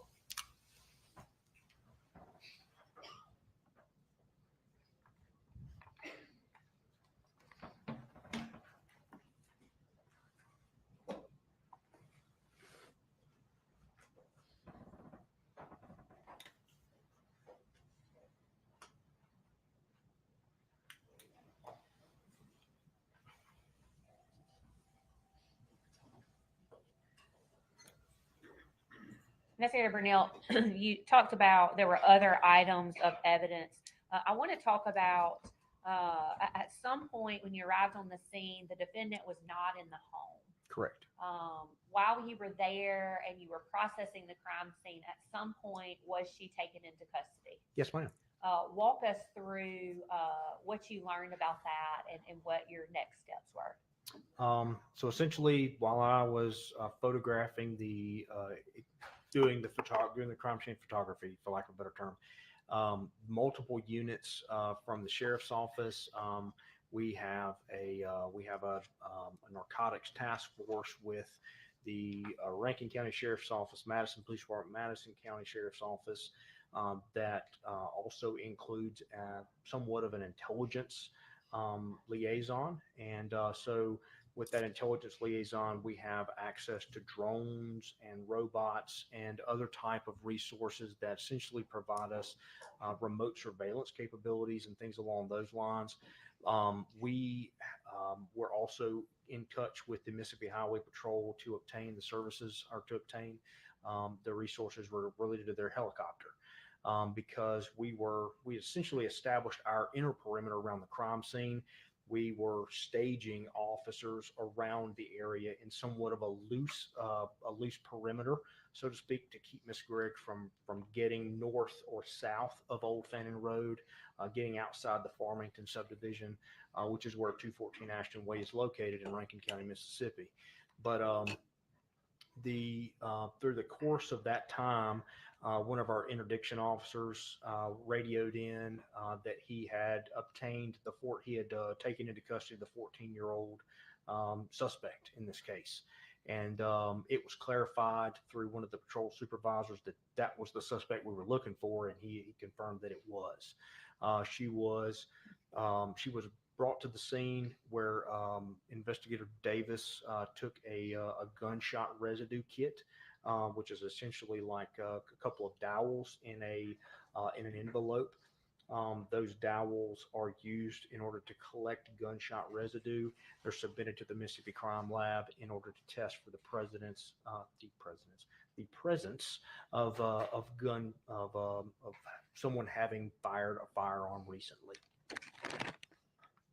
Did you actually observe Investigator Davis perform a portion of that? A portion of it, yes, ma'am. Yes, ma'am.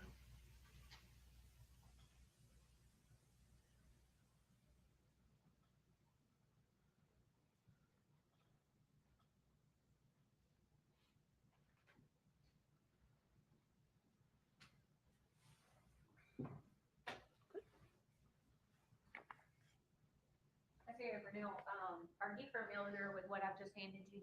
Yes, ma'am. And do you have personal knowledge of what's in that envelope? Yes, ma'am. Could you tell me what that is? So this is a gunshot residue kit that we issue out to our investigators. It bears Carly Gregg's name, Investigator Davis's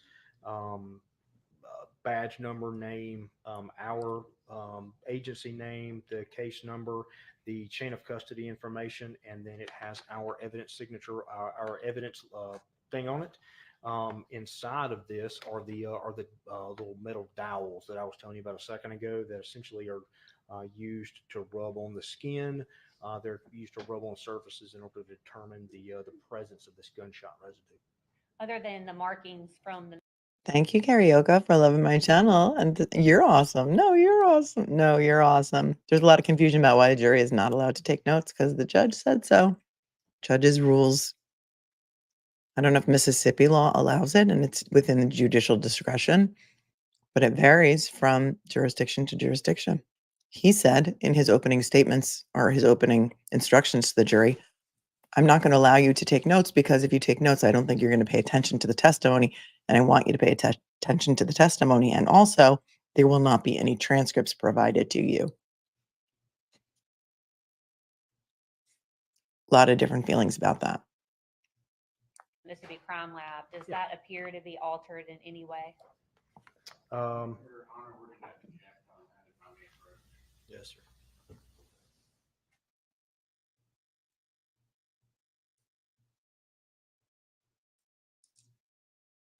Approaching again. We get to FF a little more. ID purposes only at the ID purposes only at this time.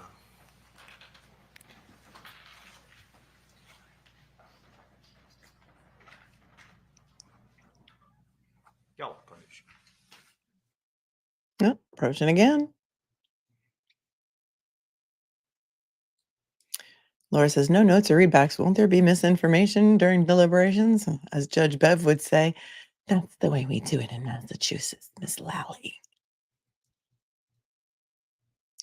So they've been doing it for hundreds of years. They're not going to change now.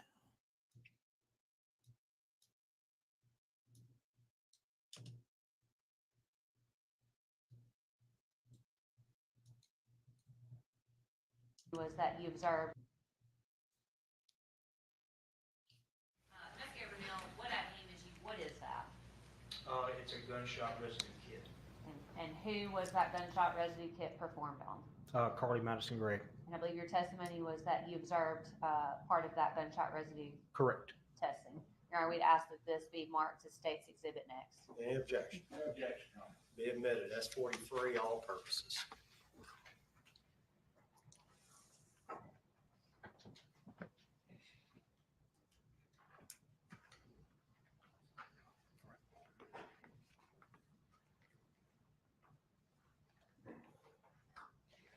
Investigator Brunel, what other testing are you aware of or that you have personal knowledge of that occurred on the defendant that day?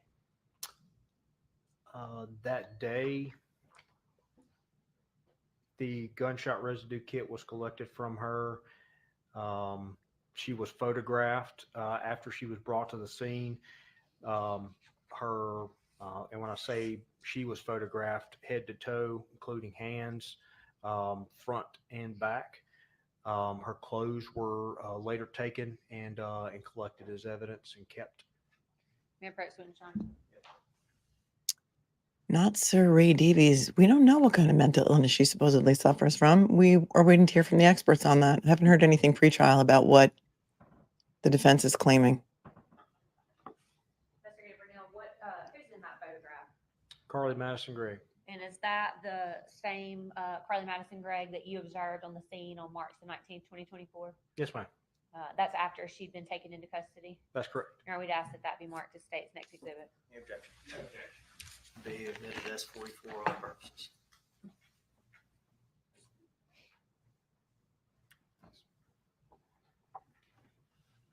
Investigator Brunel, earlier we introduced some photographs of some vape pen boxes. Did you actually remove those items from the home as well? Yes, ma'am. And I think you said also along with a knife of some sort. Correct.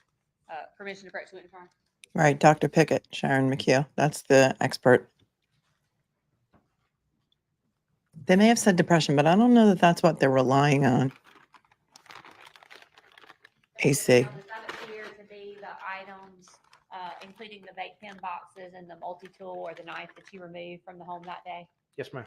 Does that appear to be altered in any way from the day that you took it? No, ma'am. All right, we'd ask that that be marked as state's next exhibit. Any objection? To be marked as 45 for all purposes.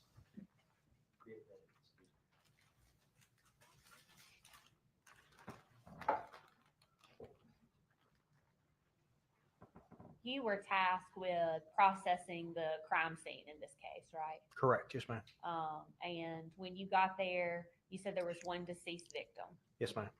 And I think that that is exhibit, man, for time.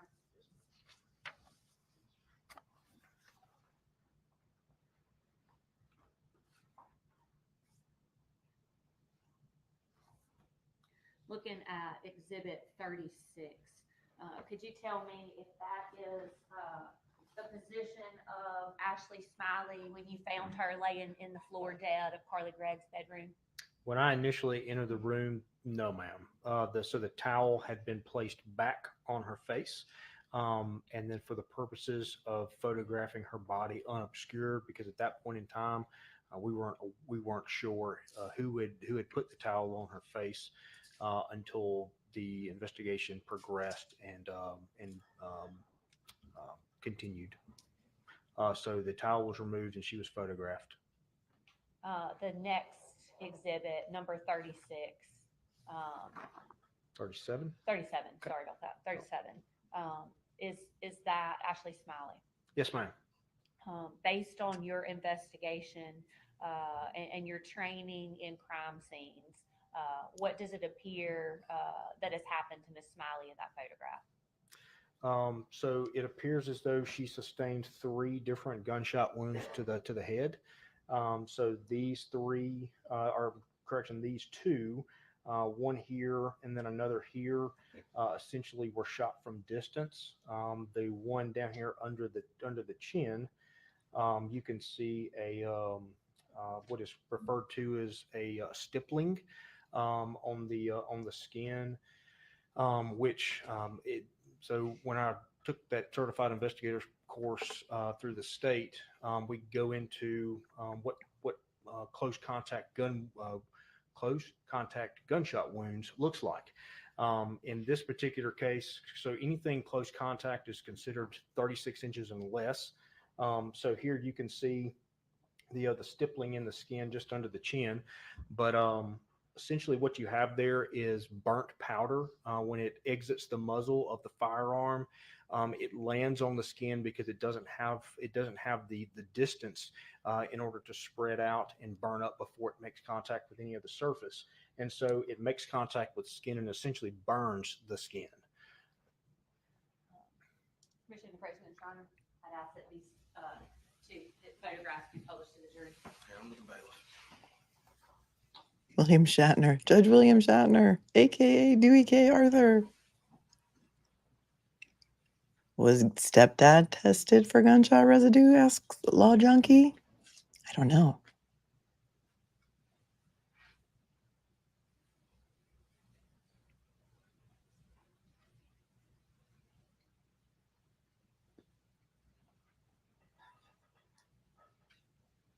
Elle says it is concerning about all the vape cartridges. How much, how long, and how often are my questions. F5 element. I kind of think Judge Dewey Arthur likes being on camera. What do you think? What say you?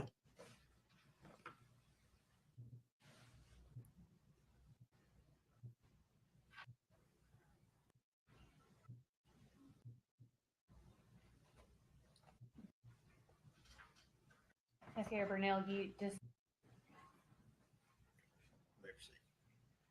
Investigator Burnell, you discussed with us, and now the ladies and gentlemen have seen that photograph. You discussed that only one of the gunshot wounds or defects appeared to have stippling.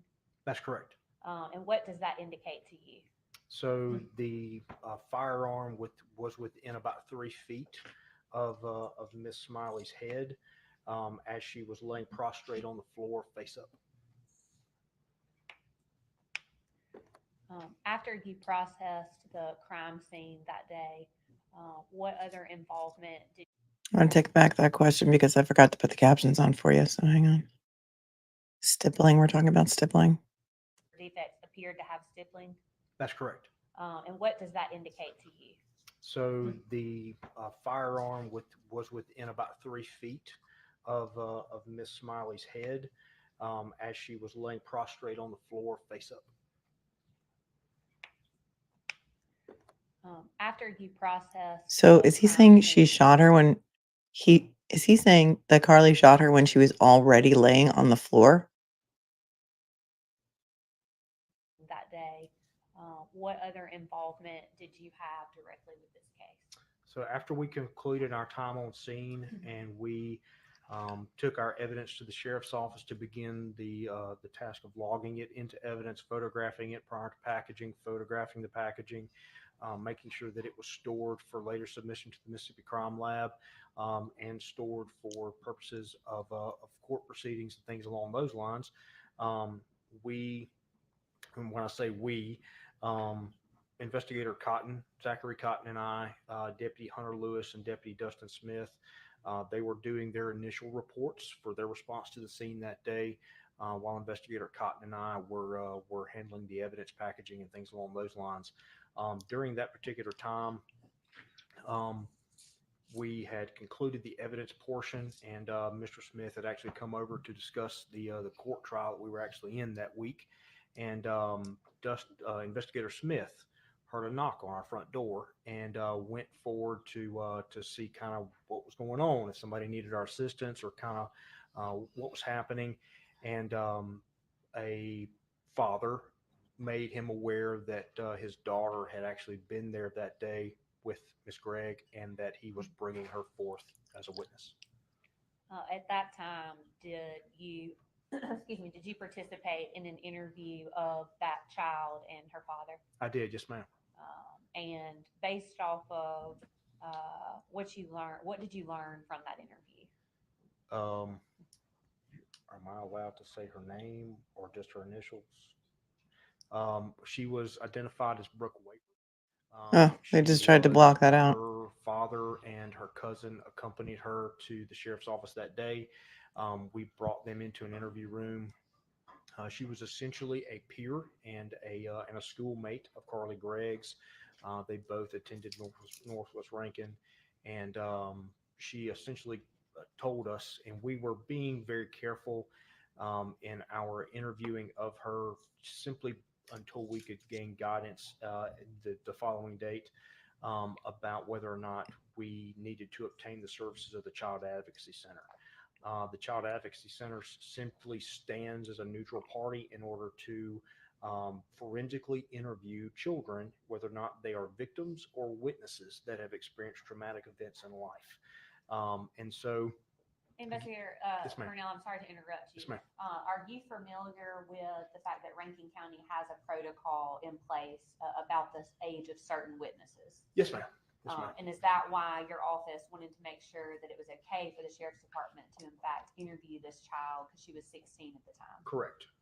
So anybody 17 and under, we usually try and obtain some guidance as to whether or not CAC interview will be necessary. Considering Miss Wafer's maturity and her chronological age, we went ahead and conducted an interview with her at a later date, which was more detailed in nature. But for the purposes of the initial interview that night, she essentially stated that Miss Gregg had contacted her, said that it was an emergency, she needed to come by the house. Her father drove her to that particular location like he had done. times before, and dropped her off. I believe he said it was about 5 o'clock. And so we continued interviewing her, trying to ask generalized questions. What did you do when you got there?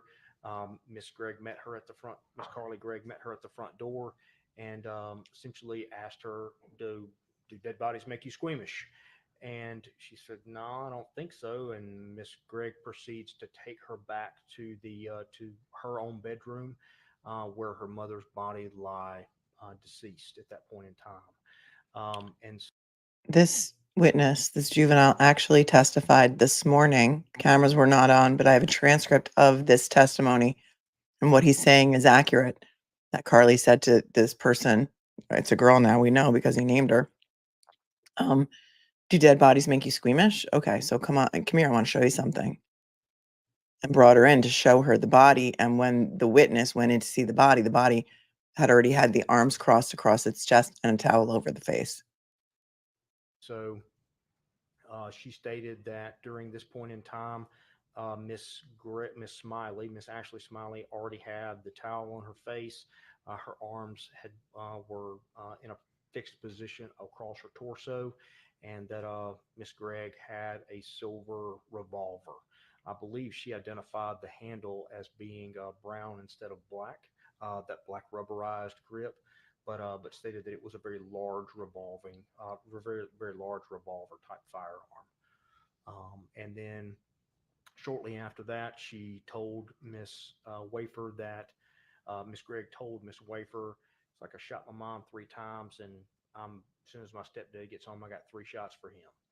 Uh, She said, I shot my mother 3 times, and as soon as my stepdaddy comes home, I got 3 bullets for him. That's what she told the friend. The friend testified to that this morning. They shortly thereafter, she was asked if she wanted to wait in the backyard. She said she did. Went out the back door that was described to you a second ago, next to the dog kennel, and waited. Once Mr. Smiley arrived home, she heard 3 shots. Miss Wafer stated she heard 3 shots. Miss Gregg ran out the back door, and they both ran around that L shape of the house. We saw that in the Five video. or They 6 jumped over the fence. around this entire backyard. So they come out this door, run around the back of the carport. There's a small shed right here in the yard.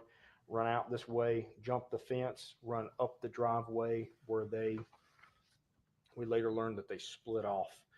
Miss Wafer went to another friend's house in the neighborhood. Miss Gregg circled back around and went to the Magnolia Point subdivision, which is an adjacent neighborhood to Farmington.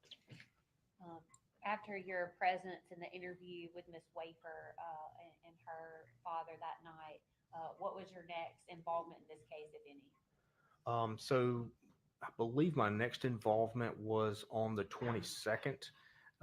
We during that initial interview with Miss Wafer, we learned that there were some.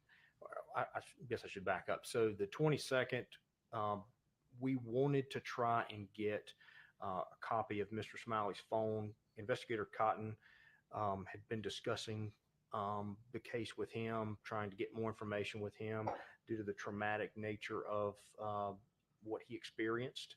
A lot of times in my profession, we see what we would like to call traumatic mind. People experience trauma and essentially resolve it, handle it in different ways. The point being, days after that, things begin to come clear because your mind enters a fight, flight, or freeze type of mode. And so as he began to kind of come out of that, Investigator Cotton had talked with him, talked about getting a forensic extraction of his cell phone in order to figure out whether or not there were any messages, because he had received 2 messages that day from Miss Smiley's phone that didn't seem like her. And so we wanted to obtain copies of those text messages. So on the 22nd, we found out that Mr. Smiley had obtained the camera that was within the garage. We had overlooked it during the initial processing of the scene. He had collected it for us, and I had gone by to our investigator Cotton, collected the SD card from him and provided it to me. So during the initial look at that particular memory card, found that all the videos for the 19th were missing. The file folder was in place along with all the other file folders, which aroused some alarm. And so had deputies Lewis and Hunter, they were helping us canvass the area after Mr. Smiley stated that the camera from the kitchen had been missing. So we recanvassed the neighborhood, canvassed Magnolia Point subdivision, essentially trying to locate this camera that was gone. And during that point in time, I had a memory card reader, a little box you plug in your computer, and you can read the little memory sticks or the SD cards. Plugged it in, found what I found, and found the videos missing. Went back to the residence with deputies Lewis and Hunter for the purposes of having their body camera to essentially provide some accountability and some transparency to the situation. Had a conversation with Mr. Smiley about the missing videos, and learned that basically he was used to a Microsoft product and was using an Apple product in which to look at the SD card. So when he looked in order to try and preserve the videos on the SD card from the Apple product, he cut and pasted inadvertently instead of copy and paste. And so he allowed me access to his computer. I found the video files that were missing at that point in time, retrieved those, looked into the recycle bin, the trash folder, what have you, on the Apple product, and confirmed that there were no videos in that particular area, which would illustrate to us that he may have been attempting to destroy evidence. We had a conversation with him about the need, if he obtained or if he found or if he recovered any other evidence in the house, not to touch it, not to do anything with it, to call us. We were here to help him in any way we could, and we did not want the inference to be made that he was tampering with evidence, and essentially create a problem with the prosecution of Miss Gregg's case. And so he was very understanding of that particular point. And after we left that particular time, he was later provided that cell phone back that we obtained the extraction of, as well as that SD card after we made a copy of it along with the videos. That was my involvement on the 22nd. We would later go back and do the more detailed interview with Miss Wafer at her parents' house in the Castlewood subdivision. I want to ask you about the conversation with Heath Smiley about the tampering with this physical evidence. Did you ever tell him that you were going to charge him with a crime? No, ma'am. The inference that I wanted him to understand is that he was a victim of a crime. He was essentially, he had just lost his wife, a stepdaughter that he had essentially spent a good deal of time with over the past several years, had essentially been fighting for in an embattled custody chancery court issue, and he essentially looked at her like a daughter. And to have this happen to him, we were very understanding in the situation that he was in, but at the same time, we don't want to create problems where there aren't any. We would much rather the victims of the complaints in these situations just leave the evidence alone, call us, hey, look, I found X, Y, and Z. Can you come pick it up, collect it? Not a problem. We'll take care of it. That essentially puts the onus on us, not Mr. Smiley. It doesn't put it on anybody else. If the evidence is mishandled or if something happens to it, that's my fault. That's my problem. It's not on him. It can't be construed or misconstrued that he is tampering with evidence, that he's doing anything in order to hinder the prosecution of this particular case. Investigator Brunel, I want to just pick on you a little bit. Okay. You're not perfect, right? No, ma'am. The only infallible person died on a cross for us. So you would agree with me too that absolutely no investigation is perfect, I right? would agree with that. Yes, ma'am. And in fact, I think, ladies and gentlemen, have heard that while there were multiple deputies and investigators over at Mr. Smiley's residence, you did not know that there was a camera in the garage. Correct. Completely overlooked it. Yes, ma'am. Those sort of things can happen from time to time. I agree. Yes, ma'am. Does any issues with your investigation, maybe that you missed the camera at first, does anything change with regards to who the shooter was in this case? No, ma'am. Does it change the crimes that were committed in this case? No, ma'am. And based on your investigation, who in fact was the person who pulled the trigger and shot Ashley Smiley and killed her, shot her 3 times? Carly Madison Gregg. And who was the person that either shot Heath or at Heath 3 times? Carly Madison Gregg. Court's indulgence.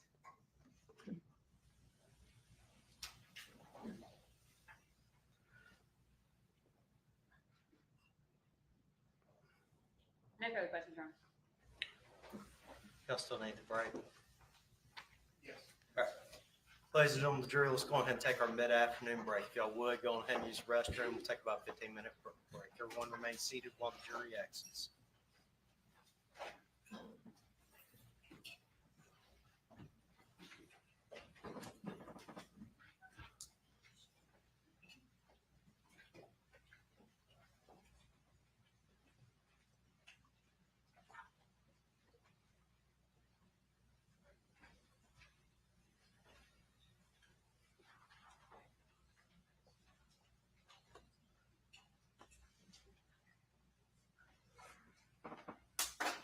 All right, the record will reflect we're outside the presence of the jury. We're going to take a recess. You're not to speak to anybody about your testimony, okay? Yes, sir. As a matter of fact, if you need to use the restroom, bailiff will show you back there to the back, go to the restroom, come back and sit down. Okay? Yes, sir.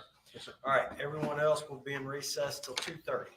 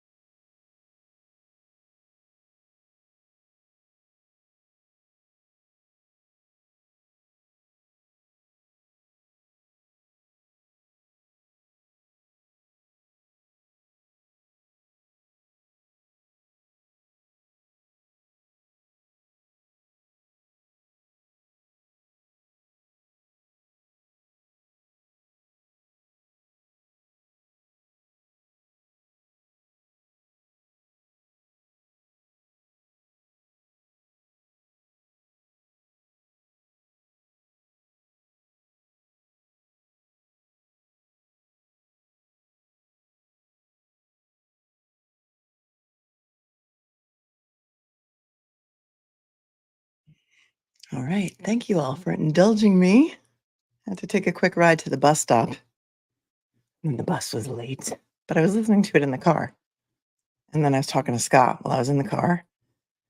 And Scott said we need to rewind some testimony. Did I hear that there's some missing video? Is there some missing video?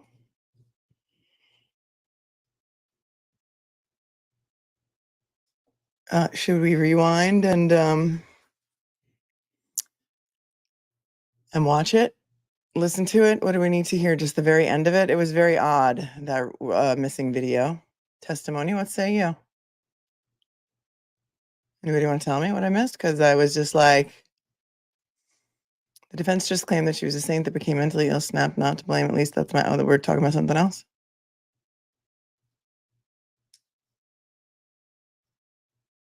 We're not in Mississippi anymore. The missing video. There's missing video. Oh, you learned the dance? You learned the oh yes dance during the break, Mary? Oh my God, will you send me your video? Oh yes, oh yes, oh yes, oh yes. We both reached for the gun, for the gun. All right, I'm gonna take this back a little bit because I want to hear about this missing video. And it sounded like they were trying to say that you didn't consider him to be a suspect. Yeah. All right. Thank you for your indulgence, my friends. You know, sometimes when you're a single parent, you got to do it all. You got to do it all. There's nobody left to drive your kids around because they decided to go to college. Twins. All right. 5 minutes. Yes. Okay. Thank you, Scott. All right. So Mr. Smiley is saying something about the camera in the kitchen. It's like the game of Clue. There's a camera in the kitchen. She did it with the Swiss Army knife Leatherman in the kitchen. It was giving me, I was listening to it in the car, and where I was driving was kind of like not great reception. And I'm like, this is giving me major kind of vibes. And then the dad erased it by mistake, right? PC versus Mac kind of thing. All right. We found all the videos for the 19th were missing. Okay, was that from the... All right. Now, those of you who were calling me crazy earlier for getting a weird vibe from the dad, it was nothing personal, it was just a weird vibe I was getting from the stepdad. Let's listen. We're going back. Had gone by to our investigator Cotton, collected the SD card from him and provided it to me. So during the initial look at that particular memory card, found that all the videos for the 19th were missing. The file folder was in place along with all the other file folders, which aroused some alarm. And so some suspicion. Had deputies Lewis and Hunter, they were helping us canvass the area after Mr. Smiley stated that the camera from the kitchen had been missing. So we recanvassed the neighborhood, canvassed Magnolia Point subdivision, essentially trying to locate this camera that was gone. And during that point in time, I had a memory card reader, a little box you plug in your computer, and you can read the little memory sticks or the SD cards. Plugged it in, found what I found, and found the videos missing. Went back to the residence with deputies Lewis and Hunter for the purposes of having their body camera to essentially provide some accountability and some transparency to the situation. Had a conversation with Mr. Smiley about the missing videos, and learned that basically he was used to a Microsoft product and was using an Apple product in which to look at the SD card. So when he looked in order to try and preserve the videos on the SD card from the Apple. But notice how he said preserve, like he didn't really kind of believe him. Did the stepdad take I don't know, is it a SIM card to preserve the videos or to delete the videos? And was this can somebody just, so I don't have to rewind again, refresh my recollection, was this the camera that was in the garage or the camera that was in the refrigerator that was supposed to be in the kitchen? SD card.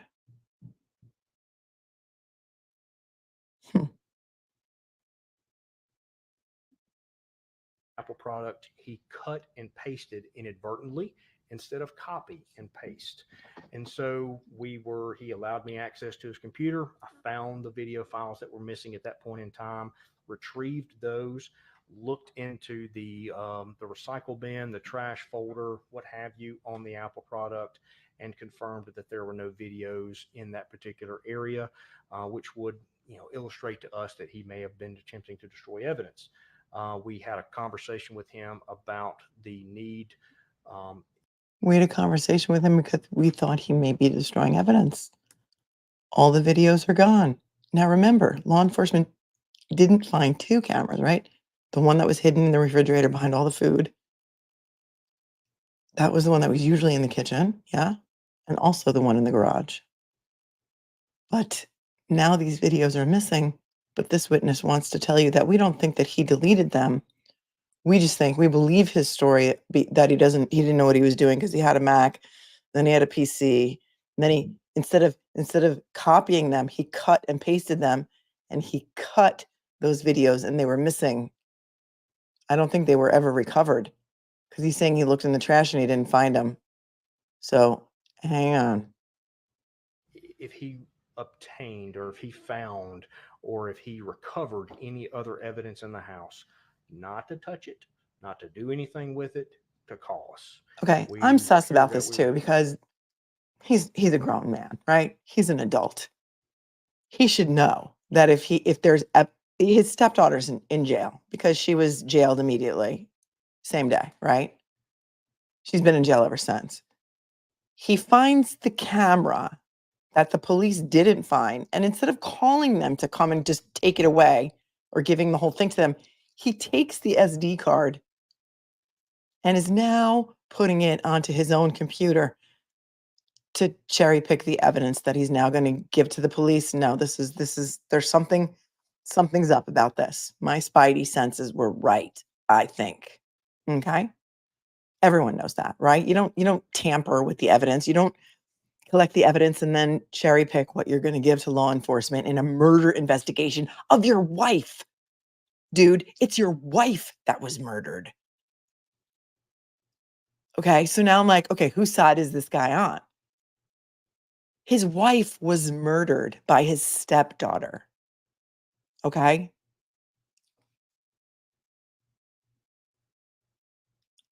I'm sorry, but this is a little bit. And then I hear that the prosecutor is going to try and rehabilitate this witness. And this is curious to me. Lindsay says, the way I understood it, the stepdad dragged and dropped the video files, and that in turn took them from the file on the SD card and emptied it. This is the garage video card. What else would it have shown? See, that's what's curious to me because remember we saw him getting out of his car in the driveway. And then there's some videos missing, right? And then we hear Carly yelling. We don't hear any gunshot, or we hear him yelling or somebody. And he's like, he said something to her like, what's wrong? And then we see a video of Carly and her friend jumping over the fence into the driveway and then running past the cars in the driveway. Yeah, it's his wife who's murdered. And Kirsten says, yeah, I agree. If he was so concerned about the details of this horrendous crime, he would be more forthright. Is that why he wasn't looking at anybody during his entire testimony? Huh. Okay. Now he's going to talk about the riot act that he read to him, Heath, about evidence tampering. Let's listen.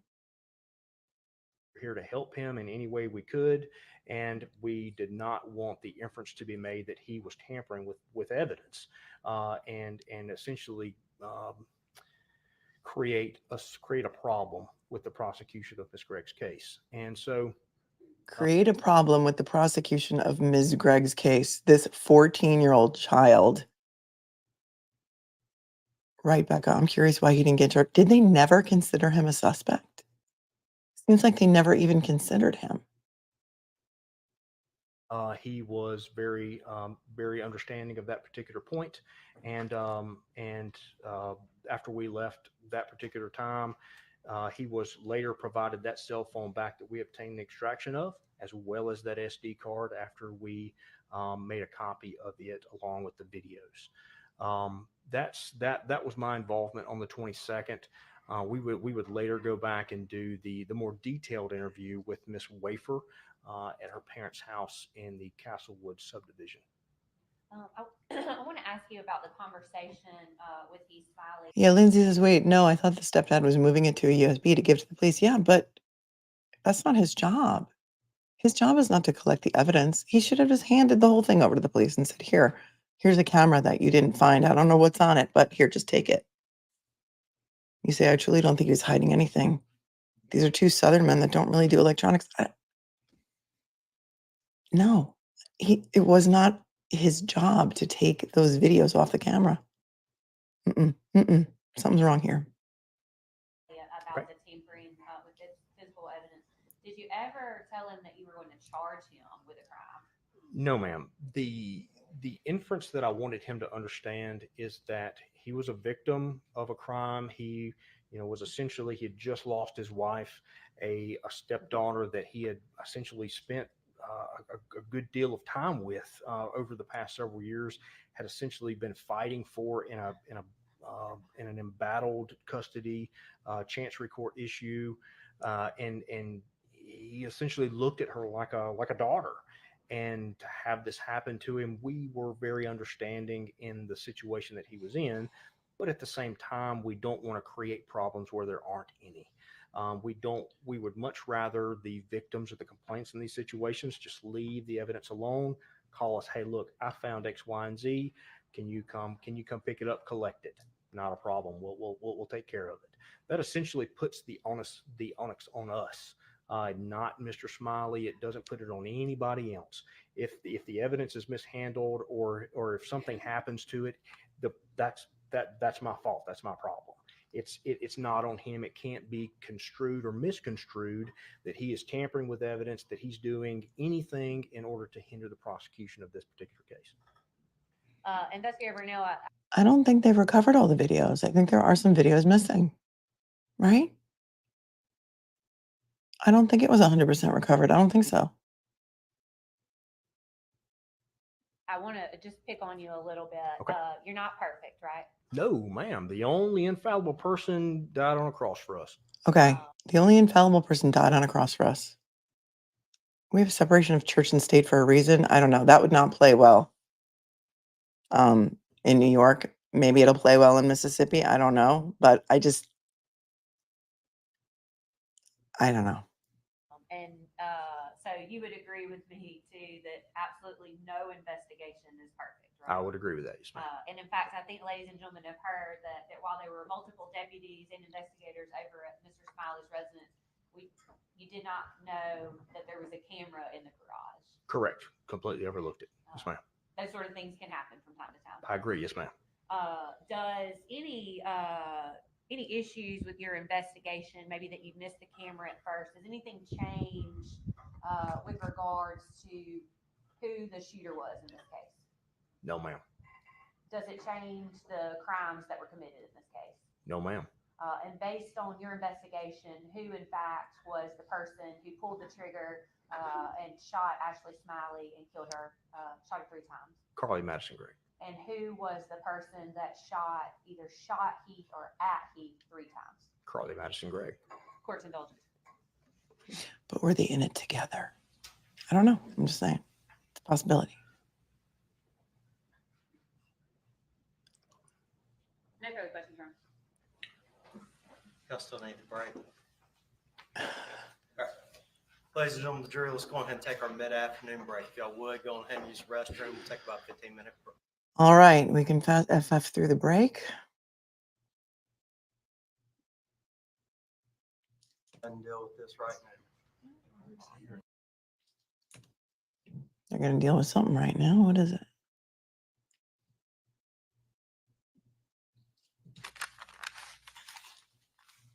All right. We ready now? Yes. You're on the screen. Okay, it's not going on right now, correct?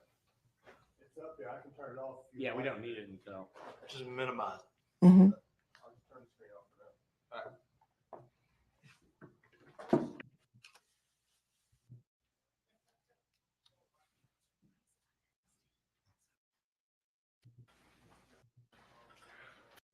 Everybody smash the like button, please. Now, Officer Burnell, what was your, I guess, your role on March 19th when you showed up at the scene? Your role, you're an investigator, correct? Correct. And I know you went and you explained to the jury what an investigator does. You're one of the managers. You're one of the guys in charge of the scene, and you're telling the other individuals what they need to be doing. Would that be a correct assessment? That's a fair assessment. Yes, sir. Yes, sir. And if I remember, at the scene, and you've shaved, because in the video Yes, you're in a beard, I am. Yes, sir. and Yes, sir. you're also in a white shirt. Correct. Correct. Okay. And when you arrived at the scene, I think one of the first things that you did was, and you talked about the gloves. You told everybody they need to be gloved up. Yes, sir. Okay, because as you're taking command of the situation and making sure that the scene isn't contaminated, things of that nature. Right. Correct? Right. The next thing I noticed you went in, and that was, you said something to the officers about clearing the house. Do you remember that? I don't know, sir. Okay. I don't recall that particular portion. I do remember them. I remember that in the body cam footage, remember? Because one of the officers was like, he said, make sure the house, or somebody said, make sure you've cleared the house. And one of the officers was like, oh, it's fine. The father saw her run out the back door. And the other officer was like, no, you got to clear the house. You got to look at all the closets and under the beds and everything. I do remember that from yesterday, from the body cam footage. Going through and clearing the house, or I may have asked Deputy Lewis if they had cleared the house. I remember there's something close to that. Yes, sir. Because in the video that we've already seen, okay, and that was the officer, I think it's Lewis, who had showed up first.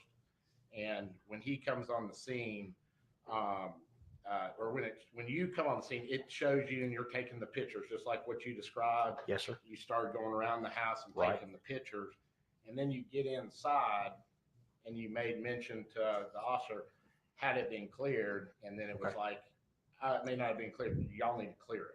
Okay. You remember that? I don't recall that now. I do.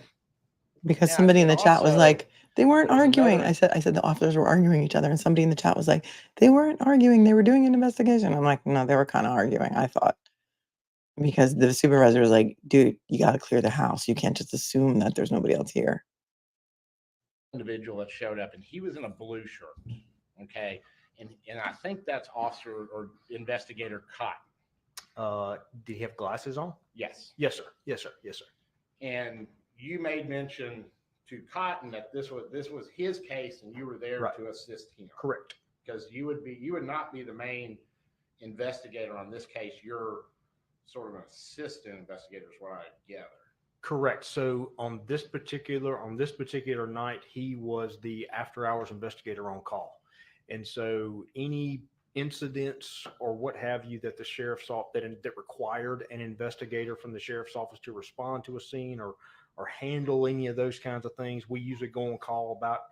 It depends on people's vacations and time off and stuff like that, but relatively about every 9 to 11 days, we will rotate on and off that particular call schedule. This happened to be his particular night on call, so the duty as the primary investigator was his.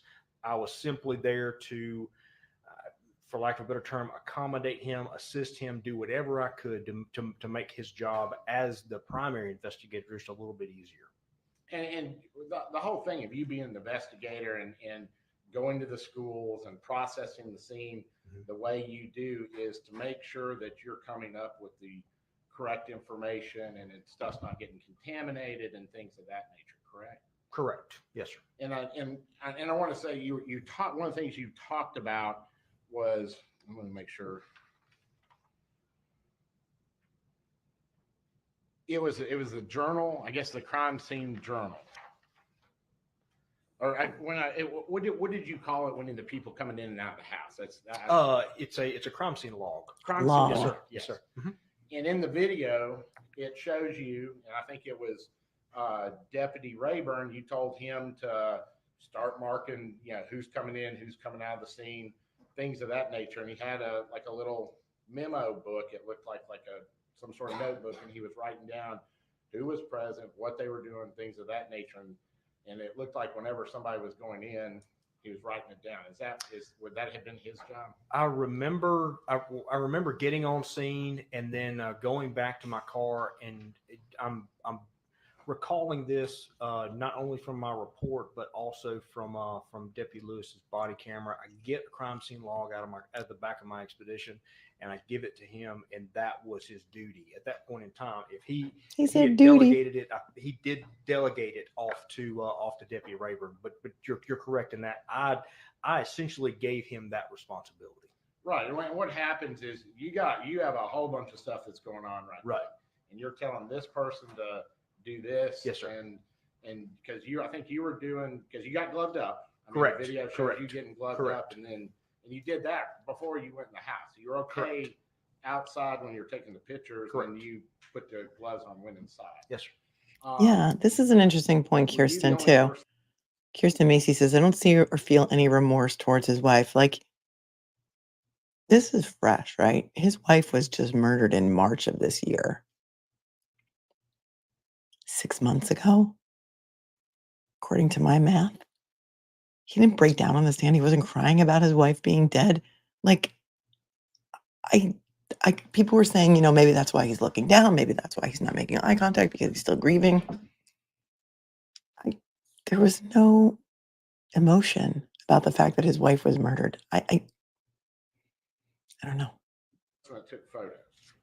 I believe so. Yes, sir. I think if I recall correctly, Investigator Cotton brought his camera inside the residence, never used it, if I recall correctly. If there may have been times where we wanted to capture a particular piece of evidence using different angles of lighting, oblique lighting, so to speak. And so I may have handed the camera off to him, or Captain Fred Lovett eventually arrived on scene. I may have given it to him in order for a piece of evidence to be held under direct lighting, oblique lighting, or some other kind of a facet of lighting in order to capture it properly, so to speak. But yes, sir, my camera was the only one used as far as I'm aware.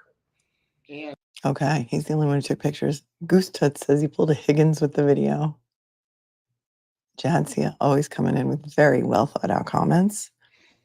I'm now wondering about the minor flesh wound, him allegedly grabbing the gun to account for gunshot residue, and the seemingly hysterical screaming which could have been put on.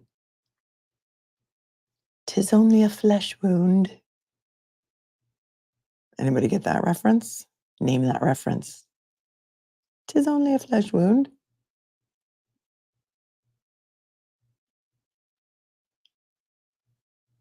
And what have you reviewed? Okay, I know you're not the main investigator on this case, Yes, sir. but and it's Cotton who is the main investigator. But when you were assisted him, did you review all the evidence also?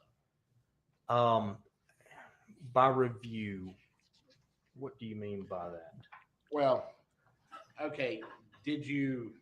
I know you met with some of the witnesses. You interviewed some of the witnesses. Correct. Yes, sir.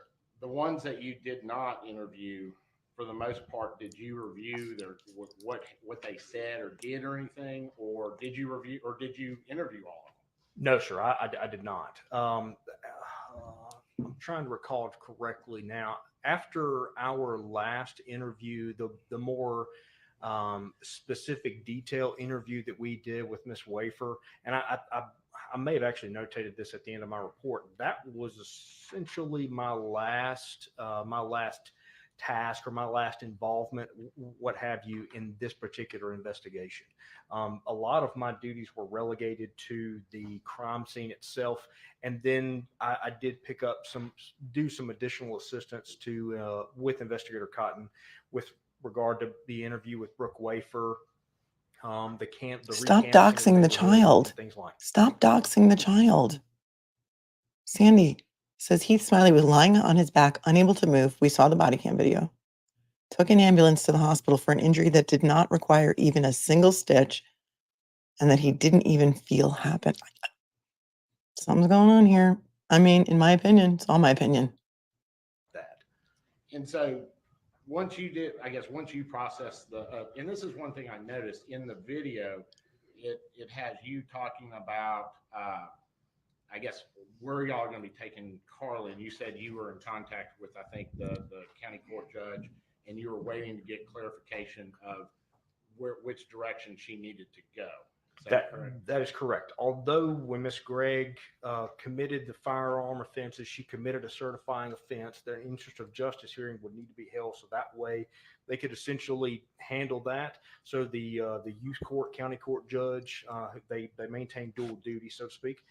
So they were contacted in order to gain some guidance as to what direction we needed to go. Put her in the ADC, the Adult Detention Center, or put her in the JDC, which is the Juvenile Detention Center there in Pelahatchie.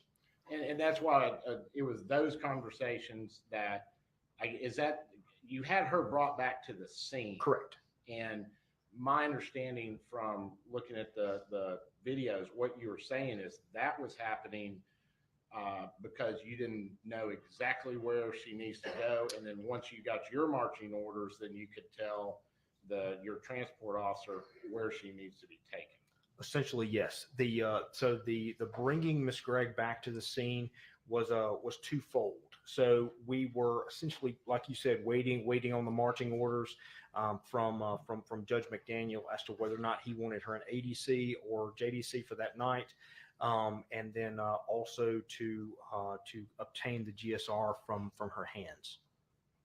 And in that video, it shows, I guess, them doing the gunshot residue GSR test. It actually shows it on the video. Have you viewed that video? I have viewed. I probably have, sir. I'll be honest with you. There are probably no less than 10 body camera videos associated with this case. Yes. So I've watched a fair amount. So I was there for the collection for the end portion of the GSR kit because I actually read Miss Gregg her verbal Miranda while she was at the vehicle. That's kind of how I know that Investigator Davis collected the GSR. Gotcha. And where did you review? I guess is it Tony Shack? Yes, sir. Yes, sir. He's one of our deputies. Yes, sir. Yes, and he's the person that found, I guess, Carly. Is that correct? That is correct. Yes, sir. And then he brought her back to the scene. That is correct. Yes, sir. Okay. And so there was a time, I guess, where because they're all wearing the body cams, and you've seen this. If you've looked at his body cam, you see him turn his body cam off. Do you remember that? I know that once our deputies, for instance, if our deputies are involved in a police activity, and an investigative activity or what have you, involved in some kind of law enforcement capacity or something like that, they will have them activated in order to properly, document, record how the scene is, any particular interactions they have with the public, any interactions they have with suspects and things along those lines. Of course, when they activate them, I believe the lag time is like 45 seconds or a minute where you don't have any audio, but at the end of the day, like you still have the video, which is representative of kind of what's going on for that 1 minute. Now, once they get to, if they're going back to, for instance, if they're concluding that law enforcement activity and going back to shoot the breeze with some guys on their shift, or going to talk about the last traffic stop they made or something like that, that they're no longer involved in that investigative activity, that law enforcement activity, that police activity, so they may deactivate them. And then if they're called back in, hey, look, can you come over here and hold this up, or can you perform this particular task, they may reactivate them, come back up, and then perform some task or something like that I need to have done. So there may be some on off depending on kind of what activities they're related in, what they're doing, and things like that. Yeah, doesn't the Rankin County Sheriff Department have a policy that says that these body cams, as long as you're on a crime scene, are not to be turned off, correct? I don't have the policy in front of me, so I can tell you that I can tell you that policy and procedure, we use that as a foundation on which to build our particular activities and what we do as law enforcement officers. Similarly to like the Bible, for instance. So like, I don't know my Bible word for word, letter for letter, but I use the moral principles and the things within it as a foundation on which to build my life. Am I perfect? No, but I use them as a foundation because essentially, like, you won't have every scenario and every type of circumstance in a policy and procedure manual. If you did, it'd be a mile tall. This guy loves to ramble on, Rose. Kayla says, I'm a new subscriber and I can respect your opinion. Honestly, if something was fishy with the stepdad, I'm sure the cops would know about it. If y'all are thinking it, then they probably did too. Welcome, Kayla. Welcome. Here's the thing. We come from watching the Karen Reed cop trial out of Norfolk, Massachusetts, Dedham, Mass, Norfolk County. And so I don't know if you watched that trial with us, but there was a lot of really crazy shenanigans that went on during the course of that investigation. Things that we thought were obvious that the investigators should have looked into, but they didn't. I'm not saying that these officers did anything intentionally wrong or are covering up anything. I'm saying, in my mind, if I'm a juror and I'm listening to this, I have a lot of questions. So that's where we're coming from, a lot of us. Thank you. Maybe that explains it a little bit. Well, I mean, and it looks like y'all have, there's a policy and procedure manual that y'all come out for the years 2023 to 2024. Okay.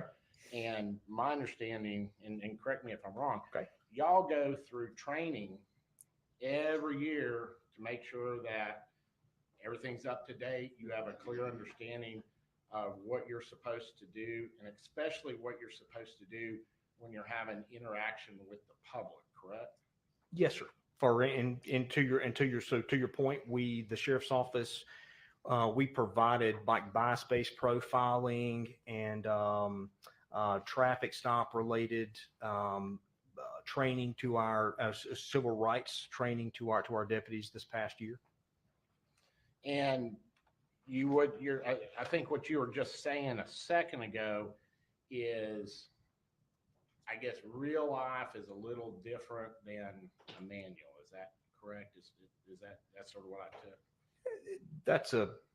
That's a loose way of putting it, but I'll follow you. Yes, sir. Okay. But my understanding, and tell me if this is your understanding. Okay.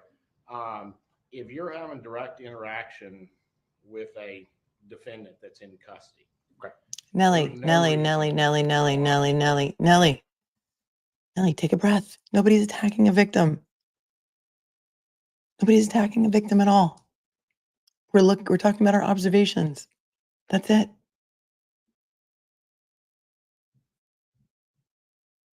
A body cam should be turned off, correct? I would follow you down. Yes, sir. I would agree with that. Now, you reviewed Stack's body cam, correct? I don't know if I've reviewed his specifically. The one that I do remember reviewing is Deputy Lewis's. Mm-hmm.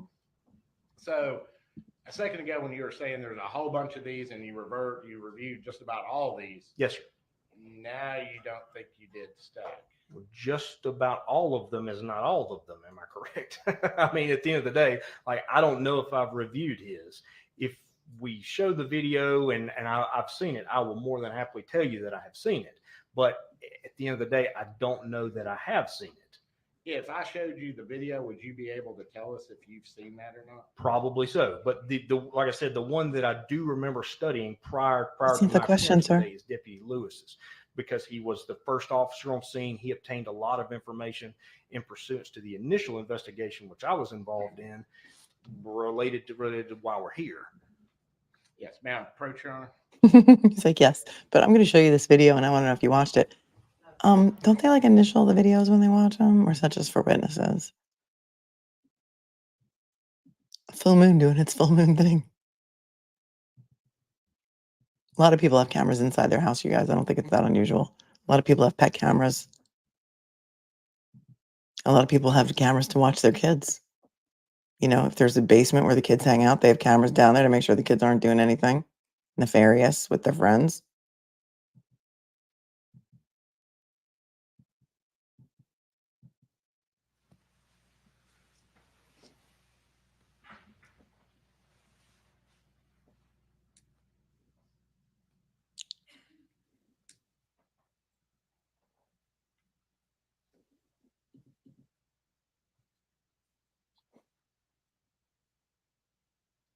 Whoa, Nelly. Oh, Nelly's upset. Sorry, Nelly, that you're upset. Okay. Tyler, I know you talked to Heath Smiley. I guess you're the one who actually went to his house to retrieve I guess the videos in this case. Is that correct? No, sir. It was Cotton? Correct. Okay, because my understanding is, and maybe there may be different times when people went to the house, so you'll have to maybe clarify that a little bit with me. Yeah. Yes, sir. You were testifying that you went to the house. Yes, sir. And at some point, you brought, it sounded like 2 other officers with Correct. you so that they would have the body cam. Correct. And you went in and at that time you were saying the reason why you do that is so that anytime you're interacting with public, you want to protect yourself, but also the public. Correct. And my understanding is that you were the person who, I guess, retrieved this, I want to say SIM card or whatever kind I follow you. I believe it's like an SD card. SD card. Right. Yes, sir. Yes, sir. Okay. And my understanding was, okay, is what happened, the SD card was retrieved by Cotton, taken to the sheriff's department. Y'all looked at it there and found that it didn't have anything on it, and then you went back. Is that what you did? That is exactly correct. Yes, Okay. sir. Yes, sir. Yes, So sir. the second visit, dealing with this SD card, Correct. Correct. is when Correct. you went to the house. That is correct. That is Okay. correct. And so and at this point, my understanding is Mr. Smiley has been cooperative with you the entire time. Yes, sir. Okay. And when you go back, were you just looking for the SD card, or were you looking for other things at that time? And when I went back and talked to Mr. Smiley, essentially what I was trying to figure out was where all the videos from the 19th were, like what had happened to them. The folder, the system had created a folder for videos for the 19th, but the folder was empty. It contained nothing. And so that seemed to lead me to believe that there had been videos that had been moved, or that deleted. videos had been deleted, or something along those lines. That is the purpose in going back and talking to Mr. Smiley.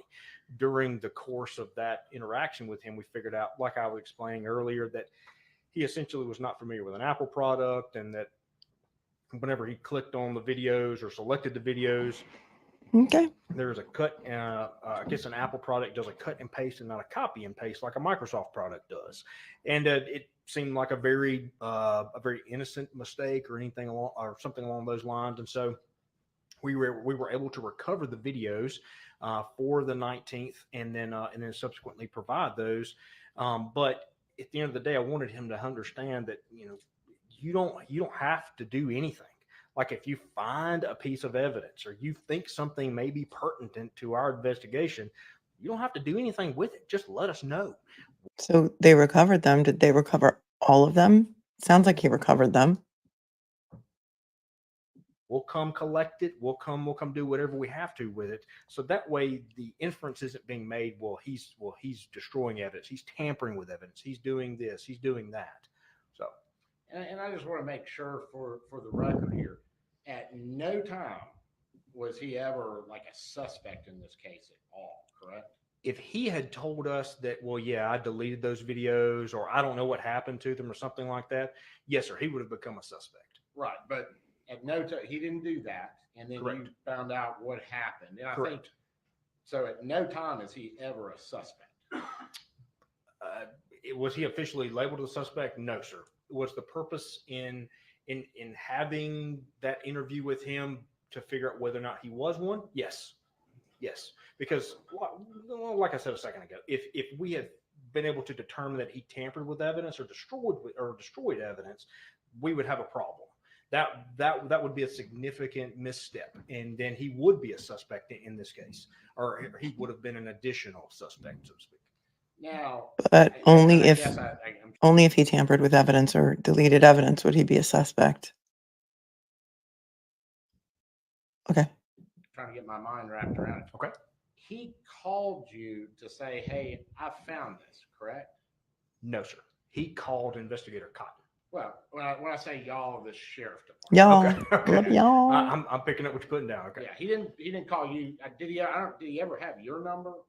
Probably didn't. He probably had Cotton.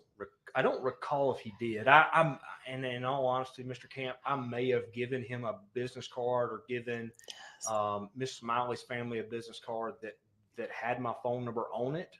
If they needed anything from us or anything along those lines, I may have given them a business card that had that number on it. I don't recall if he ever used it. Oh, yes. And so he didn't call you. He called Cotton to say, "I have found I have this SD card that has some videos on it that y'all need to have." Is that Correct. basically what occurs? Yes, sir. Then Cotton goes and gets it. Yes, sir. Then Cotton brings it back to, because he didn't look at it, I guess, at Mr. Smiley's place, correct? That's correct. We needed the card reader for that. Okay, so then he comes back to Sheriff Department and you open it and there's nothing for the 19th. Correct. Okay. And so then y'all are like, we got to check and see why there's nothing for the 19th. Correct. Because there's stuff for other days. Correct. But the day that is important that you've been told there's videos on the 19th, there's no videos. That's correct. Okay. And you do realize, I know you're saying that you were polite and you didn't insinuate anything. I think the testimony is he went and got an attorney because he was so scared. Yes, he did. Do you still think it was just a real good conversation, or it was there was nothing bad about your interaction? I'll be honest with you, Mr. Camp. I don't know what his interpretation was of our interaction that day. I don't know what the I didn't interview him or talk with him after that particular date. I don't presume to understand like why he would obtain the services of an attorney. If he felt that he was in some legal jeopardy or maybe criminally culpable for the mishandling of that camera, he was never officially charged or anything along those lines. And you didn't do anything to lead him to believe that he's going to get in trouble for calling y'all about that drive. What did he call it? The little card, SD card. Can you ask me your question again? There was nothing that he would be able to infer that you told him where he would be fearful that y'all were trying to prosecute him for calling y'all to give you evidence. I don't believe there would be anything he can infer, but like I said a second ago, I don't presume to know what Mr. Smiley was thinking or what his motivations were in obtaining the services of that attorney. It's my understanding that even after he obtained the services of an attorney, I believe he was still cooperative. And then did you, I guess, and you sat in for the, Why the quizzical look there? Why the quizzical look? Fun fact, I'm a big wordsmith. Was he officially labeled a suspect? No. So they suspected him of something, but couldn't officially label him as such. very important wording there. Thank you for pointing that out.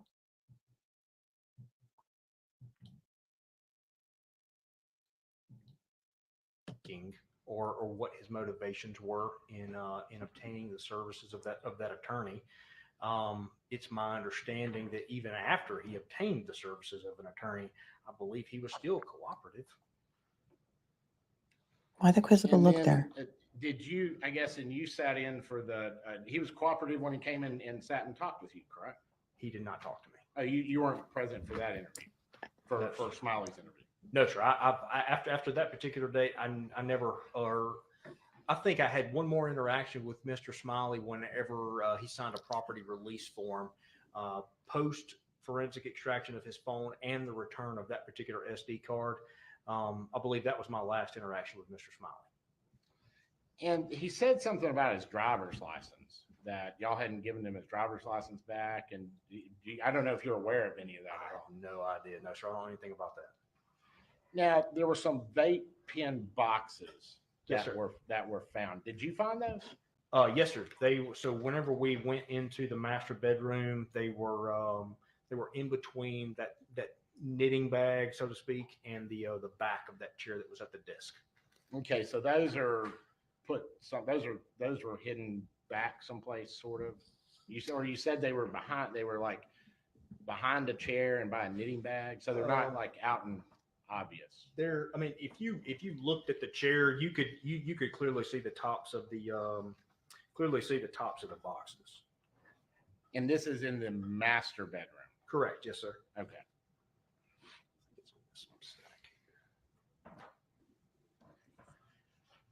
Yeah. So when you're looking at the knitting bag here, you can see that these are purple, maroon, orange, and like a fuchsia color. So essentially, they're right here. So in between the knitting bag and the back of that chair. And that Show us the room picture. is the master bedroom. Correct. Okay. Yes, sir. Yes, sir.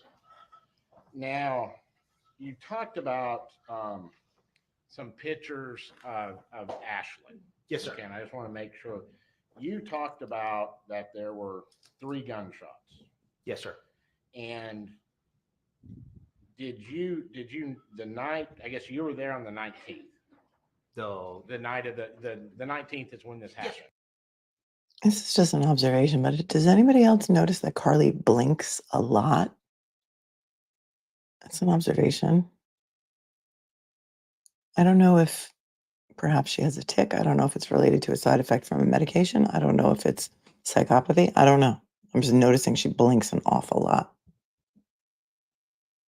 Yes, sir. Yes, sir. Yes, sir. You're there. Yes, sir. And that's when it sounded like you were saying that you had determined that there were 3 gunshots at that time. Is that correct? No, sir. Not 3 gunshots at that particular time. On that particular evening, we could only corroborate 2. Through the course of the investigation, there were 3. Okay. So somebody else gives you that information that there are 3. You didn't go and examine the body yourself and say there were 3 gunshots. It was, I guess, were you able to tell there were multiple that night, and then you found out subsequently there was another one? Is that sort of how it happened? You asked me 2 different questions. Can you ask me again, and I'll answer them both. Well, it sounded like that the way your testimony came across to me, and it may not have been, you may not have intended this, but it sounded like that you sort of examined the body the night of the 19th, and made a determination that there were 3 gunshots. Now, my understanding is you knew that there were 2 of them that night. Correct. And that they found a 3rd one later. Would that be correct? Yes and no. So we knew there were 3 gunshots involved. After the recovery of the second camera from the kitchen, there were multiple videos. What had happened? Sometimes it does that. It just kind of skips forward. Come on, man. Oh, there's video. All right.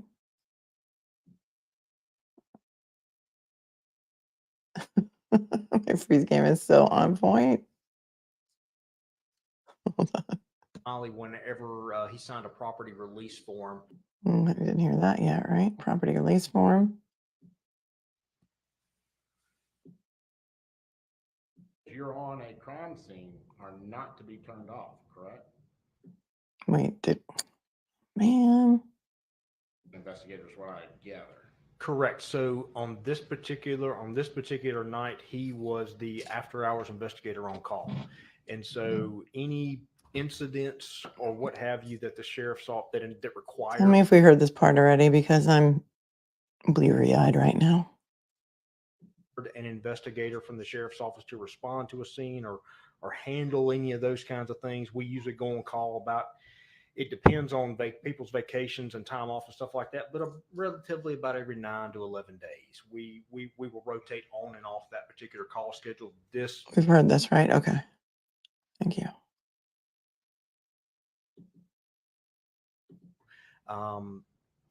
For instance, if they're concluding that law enforcement activity and going back to shoot the breeze with some guys on their shift, or Do we hear this part yet? going to talk about the last traffic stop they made or something like that, that they're no longer involved in that investigative activity, that law enforcement activity, that police activity, so they may deactivate them.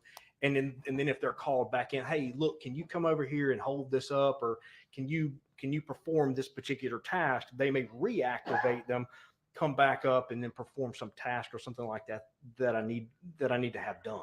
So there may be some on off. We already heard this. Okay. Kind of what activities they're related in, what they're. Okay, maybe this is when they go to the bench. Okay. Their officers with Correct. you, so that they would have the body cam. Correct. And you went in and at that time you were saying the reason why you do that is so that anytime you're interacting with public, you want to protect Did we hear yourself, this? but also Too far back. Okay. for other things at that time. Down into this room, you hear a total of 3 gunshots, or you hear Do we hear one this? gunshot, who we suspect is Ashley Smiley screaming, and then you hear another gunshot. Okay, we didn't hear this part yet, right?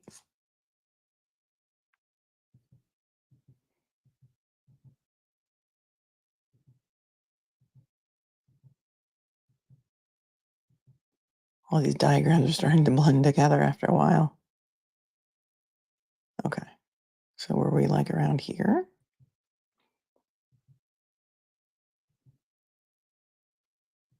Okay, thanks, guys. So collaborative.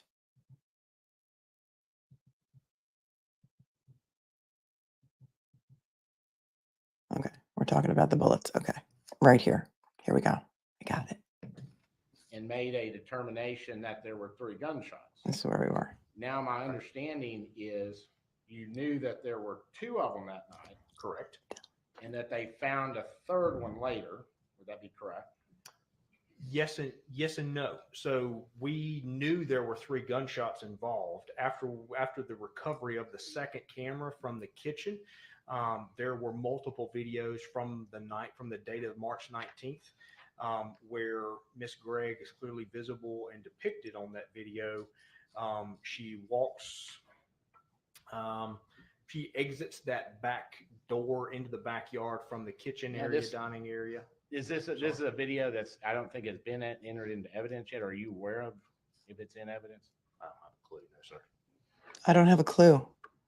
So anyway, so she exits into the backyard and then comes back in a little while later, walks in the direction of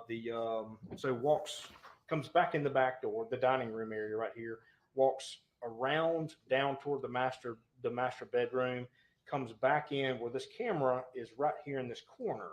And so it faces back this way. So it captures anybody walking past this living room wall. And so when she walks back past this way, her hands are behind her back. She's kind of peering around this I guess peninsula of a wall right here. Let's see the peering video. around it, trying to see if there's anybody in there. And then she walks down this way, goes into her room. Well, prior to that, in the video, you can see Ashley Smiley down in this area of the house. Of course, her entrance into that room is out of frame. So you can see Carly walked down this way. Her hands are hidden behind her back.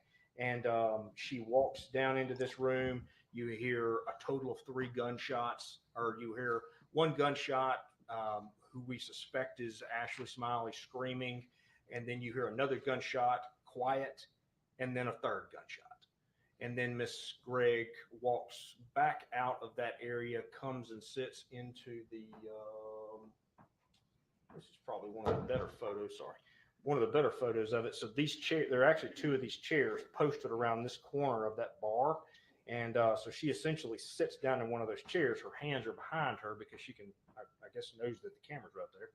But sets something hard and metallic, which would be similar to that, to this revolver, on the metallic. Now, part Officer of this Burnell, chair right here. can you Yes, sir. see the revolver? You cannot. And I guess that's what I said. What would be similar to the sound if you set the revolver down on a hard metallic surface like this? It clangs, and then she it looks like she picks up a phone. And I'm sorry. And in fact, you never see her with a revolver at any time, correct? That is correct. You never see her with the revolver. Her hands are always behind her back, as if she's trying to conceal something behind her back. But she, like I said, she sits down. You hear this metallic clang. She picks up the white phone that we determined was hers. This white one. Trying not to jump in, but yeah, I want to know about the rooms, because you said the camera faces back away from, I guess, the wing of the house where all this took place. Okay. And there's 3 rooms, correct? Right. So there's a workout room. There's a guest, or I say a guest bathroom. It's a bathroom that was essentially controlled and occupied by Carly Gregg. Her toothbrush, hairbrush, things like that were all found in there. There's a linen closet, and then of course there's her room. So the camera focuses right here, and then of course catches her whenever she's using her mom's cell phone to text Mr. Heath Smiley, which we later found out through that forensic extraction I was telling you about a second ago, that sent a text message to him, which kind of was the odd text message, like, "Hey, honey, what time are you coming home?" Something like that. And those are not pet names that they used, which kind of put him on suspicion that maybe something was awry. But nevertheless, like she, it didn't really put him on suspicion so much because he testified about that today. The pet names. I don't live in Mississippi. Some of you do. Some of you actually live in this county, in Rankin County. Is it like the good old boys club down there? Can't 2 things be true? Can't Carly Gregg have intended to and wanted to murder her mother? And can't the stepfather maybe have had something to do with it, or be a reason that she did do it? Can't both things be true? And that we can also think that Carly should be responsible for her actions? I just want to get to the why of it. Trauma? Drugs? Abuse of some kind? I just refuse to believe that. Some people do believe that people are born evil. But to me, there has to have been a trigger for someone who's 14 years old. I don't know. Text messages or communicates on her mother's phone, and then picks up the item that clanged in the chair, and then she walks back into her bedroom again, or toward her bedroom again. And so when she walks towards the bedroom, you don't know, because the camera doesn't, I guess it doesn't face towards the bedroom. So you don't know where Ashley went to, because I think on the camera it shows Ashley going in and out a couple of times. You don't know where Ashley was as far as what bedrooms, or there's even a bathroom back there. And you don't know which rooms that Carly was in, correct? Based upon the on-scene investigation, I would deduce that Miss Smiley was in Carly's room at the time that the 3 shots were fired, based upon the defect in the wall and the fact that we're saying, I guess we're talking about the video. as far as from the video, we know where the incident took place eventually. Okay, I apologize. I thought you were asking me where Miss Smiley was in reference to the gunshots. I apologize. Yeah, but you don't know, you can't see her go into any specific room at any time, correct? The video does not show her. Hold going on. into I'm going to any stop. I'm specific- going to stop the stream for this because Rose says the stepfather was a victim. How could you accuse him? And you tagged me in it, so I'm assuming you wanted me to highlight it, so I will. The victim here is Ashley Smiley. She's dead.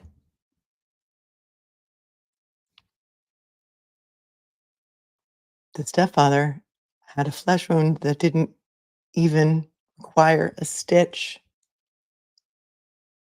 So, in my eyes, legally, he's not a victim. They're accusing her of attempted murder.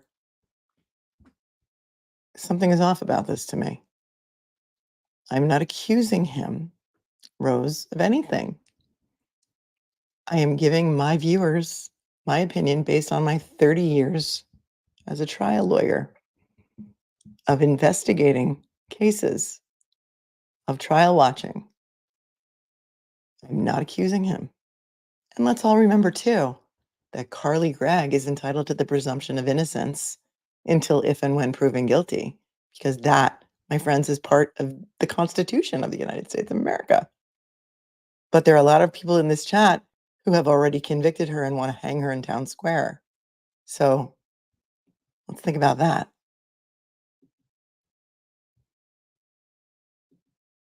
Specific room. However, the foundational evidence that we collected either through the photographing of the scene, the identifying of defects and things along those lines in the And it shows room. back eventually in the bedroom. Now, Correct. you Correct. talk about the other picture, which was I guess the boxes that we just talked about, the little vape boxes. Yes, sir. Yes, sir. Okay, Yes, sir. you do not see those in anybody's hands, correct? So at a point, at a portion of the video, you can see Miss Smiley. She is essentially back in what we believe is Carly's room. She walks toward her own bedroom in the same path that Carly took, like after she brings the dogs back in the house. And she has something small in her hands, which we believe are these. Well, that's not very 100 small. That's a big flat. There's 4 of them, right?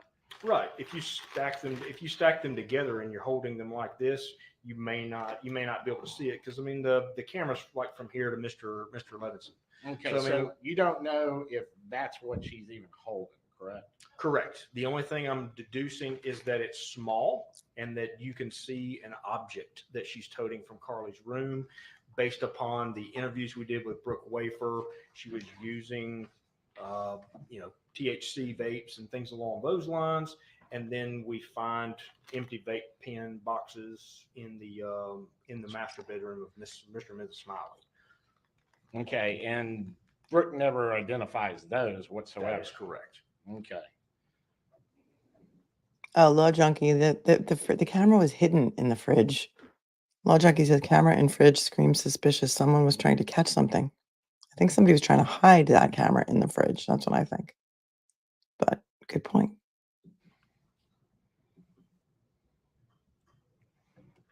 May I beg the court's indulgence for just a moment? Court's indulgence. We're going to see some videos soon, people said, and they said buckle up. So let's just FF a little bit.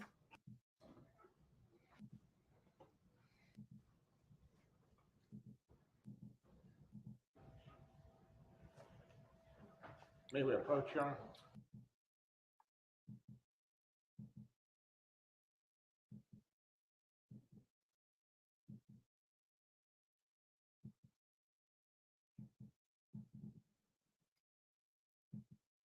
Long side, bah.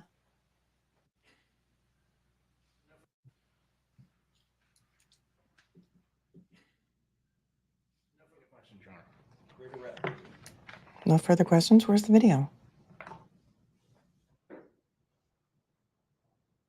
Investigator Brunel, you talked about a video. I'm gonna stand over here so that I can see. Yes, ma'am. You talked about a video from inside the Smiley house that you've seen from March the 19th, 2024. Yes, ma'am.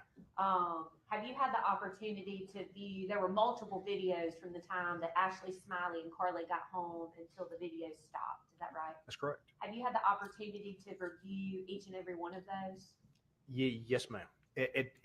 During the initial recovery, we watched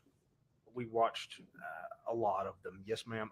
Because essentially they're not time stamped or anything. They're put into a folder, and so we had to go through the folders systematically to try and watch the videos and find the time stamps and figure out kind of what was going on in the actual scene itself, to figure out kind of where we needed to be and which videos were of evidentiary value.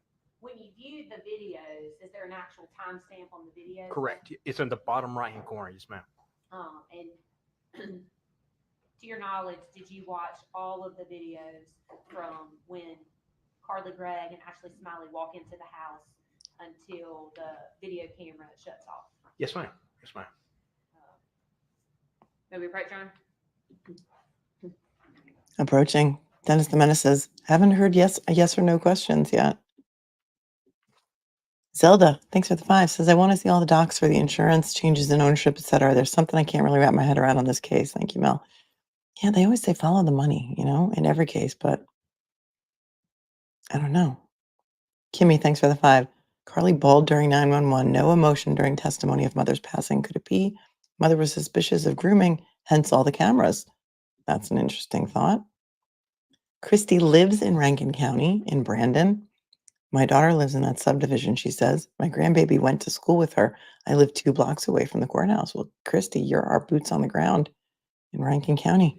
What has been purported to be Thank the you, Gail. video from the kitchen will be admitted all purposes by stipulation without objection as S46.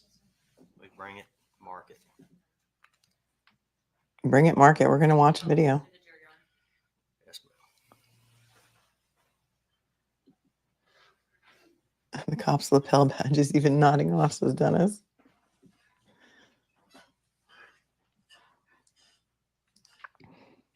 Laura wants to know if, I think you mean Heath could be on the spectrum on behavior. A lot of people have pointed that out, that he may be on the spectrum. I don't know, so I can't confirm or deny.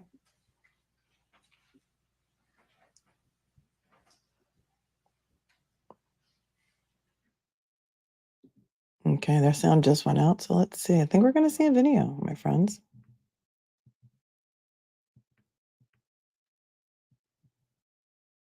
Okay, it's coming in. I'm going to full screen this for you. Don't worry, I'm not going anywhere.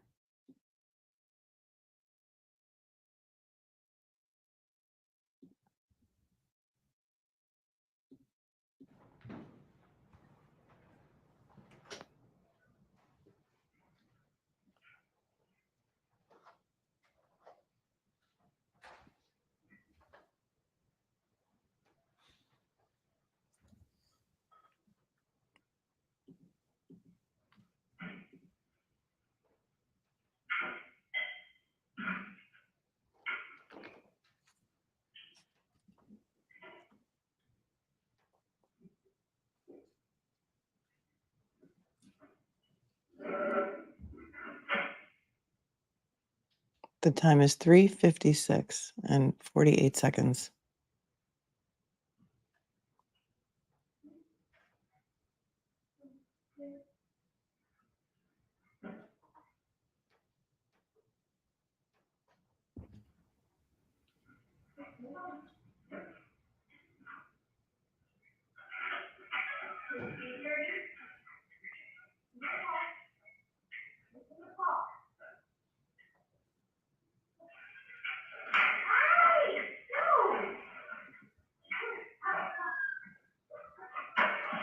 She's wearing a Nirvana t-shirt.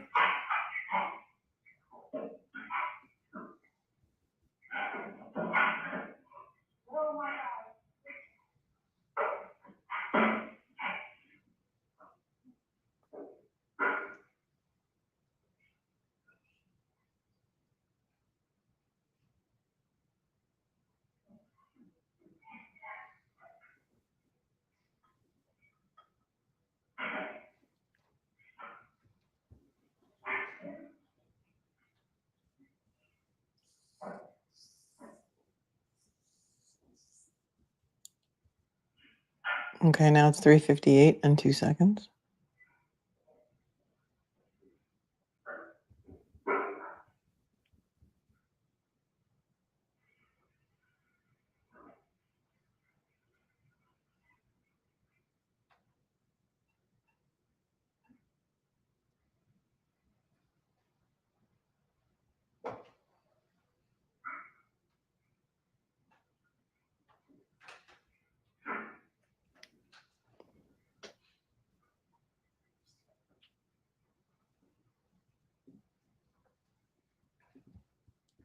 I see it, this yellow strap here.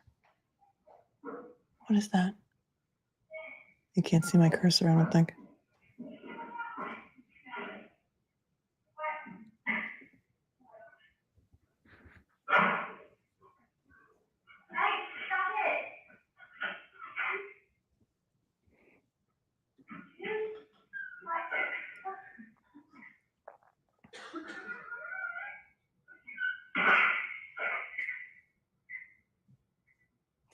Oh, Wally World, do you think that's a messy house?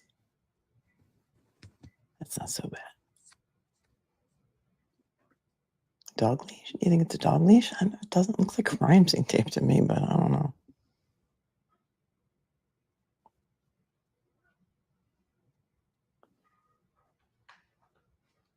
Time is 3:59 and 33 seconds. It's on the bottom right-hand corner of your screen.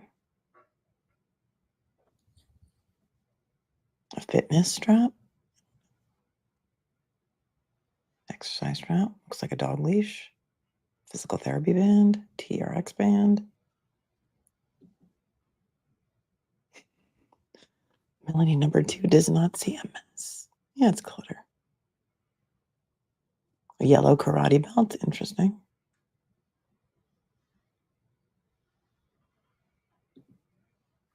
Now it is 4 o'clock and 8 seconds. Fly tape. Think it's fly tape? Karate belt?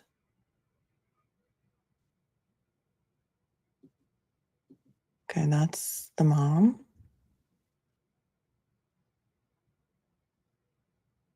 She's texting or something. I would love to know what the last message she sent was.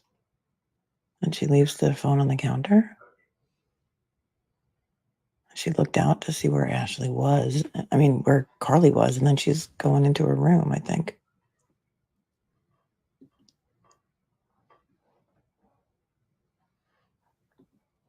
I know.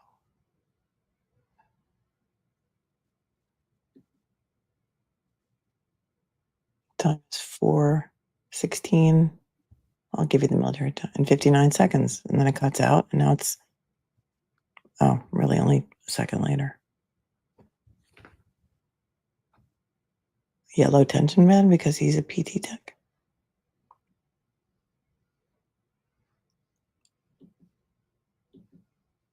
You guys did not see the inside of the Long Island serial killer's house, the alleged Long Island serial killer. That was like an episode of Hoarders. All right, it's 4:01 and 29 seconds. There's the mom.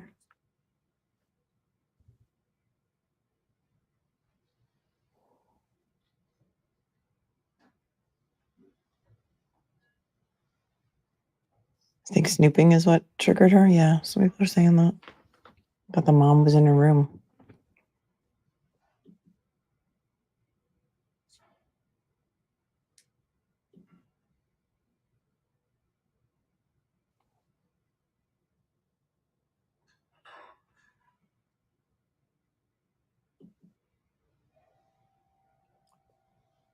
Okay, it is now 4:07 and 8 seconds.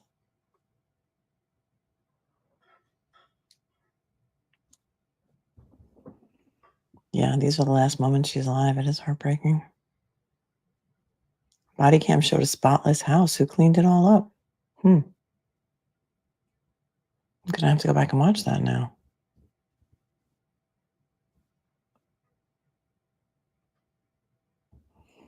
It's eerily quiet in that house, right? I always have some sort of like music or something going, I guess.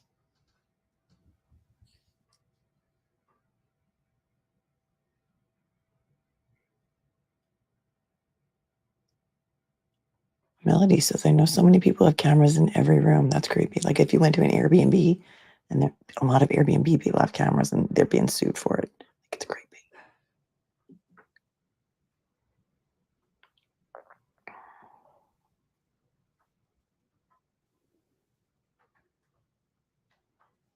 It is now 4:10 and 12 seconds. I need everyone to smash the like button or I'm going to turn off the air conditioning. Thanks.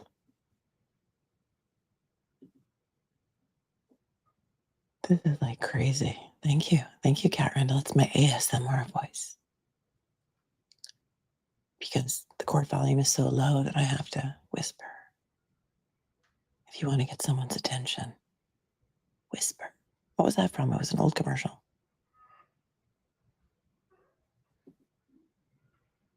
Steph says her mom is acting suspiciously. This is like a horror movie. Like I'm on the edge of my seat waiting for like the jump scare. 4:13:03.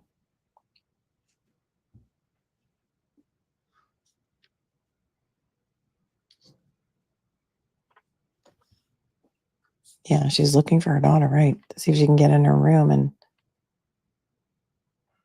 yeah.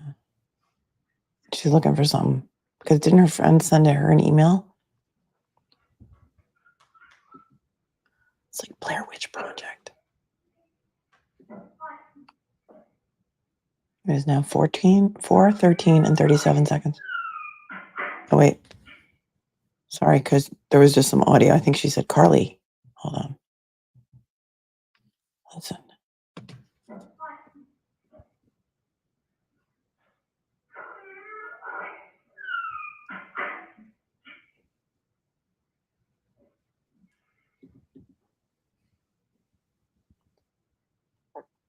Carly stops, sees something, starts walking to the right, which I think is where her room is.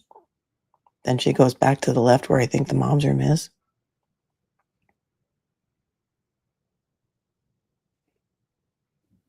Now it is 4:14 and 1 second.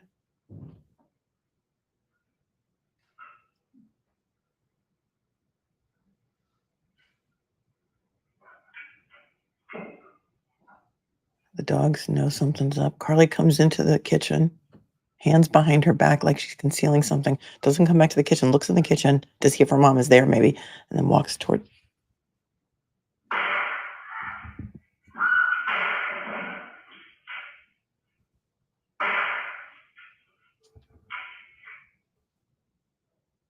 Three gunshots.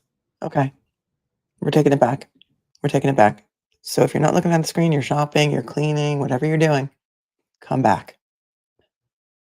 Look at her actions. Look, she's going to come from the left side of that doorway. The dogs know something's up. Animals are so intuitive. You're going to hear three gunshots, and the mother yells after the first gunshot. Okay. Ready? Here we go.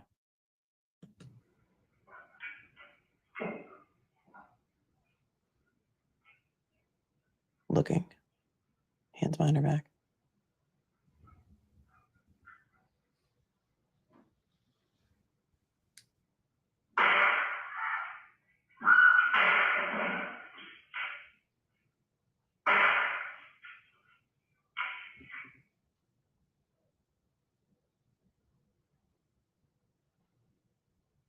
I mean, this gives a whole new meaning to trigger warning, doesn't it?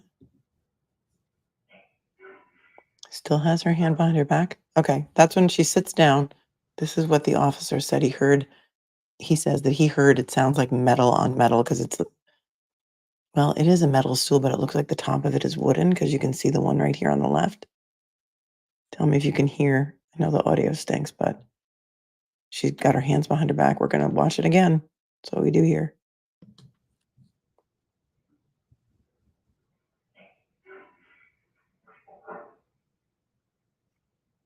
Picks up the mom's phone. I think that's the mom's phone, the white one, right?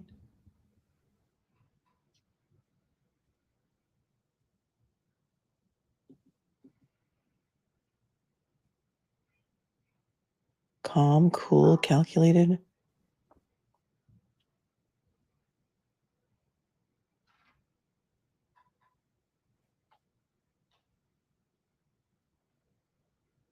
The white is the mom's one. Thanks, Rara.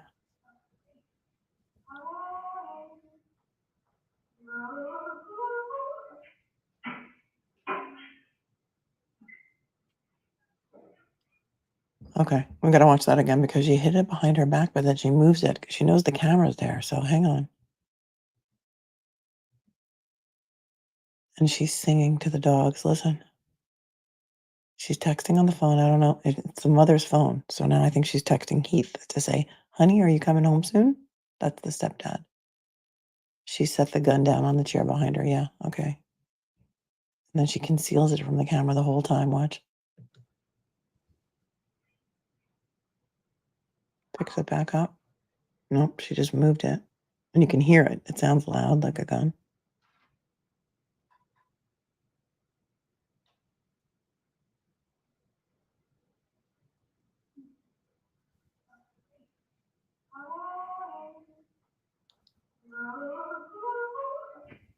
She's like singing.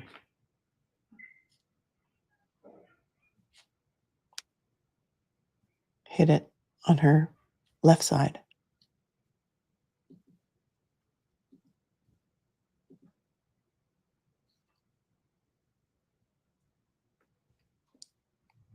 It sounds like her mother's still alive. I don't know. I thought I heard singing. Right. No freaking out. No panicking. No, what have I done? Just, wow, yeah. I think it was, well, somebody said, is that Carly singing or Ashley making noise? I don't know. It's now 4:16 and 1 second.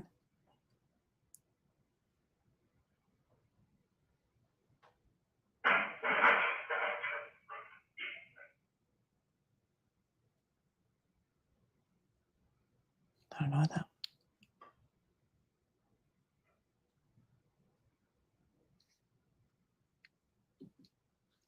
Christy's daughter heard the 3 gunshots at her house. Was she interviewed by police, Christy? Oh, that's crazy.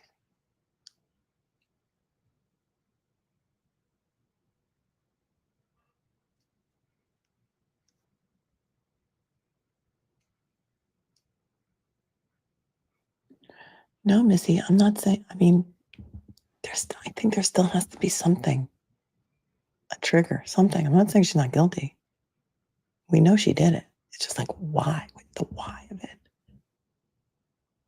Yeah, it didn't look like her singing. I didn't see her mouth moving, but all the reports have her singing to the dogs while she's waiting for the stepdad. So maybe she starts singing later.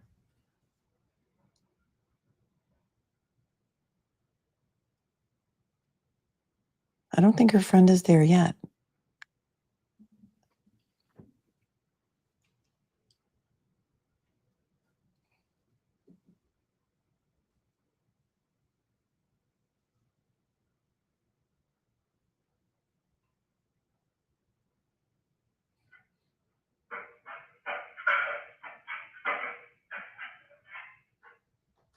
Is that a dog making noise?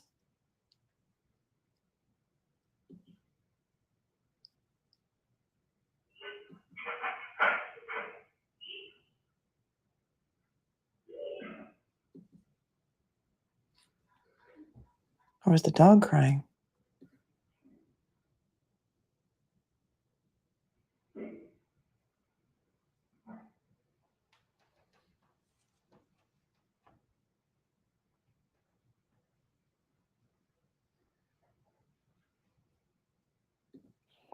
Right, Miss?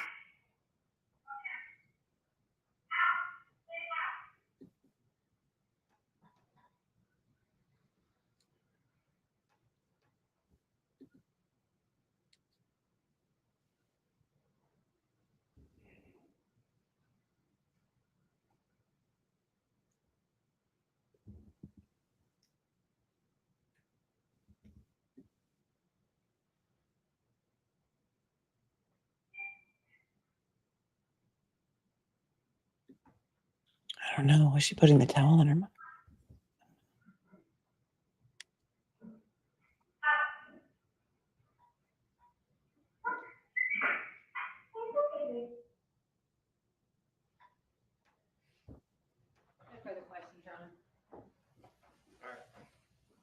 Return the exhibit to the court reporter, please. Well, that was chilling. Stand down, but you're still under subpoena. You don't need to discuss your testimony with anyone. Stand down. You're still under subpoena. While he's exiting the room, do any of the jurors need a restroom break before we have further witnesses? Any of the jurors want to go vomit in a bucket? All right, state may call its next witness.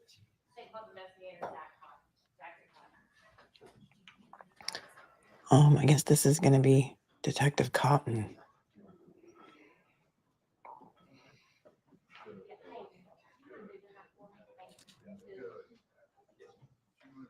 I apologize. Everyone remain seated while the jury exits.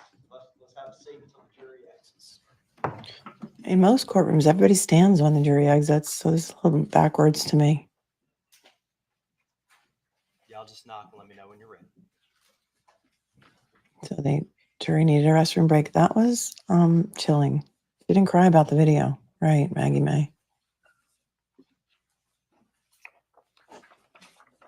Thank you, Smudge the cat. I think we need to I feel like I need to smudge this whole house with a sage candle.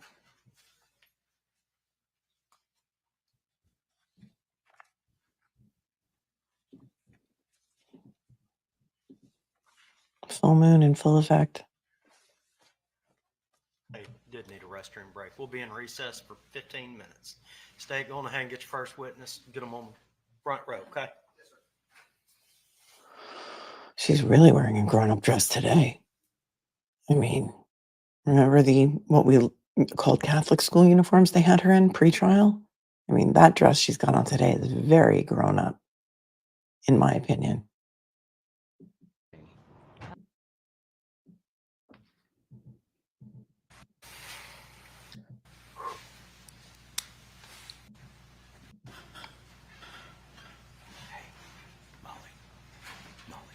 Hot mic. Molly. They're calling Molly. Has anyone seen Molly? I was once at a Grateful Dead concert. Well, there's this thing called Gathering of the Vibes that used to happen in Bridgeport, Connecticut. Anybody remember Gathering of the Vibes? And there was somebody hand wrote a sign and taped it to a tree and said, "Has anyone seen Molly?" If you know, you know. It's kind of funny.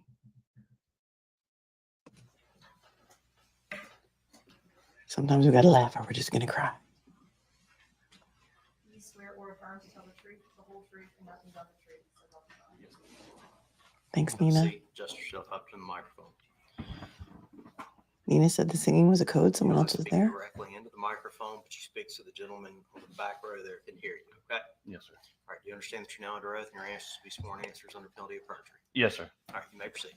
Mr. Cotton, if you would introduce yourself to the ladies and gentlemen. Zachary Cotton. I'm an investigator at the Rankin County Sheriff's Department. Investigator Cotton, how long have you been with the Rankin County Sheriff's Department? I started in April of 2015. And tell us kind of work your way through, because did you start in dispatch? The jail. The jail. Yes, ma'am. And I went to the academy in January of 2017. And so you graduated from Law Enforcement Academy in 17, and then were you with the Sheriff's Department as a road deputy at that point? I was a school resource officer at the beginning, and then in December of 2017, I transferred to patrol. On March the 19th of 2024, what role were you in with the Rankin County Sheriff's Department? I was working in investigations. Everybody welcome Lavender Rose to the chat. She just found the channel. She just found us and she subscribed and she's now one of us. One of us. One of us. Name that movie. Did you have the opportunity to be called out to 314 Ashton Way? 214, actually. 214. Yes, ma'am. And where is that? It's over there in Farmington Station, over there off of Farmington Boulevard, out in Brandon, Mississippi. And what was your reason for going out to that location? The Sheriff's Department received a call from a male that had stated that he had been shot by his stepdaughter and that his wife was found deceased inside the residence. And what was your role when you arrived on the scene at that location? When we initially got there, I, along with other parties on scene, made sure the residence was safe. Other investigators had made it on scene prior to my arrival and began taking pictures. When while I was on scene, it was noted that a friend of the suspect or the defendant had been located in the area. I went outside and interviewed him whenever he was outside the residence. And we heard from testimony Ms. Toronto, that's a great question, but they stipulated this video in, I believe. From him yesterday. What, if anything, did you do after you spoke to the male friend that came that day? His mother was there, explained to her that we would need his phone in order to make a forensic copy of the phone, due to him admitting that he had communicated with the defendant through his cellular device.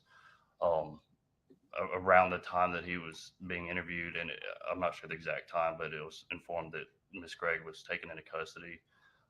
At that time, it was verified where to take her, whether or not the jail or to the youth detention center due to her age. It was decided to take her to the youth detention center out in Pelahatchie. While on the scene, did you have interaction with Miss Gregg? If I did, it was very brief. I don't recall. Did you have an opportunity at the sheriff's department to do any sort of testing on Miss Gregg? I did not. One of the other investigators, whenever she was arrested at the scene, was able to test her for gunshot residue and did initial photographs of her person. Did anybody take it? Okay.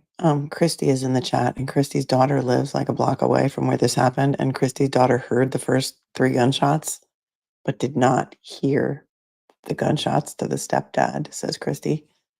And we didn't either in that video. Any buccal swabs of Miss Gregg? Yes, ma'am. Are you aware of when that happened? It was approximately a week later. I obtained a search warrant for buccal swabs.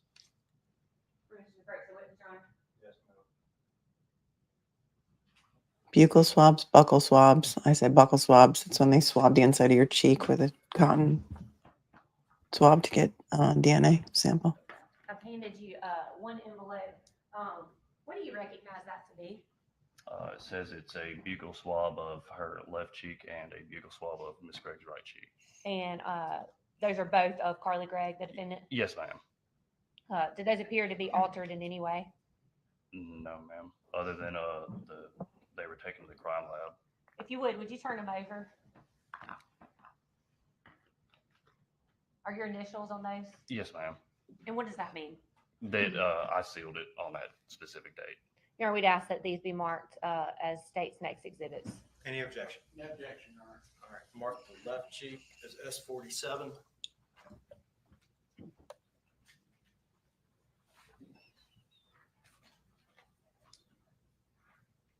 Thank you, Swifty. And mark the right cheek as S48.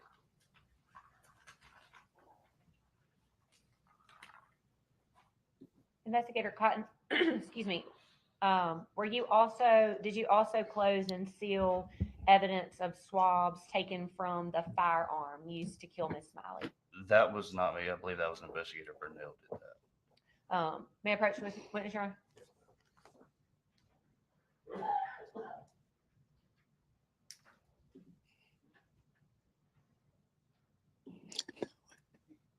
Patty's cat's name is Molly, and she just heard me call her name. Hi, Molly.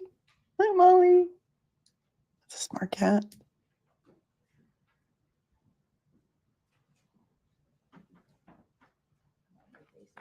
all right.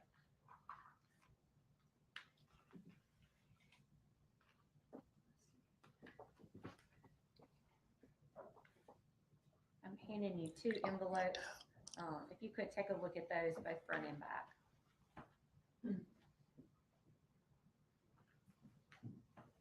Their video is a little glitchy. That's not you. What are those 2 envelopes? This one says it's a swab taken off of the trigger of the firearm, and this other one says it's a swab from the hammer of the revolver. And do those both bear your initials as well? Yes, Indicating that you do know what those are? yes, ma'am. And is that taken from the hammer and the trigger of the Hold on. That's freaking me out. weapon used in this crime? Yes, ma'am. Your Honor, we'd ask that those be marked as the state's next exhibit. Any objection? No objection, Your Honor. S49 will be the swab of the hammer. Yeah. Carly Gregg is the new Lizzie Borden. 50 will be the swab. YouTube might be like broken right now. Oh, there we go. Because of P. Diddy. We've heard from 2 other officers, a deputy and investigator, that were involved in this case, and so I certainly don't want to rehash what they've talked about. We've gotten, I think, through the point where in the investigation where the crime scene was cleaned up, or processed, I'm sorry, the victim was taken out of the home, both the living and the deceased victim. At some point, did you have the opportunity to observe an autopsy on Ashley Smiley? Yes, ma'am. It was approximately a week later. I believe it was on March 26th at the Mississippi Crime Lab. May I approach, Your Honor?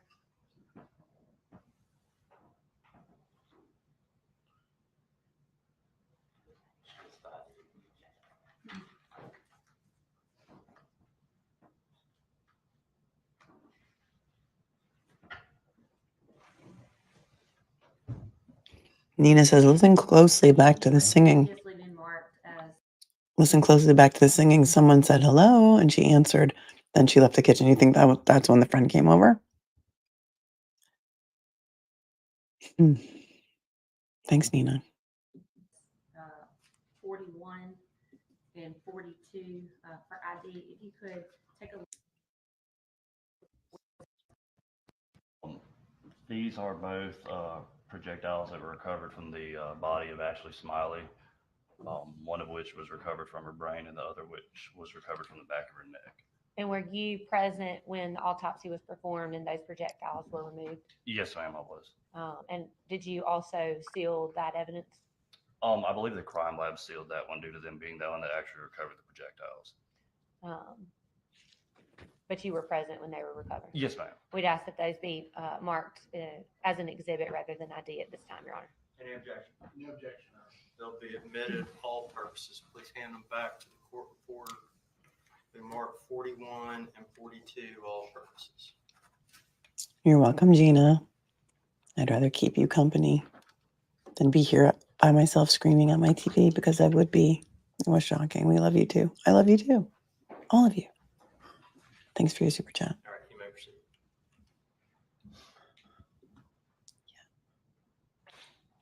Attendant witness, Your Honor. Cross.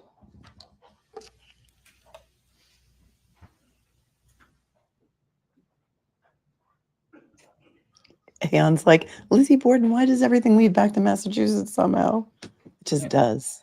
You know why? Investigator Cotton. You know why? It just does. Boom. I'll allow it. Who all did you witness, or who all did you, I guess, interview in this case? One of the parties that was interviewed was the friend that was over at the residence at the time Mr. Smiley was shot. And her initials would be the BW, correct? Yes, sir. Okay. And then as well as the friend that was outside the residence that was located, whose initials are BG. Okay. I also spoke with parents of some of the other juveniles that Miss Gregg had attempted to contact on the date that this incident occurred, as well as Mr. Smiley. Okay. And when you I guess, you were at this, you originally were the investigator who got the, I guess, a little SD drive, with that SD card, would that be correct? The one that he provided to us went with the initial garage footage. Yes. Is that one? Yes, sir. Okay. So, and Okay. Yuri's math teacher coming in hot, gifting 10 memberships to any of you who have received one. Thank Yuri's math teacher, because everything does go back to Massachusetts. You're the greatest and so very kind and generous to this channel. Always. Love you. It's all of my heart. you were at the scene that night, when this takes place on the 19th. Yes, sir. I went to the residence for a short period of time. And you helped with the investigator, and you're the lead investigator. Yes, sir. Investigator Burnell helped me with it. Okay. And so you gathered all the all the evidence and information that you could on the 19th. Investigator Burnell did. I wasn't there for the processing of the scene. I had left to go back to the office. Okay. And then what did you do when you got back to the office? We have a drying chamber up there that we can secure clothes and other evidence in there that may either be saturated in blood or just water in general. Miss Gregg's clothes, whenever she was booked in, were brought up there and placed in this drying chamber to dry out. Drying chamber. Now, you're the person, I guess, who's in charge of Wait, you mean you don't lay clothes out on butcher paper in your police department in Rankin County? No butcher paper there? I want to hear that again. Because I'm just fascinated by the different procedures based on different states and what they do with evidence, how they secure the clothing. and then what did you do when you got back to the office? We have a drying chamber up there that we can secure clothes and other evidence in there that may either be saturated in blood or just water in general. A drying chamber. Miss Gregg's clothes, whenever she was booked in, were brought up there and placed in this drying chamber to dry out. Now, you're the person, I guess, who's in charge of gathering all the evidence for this case. Would that be correct? I assisted with it. I had other investigators assist me with it as well. Okay, but you're the main guy on this case, so everything sort of comes to you. Would that be correct? Yes, sir. Eventually it would come back to me. Okay. And so you see all the videos, you know everything that's out there concerning this case, right? Thank you, Andrea, for the I coffee. believe so, yes. Okay. Now, I know at some point there's a video with I guess a deputy Stack. Oh, Shaq? Shack, I'm sorry, Shack. Are you aware of that one? Yes, sir. Okay.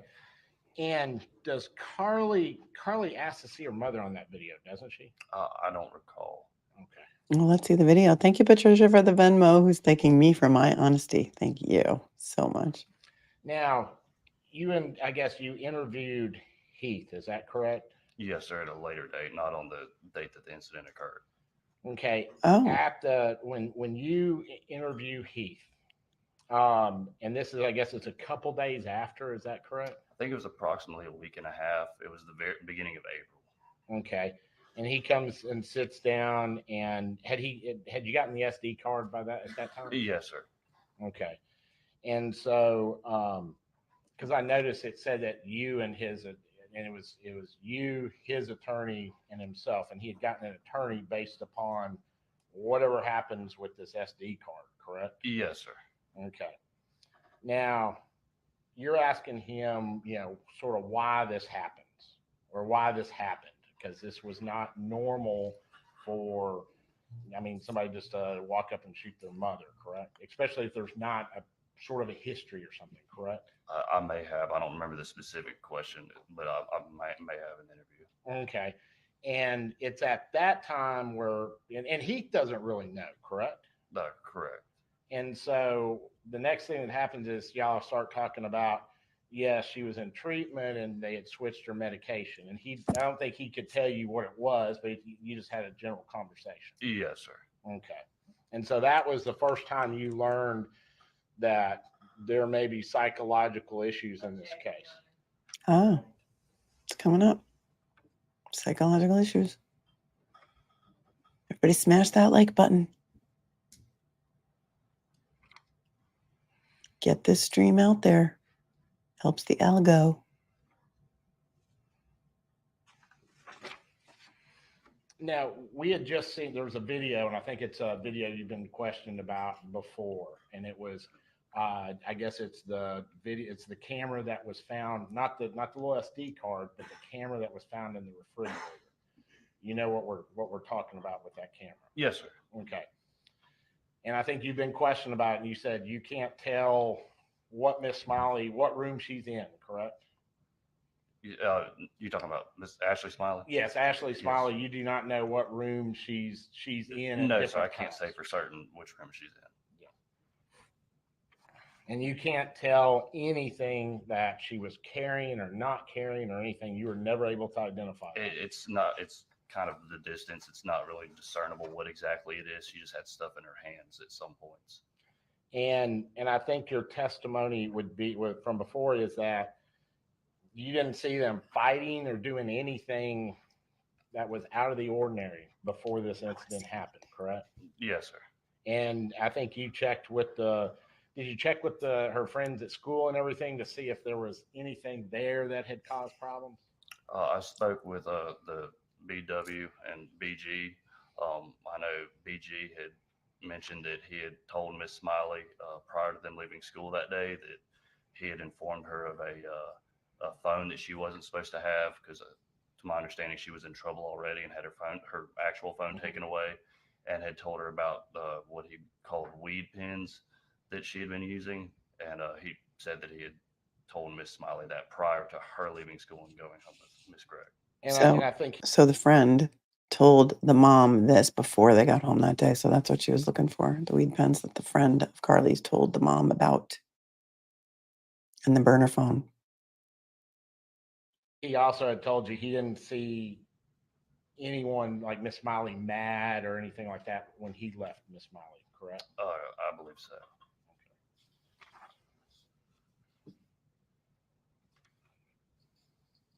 Now, I just a couple of questions. I was just wondering. Okay, BG he's a minor, correct? He's already testified. Yes. Okay, and you questioned him at the scene and also at the police station, or just at the scene? No, sir, just at the scene. Okay, and did you get his parents' permission to do that before you did it? No, sir, he wasn't a suspect at the time, and his mother, right when I began speaking with him, actually walked up. I believe he had already called her. Okay. At some point, had y'all told him, and he had communicated to his mother that y'all were just taking him home? Overruled as to what he told me. Yeah. Did you tell BG that y'all were just going to take him home? I do not recall. I don't remember saying that to him. I'm not sure if other deputies did. May I beg the court's indulgence for a moment, Your Honor? I love how they beg the court's indulgence.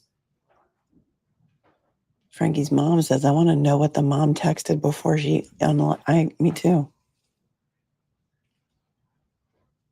We are all going to have nightmares. Nightmares for everyone tonight. Jane says the reason that the friend told the mom is because he was worried about I Carly. just want to be clear. I think you've already, it's sort of going back to that camera. You had said, I think you've already said that you couldn't tell if Ashley Smiley had been cleaning out a drawer like in the other room or something like that. Molly. You had no idea what she was doing, correct? The closed captions heard us. They said, Molly. I'm sorry that your cat is probably going crazy right now, but look. Molly was cleaning out a drawer. It wasn't Molly. It was Ashley Smiley. Cleaning out a drawer like in the other room or something like that. You had no idea what she was doing, correct? No, sir. She just appeared to be going over to that side of the residence where Miss Gregg's room was and then coming out with items in her hand. Okay. No further questions. Redirect examination. Yeah, the friend was concerned. Molly for 100.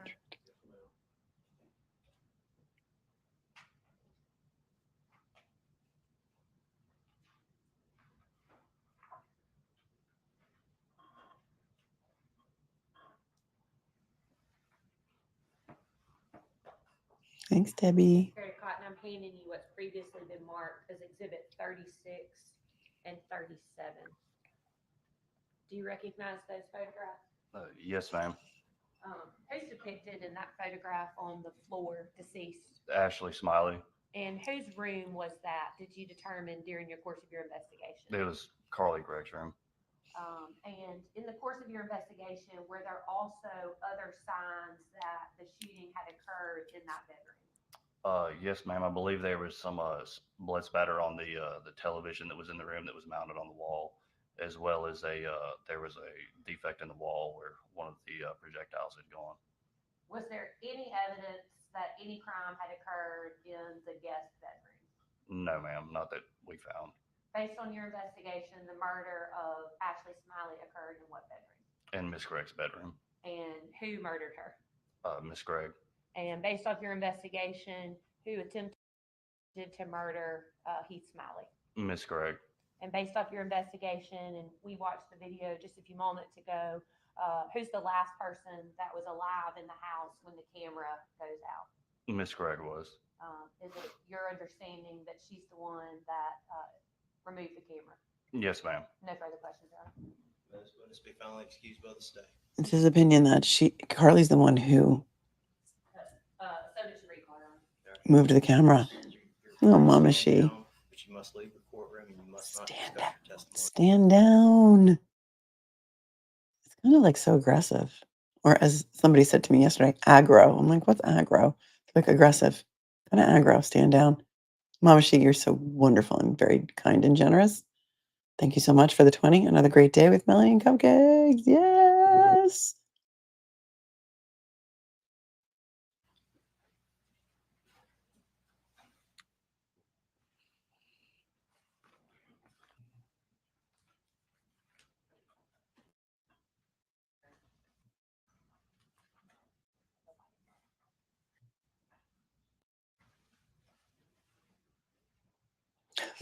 You can just tell by the way he walks. He doesn't want to be there. Do you swear or affirm to tell the truth, the whole truth, and nothing but the truth, so help you God? I do. Have a seat. Just yourself up to the microphone. You don't have to talk directly into the microphone, but I need you to speak loud enough that the gentleman up there on the back row, far back row, can hear you. Okay? Yes, sir. You understand you're now under oath and your answers are sworn answers subject to penalty of perjury? Yes, sir. All right, you may proceed. To the ladies and gentlemen. David Whitehead. And David, where are you currently employed? I'm employed at the Mississippi Forensics Laboratory in Pearl, Mississippi. And you're our first witness from the crime lab today, the forensics laboratory. So could you explain for the ladies and gentlemen what you guys do over there? We provide forensic examinations to 8 law enforcement agencies in the state of Mississippi.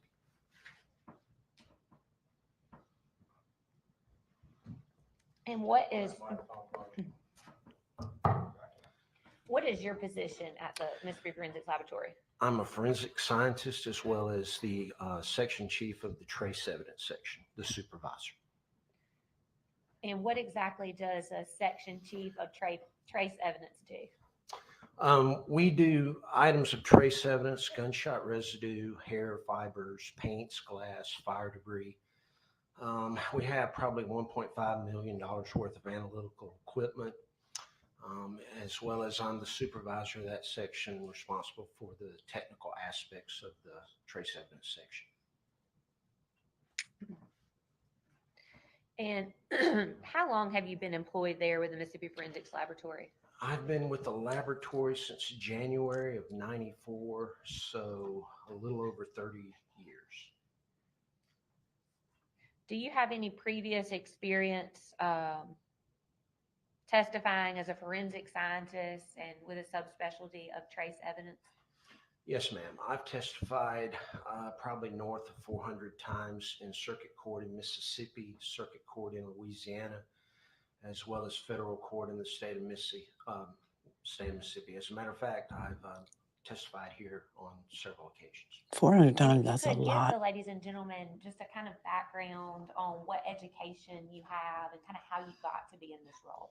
Yes, ma'am.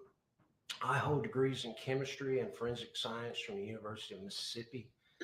I've attended numerous schools and seminars over the years. I've been to the FBI Academy in Quantico, several different classes. I've been to McCrone Research Institute in Chicago. I'm certified by the American Board of Criminalistics after passing the national certification test in 1998. So my certification is in comprehensive criminalistics.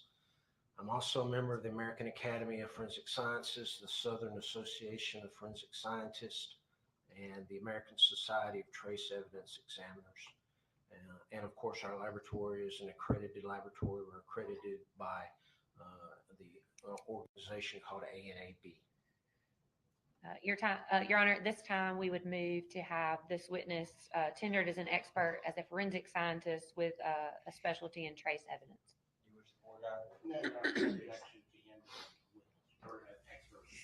Without objection, he'll be admitted as an expert witness in the field of forensic science with specialty in trace evidence. You may proceed. Mr. Whitehead, if you could explain to us exactly what trace evidence is.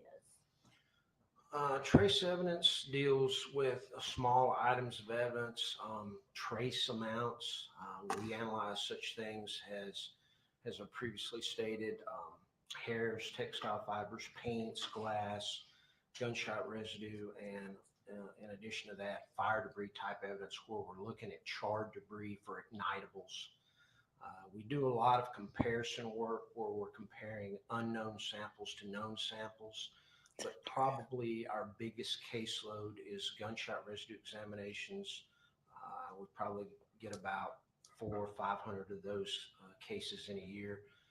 And our second most caseload is going to be fire debris. Wait, hold on. Is this true? Grizzly tapped out of covering this case? Why? She covers everything. Why would she? Sandra says after that video via a post, one creator has pulled out of covering this case. Grizzly True Crime said she nor her chat can go through this trial anymore. Why?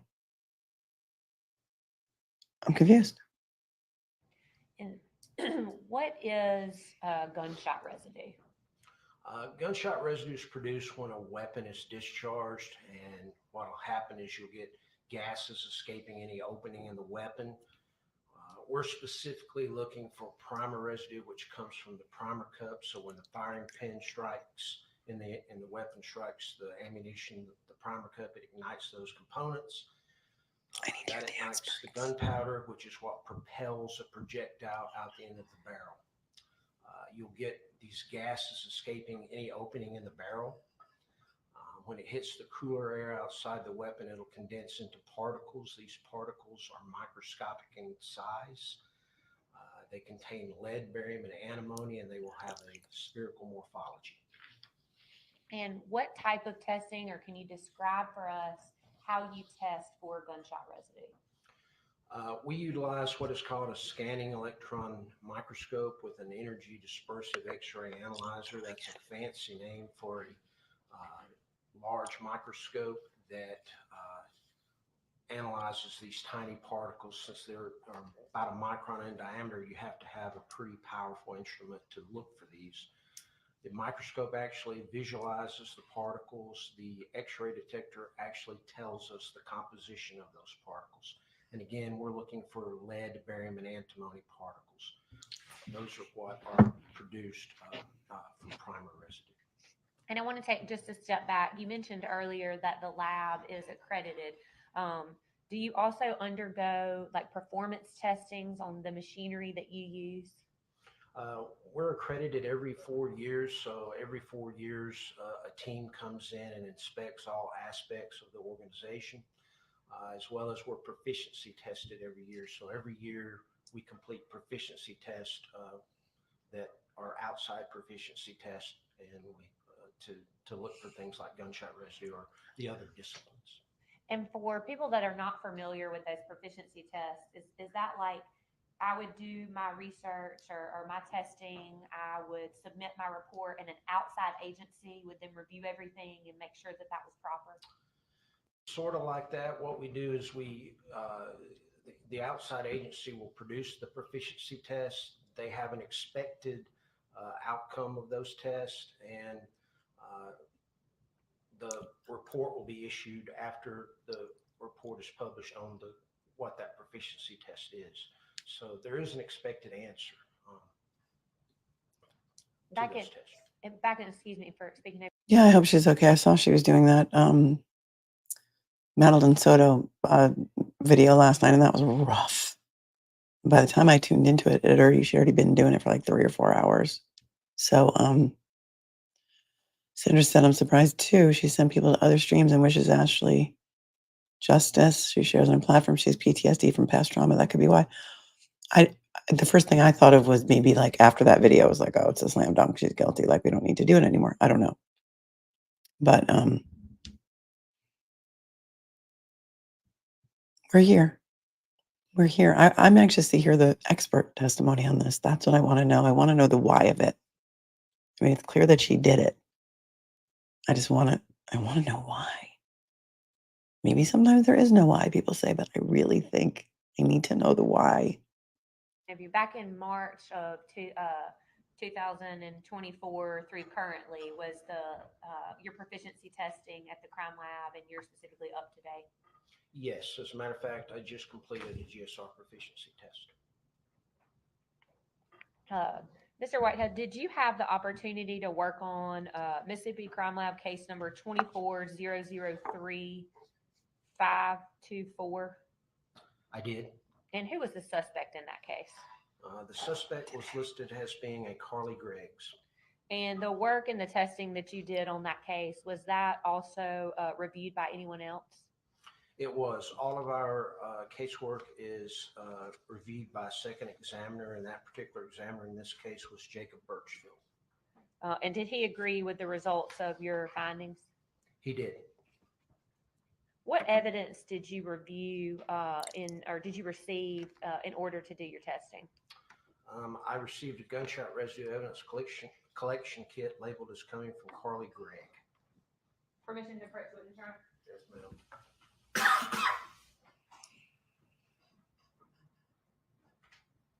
Oh yeah, no bail for Diddy. This is my family group chat. I can issue what's previously been marked as Exhibit 43. Family group chat. We have that- extended family, you know, like my sibs, and then we've got my kids. This is not my kids. Diddy getting locked up. He ain't never coming out, and bet Jay-Z is next. That's what goes on in one of my family group chats. No bail. He's in there. That item before?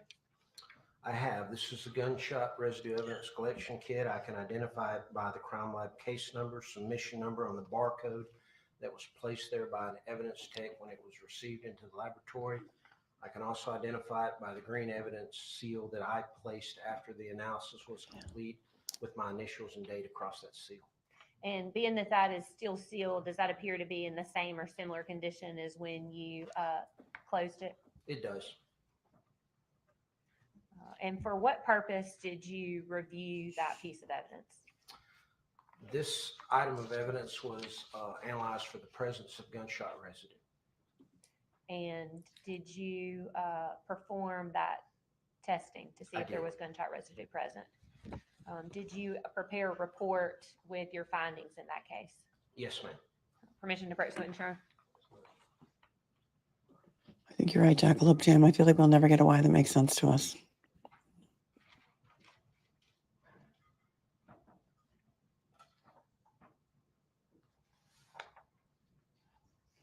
Is that an accurate copy of your report? Yes, ma'am. This is a copy of the certified report that I issued in this particular case. And that contains your findings? It does. And it bears your signature? Yes, ma'am. Your Honor, we'd ask that this be marked as the state's next exhibit. Joe Schmo, great comment. Says people get so emotionally invested in these cases involving children and understandably triggered. Got to find a balance and a healthy outlet for your triggered response. Take a break if you need to. And that is such a great comment because earlier today, this morning, I got dragged for putting up trigger warnings by someone who was like, "We're watching true crime. We know it's going to be triggering." See, this is what we deal with as creators all the time. People coming in here telling us what to do. So yeah, I'm a mom of 5. I get triggered too. I can't handle Madeline Soto case. I won't. I can't handle it. And not G, but there are some other creators, men, who I watch covering Madeline Soto, and they're like, "This is ridiculous. How did nobody know? How did the mother not know? How did the friends not know?" And I'm just like, dudes, this happens every single day. Every single day. Hardly anybody does tell. So there's that. S51, all purposes. Diddy is done.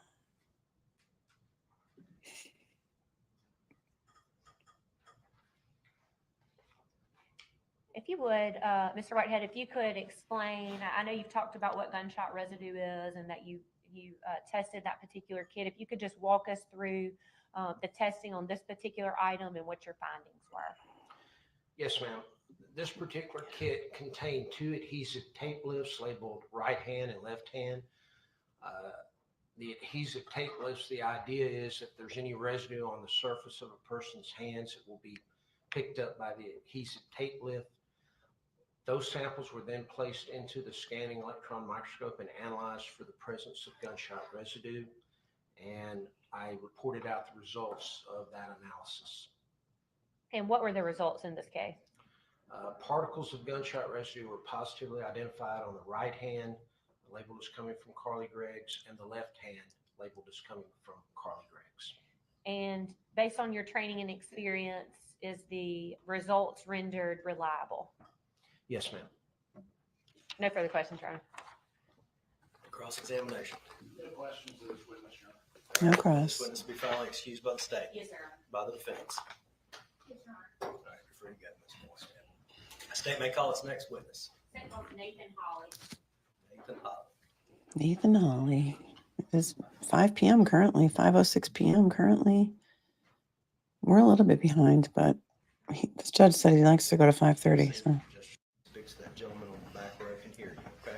Yes, sir. Do you understand that you're now under oath and your answers to be sworn answers under penalty of perjury? Yes, Your Honor. All right, you may proceed. Your Honor, just gonna track the exhibits quickly, of course.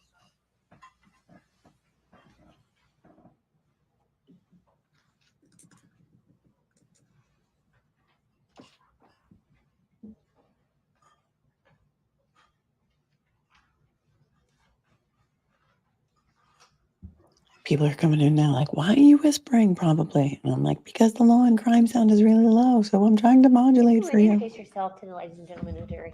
Sure. My name is Nathan Holly. The last name is Holly. And Nathan, where are you currently employed? I'm employed at the Mississippi Forensics Laboratory in Pearl, Mississippi.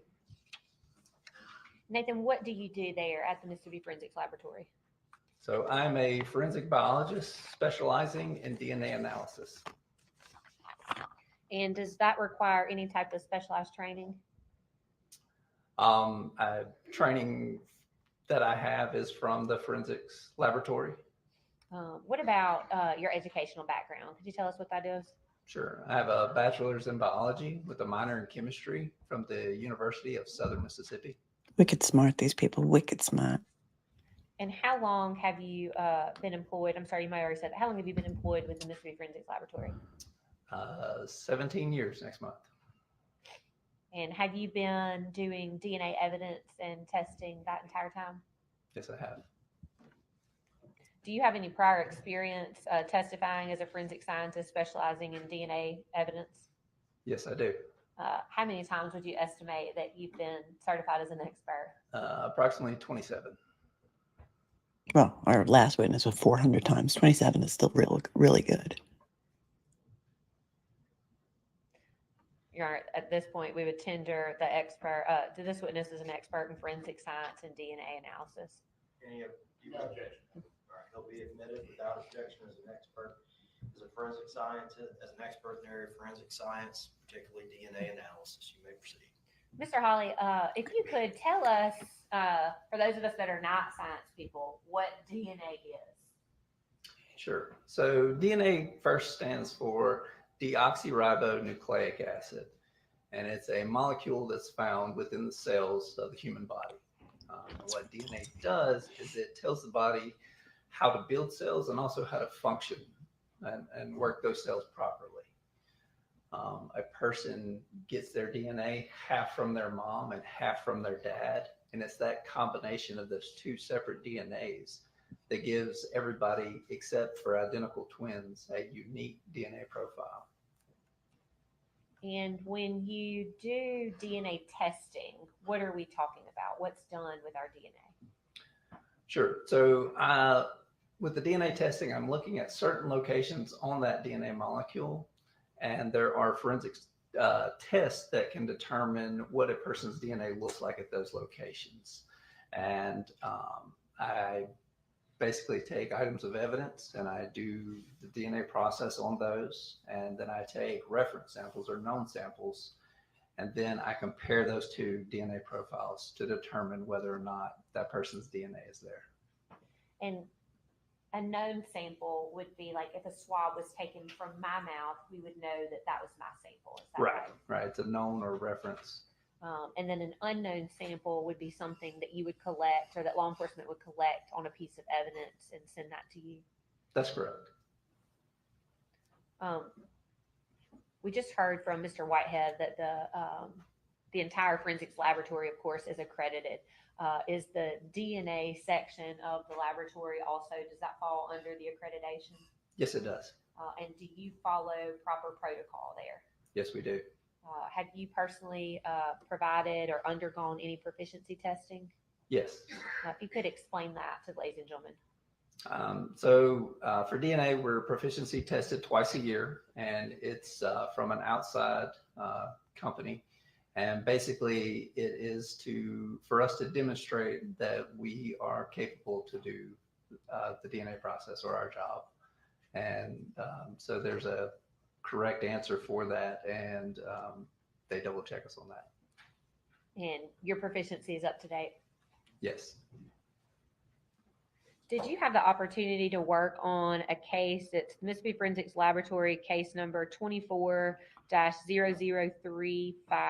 Your Honor, may I refer to my notes?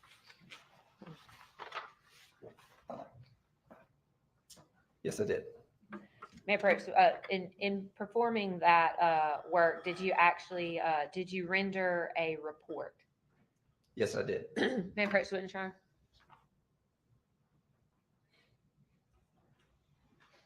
Okay, I just Zillowed their house because someone said it was last sold in 2014. Go ahead and ask that it be marked. This is the next statement.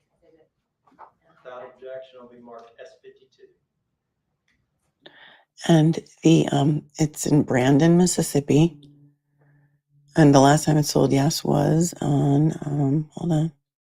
In 2014. It doesn't say how much, but it said there was a pending sale for $164,900. But the property taxes are only $1,427 a year. That was in 2022. And their homeowners' dues are $13 a month. Man, we overpay here on the island.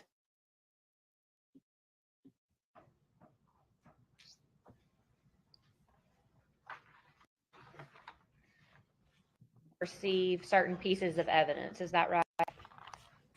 That's correct. May I approach the witness, Your Honor? Yeah, Lisa, right? Lisa's like, I wish in Texas. I'll put these all out in front of you.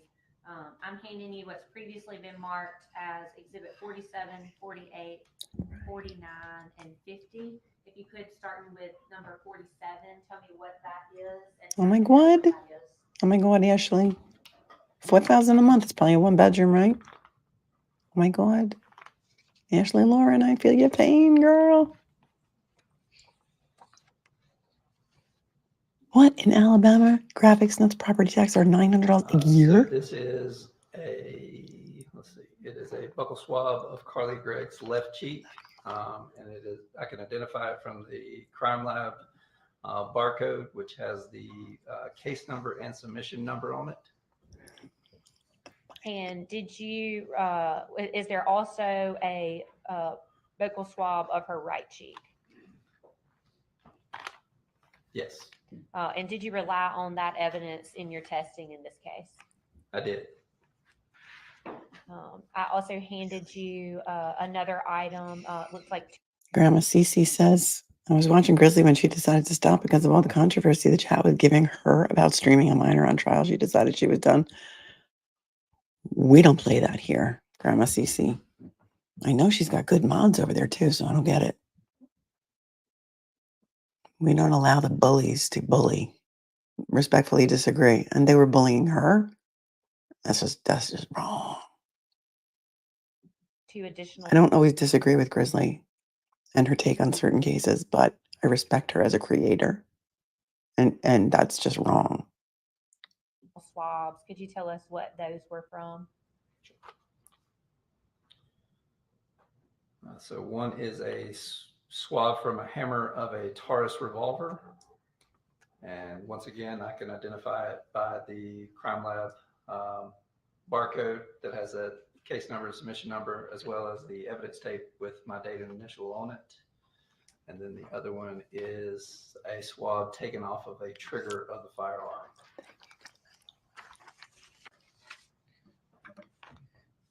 In performing DNA testing, do you actually have to, well, can you describe for us, like you take an extract from something? Yes. So the DNA process starts with extraction. And what I'm doing during the extraction is I'm actually removing the cells off of whatever substrate they're on, whether it's a swab or a cutting. And I'm lysing open that cell and getting rid of all the other cellular components except for the DNA. So the only thing that I'm left with is that isolated DNA. Did you do that in this particular case? Yes, I did. 12 acres, $6,000 a year, day. I gotta move. I gotta move. I'm moving. I'm out. Done. Done.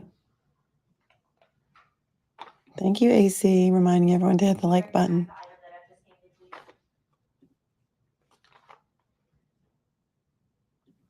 Thank you, Little Cupcake, for bringing us back on track.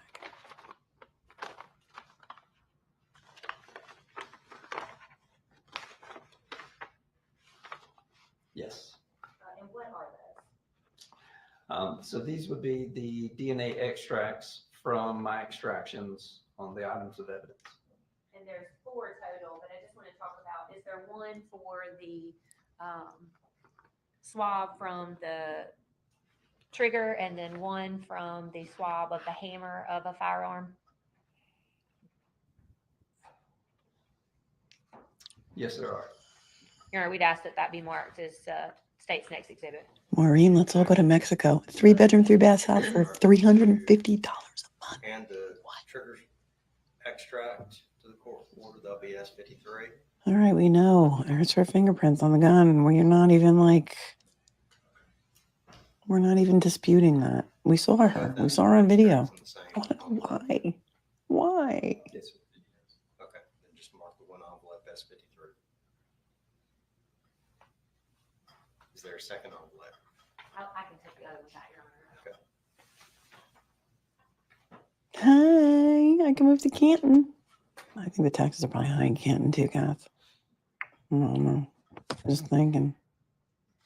Mr. Hawley, the report that you prepared, did someone else review that work that you had done? Yes, they did. And did they agree with your findings? Yes, they did. And if you could tell us about the 2 items, I think I misspoke earlier in this case when I said that there was a DNA match on the hammer. Could you tell us what your findings were with regards to the hammer, the swab from the hammer on the Taurus gun? Due to an insufficient amount of genetic information, no comparable results were obtained for the swab from hammer. What about for the trigger of the Taurus firearm? The DNA test results for the swab from trigger produced a partial profile, which is consistent with the reference sample of the suspect. Therefore, Carly Gregg is not excluded as a possible DNA donor to this sample. Ashley Smiley is excluded as a possible DNA donor to this sample. Yeah, so explain that, because Q Tardius is like, ha, 1.2 mil for a track home in Santa Barbara. Yeah, but you get to live in Santa Barbara. The first content I ever posted, we need a little break from this, was a series on Kevin Costner's divorce. Many of you were here for that. That was my first live stream ever. It was about a year ago. And they lived in Carpinteria, which, is right in Santa Barbara County. Gorgeous. Like $60 million home or whatever. Like, it was crazy. Yeah. And that's a tear down in Santa Barbara, 1.2 million. You know, when I first read one of these reports, I was like, what does that mean, not excluded? In layman's term, I'd say that's them. But in scientific terms, you have to say that they can't be ruled out, right? Right. So in this case, the DNA that is there, it does match to Carly Gregg's DNA. Is there a quantification? Do you put a certain number, like 1 in so many people, that DNA belongs to? So anytime there is a match made, we do give a status statement. And I can read that one and then explain to you. For the 8 markers compared, the genetic profile for the DNA donor of the swab from trigger occurs with a frequency of approximately one in greater than 10 billion random unrelated persons of the Caucasian, African American, and the Hispanic population. Libby's an OG. And so that stat is supposed to give weight Oh, to how no. common or how rare you would expect that profile. And in this case, it would be a rare profile. And as I understand it, the 1 in 10 billion, 10 billion is actually just the forensic laboratory's cutoff. You got to stop it at a certain point. That's right. Once the numbers get so big, it's hard to understand. We usually cap it at above the world population, which is, last time I checked, around 8 billion. So we cap it at 10 billion. And to be clear, your report excludes Ashley Smiley as a DNA donor on the trigger of the gun. That's correct. Court's indulgence. No further questions, Ryan. Cross-examination. No questions. Court's indulgence. Finally released by the state, Yes, sir. by the defense. Yes, sir. You're free to go. Please leave your exhibits out there. State may call its next witness. He's like the Energizer Bunny, this judge. He just keeps going and going and going. Oh, yes. Oh, yes. Oh, yes. Oh, yes. We both reached for the gun, for the gun.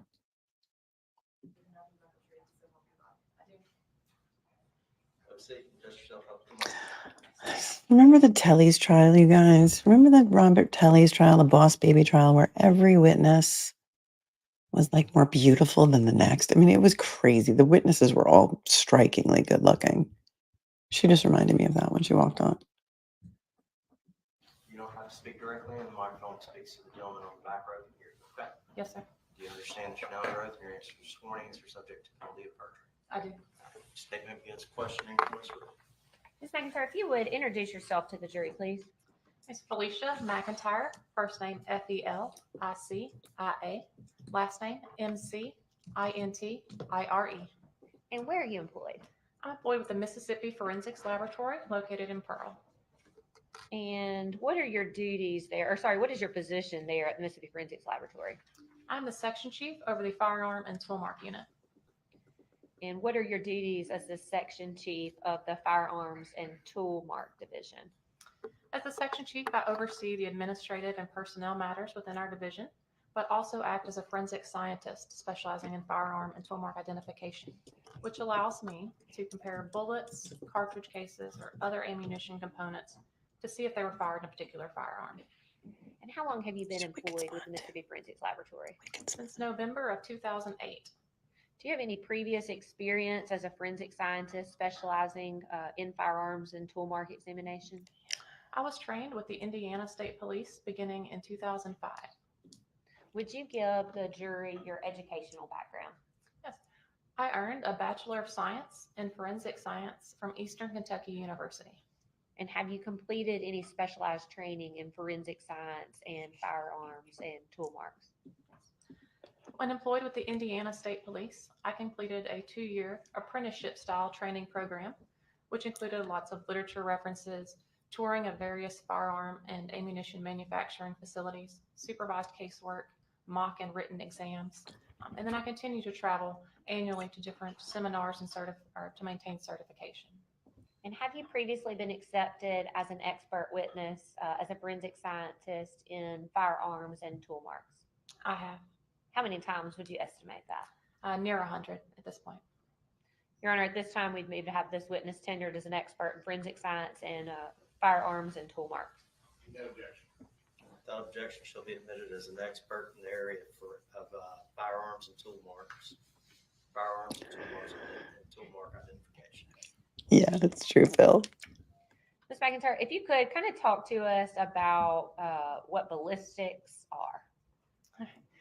The field of firearms examination has as its main concern to determine if a bullet or cartridge case was fired in a particular firearm.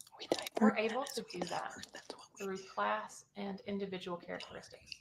More specifically, when a gun is manufactured, some features of that firearm are determined by that manufacturer.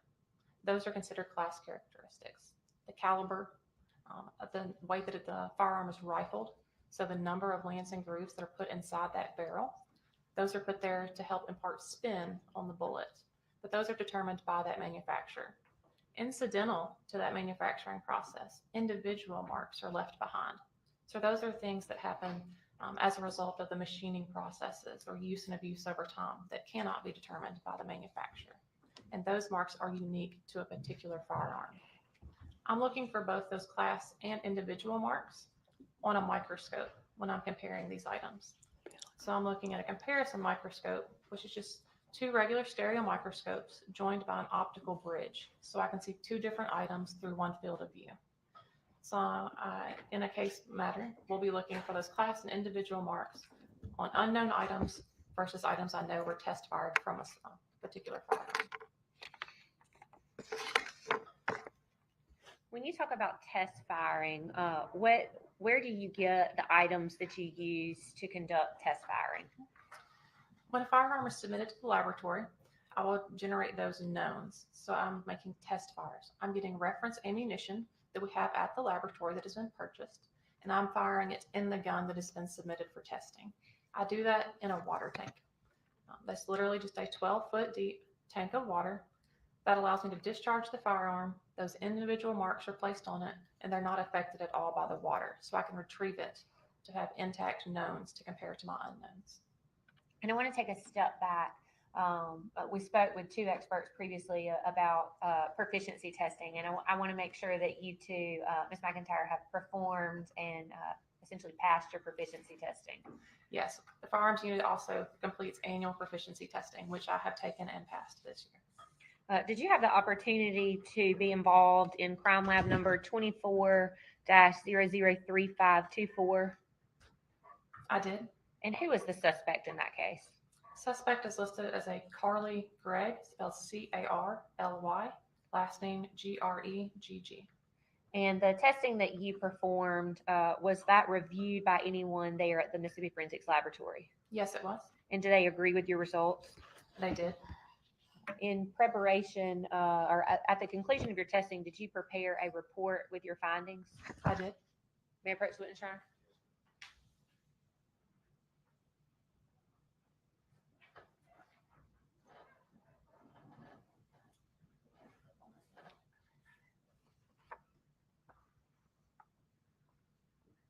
Ms. McIntyre, what I've handed you, does that appear to be a true and accurate copy of the report that you prepared in this particular case?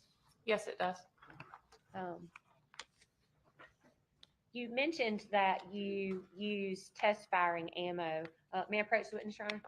I'm sorry, may I have that moved as state's next exhibit before I move on? What does that mean? People in this chat is what? Object, the report will be admitted as S-53 without objection.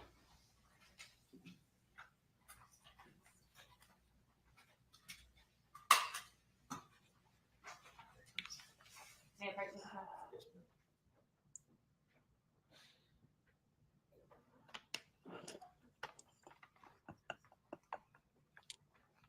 I'm handing you what's been marked or has not been marked. Could you tell me what that is, please? Yes, for the record, I've been handed a test fire envelope that bears crime laboratory number 24-003524. I recognize this envelope as it bears the crime laboratory barcode with the case number and submission number. My initials are placed upon it when I created it, as well as a tape seal of my date and initials when I completed my examination of these items. And does that appear to be in a unaltered form since you sealed that envelope? Yes, the seals are still intact. Here, I would ask that be marked as the state's next exhibit. No objection, Your Honor. S-54. 55.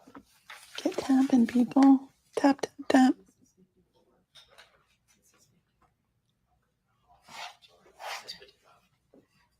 May I approach the witness, Your Honor? Yes.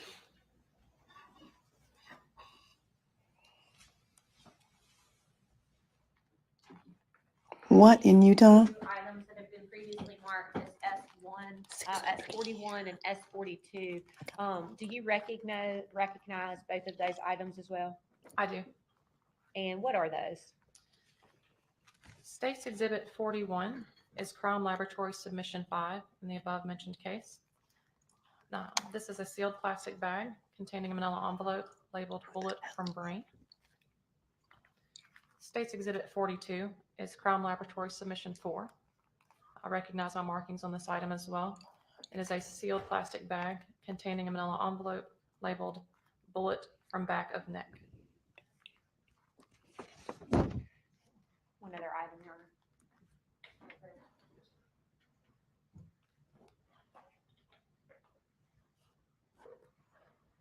Also giving you what's previously been marked as S40.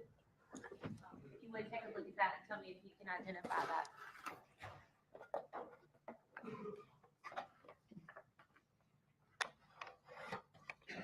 I need chocolate. State's Exhibit 40 is Crime Laboratory Submission 6. I recognize the markings on the box here. Everybody say goodbye to Alex, our 5-year-old intern. She's also going to have some dinner. Bye, Alex. We'll miss you. Love those freckles, girl.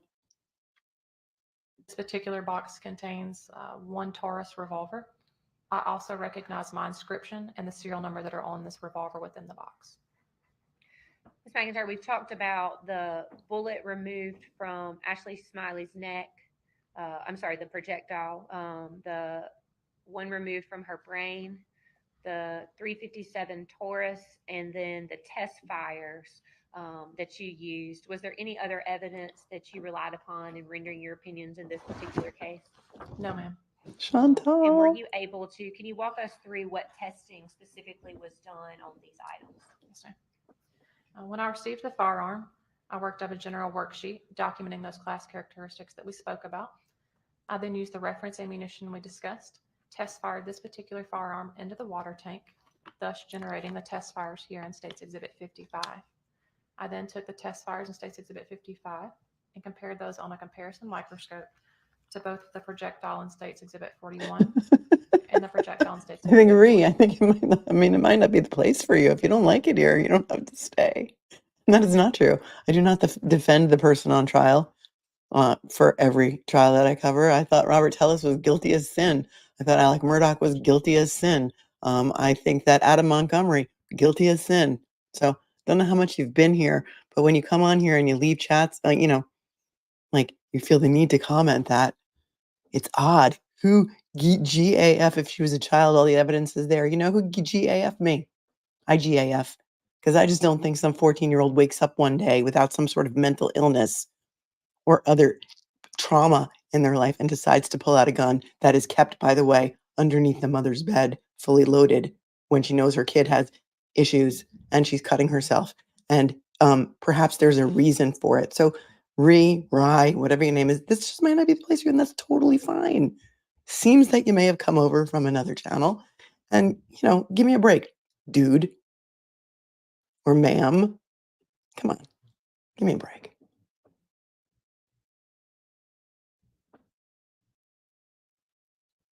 Right. Mom kept a loaded gun under her bed and she gets killed. Well, parents are taking note, right? And all these parents that are being now convicted or, you know, brought up in murder charges because the kid took a gun from their house and went and killed other people. Well, this girl took a gun from her own house and killed her own mother. So are we going to now cherry pick the way we prosecute these crimes? Like, does the mother hold no responsibility? I don't know. But I'm not going to just, you know, be like, oh, she did it, lock her up for 2 life sentences at 14 years old. Come on.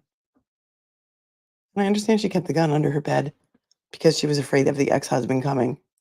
But still, like, can we all use a little common sense when it comes to protecting our own children? Because if that gun wasn't there, this might not have happened. To arrive at my conclusions about whether or not they originated from State's Exhibit 40. And what was your conclusion? The projectiles in State's Exhibit 41 and 42 were fired in the gun in State's Exhibit 40. And based on your training and experience, do you consider the results that you did in this particular case to be reliable? Yes, ma'am. No further questions, Your Honor. Cross-examination. No questions. May the witness be excused by the state? Yes, sir. By the defense? You're free to go. Thanks. Do you have any further witnesses? All right. I know. I think, like, Can you approach?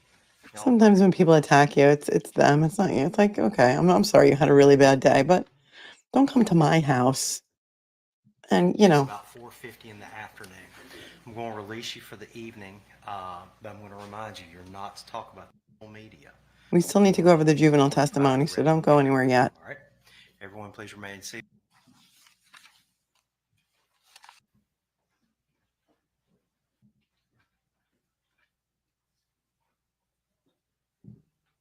What do we know about Biodad? I mean, they said that he has severe mental illness and drug problems. And he also did drugs in front of her, blew smoke in her face, and forced her to chug a beer when she was 12.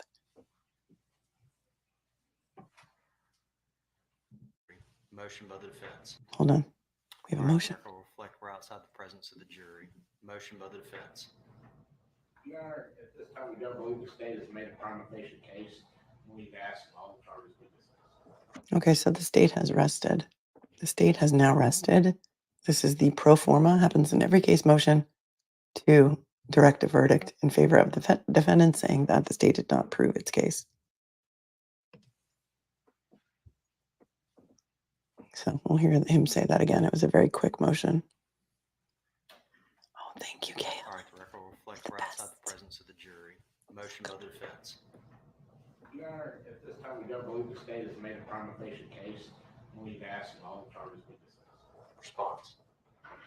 Your Honor, the state believes that we've certainly met our burden beyond reasonable doubt that Gregg is in fact the person who murdered Ashley Smiley, attempted to murder Heath Smiley, and the one that tampered with physical evidence by removing the security surveillance footage and hiding it in the refrigerator. We'd ask that that motion be denied. Any further reply by the defense? No, Your Honor. All right. Motion for directed verdict must be viewed in the light most favorable to the non-moving party, which is the state of Mississippi. The court would state that based on the evidence that's been produced, the state of Mississippi has made a prima facie case. In this case, will go to the jury. All right. Anything further from the state for the evening? Your Honor, we will likely have a motion in limine regarding the defendant's expert that I think we'd like to take up before he takes the stand tomorrow. Hold on. Your Honor, we will likely have a motion in limine regarding the defendant's expert that I think we'd like to take up before he takes the stand tomorrow, just based off our rules from the court and things that he may or may not have considered. All right. Why don't we do this last Friday? Okay, please don't spoil it for those of us who haven't seen it. I'm going to start deleting comments because I think there's spoilers here. All right, I think that the court's ruling was that the witnesses were limited to testifying about the things that they had produced previously in discovery. Upon further review of his report, he mentions things that are outside of that. And so we're not necessarily requesting a Daubert hearing as to his ability to render testimony as a forensic psychiatrist, but in fact, to limit the information that he may or may not be able to talk about. All right, can we go ahead and can we take a 5-minute recess and then at least let the court hear this so I can think about it overnight? I don't like to make snap decisions if necessary. Yes, sir. All right, any objection to that by the defense? I mean, no, Your Honor, this is the first we're hearing about this, so we have no idea. Okay, well, that's why we should go ahead and hear it now. Yes, sir. Let's do this. Let's take a 5-minute recess. Everybody can go to the restroom, and we'll meet right back here. I'd like to go on ahead and at least flesh this out as much as possible. Thank you. We'll be in recess 5 minutes. Okay. Let's give a couple after the 5-minute break.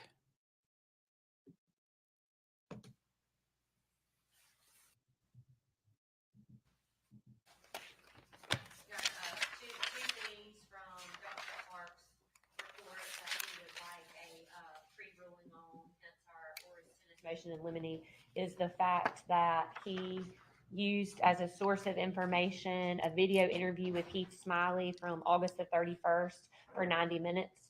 When we had a Zoom call with Dr. Clark, he said that nor his interview with Ms. Gregg was recorded. And so at this point, we have no way of knowing what Mr. Smiley conveyed to him and how much of that he relied upon in his interview. That wasn't turned over to us prior to August the 30th. And then additionally, Dr. Clark rendered some opinions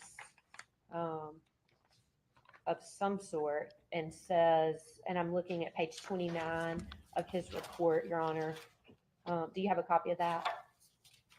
The report I have is only 24 pages. 24, I'm sorry, 24, I'm sorry. Okay. In Melanie, that number first 3. paragraph on the last page, he says, it's my opinion that the Lexapro that she began taking clearly worsened her pre-existing psychiatric disorders, leaving her in a highly precocious state.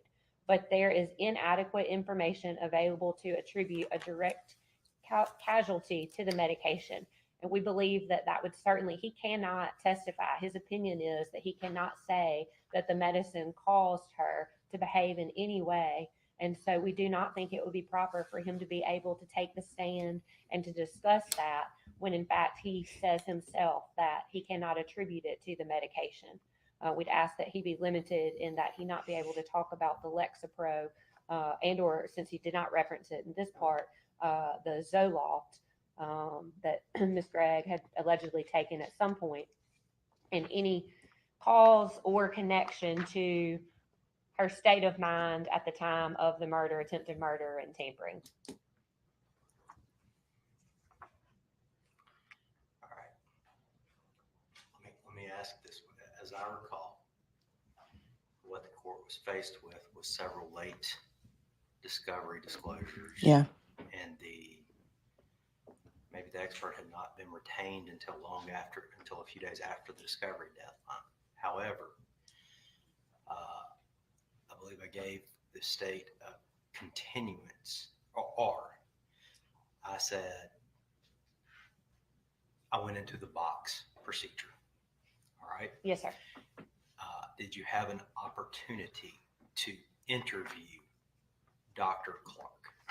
We had a Zoom conversation where Mr. Kent was present, where we asked him about the sources that he relied upon, asked him if he had relied upon any interview with Miss Vicki Breland. He said he had an interview with her, but it was not referenced in her report. And so he said he did not, he must not have relied upon her interview. He said that Heath Smiley's Zoom recording interview Zoom interview was not recorded and that no one else was present. And Your Honor, we asked him somewhat about what his standard was. We cleared up the fact that both he and Mr. Camp had said that they would not be talking about an involuntary intoxication. And so Mr. Camp stated that on the record. Dr. Clark said, well, I talk about the medicine, but I'm not saying that's a legal standard about involuntary intoxication. And so, Judge, I think it's improper when he says he cannot render an opinion. Mr. Camp said he's not going to talk about involuntary intoxication, so it would just serve to confuse the jury rather than offer any probative value at this point.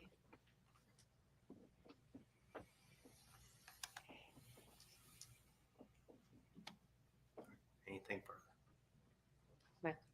No, sir. All right, response.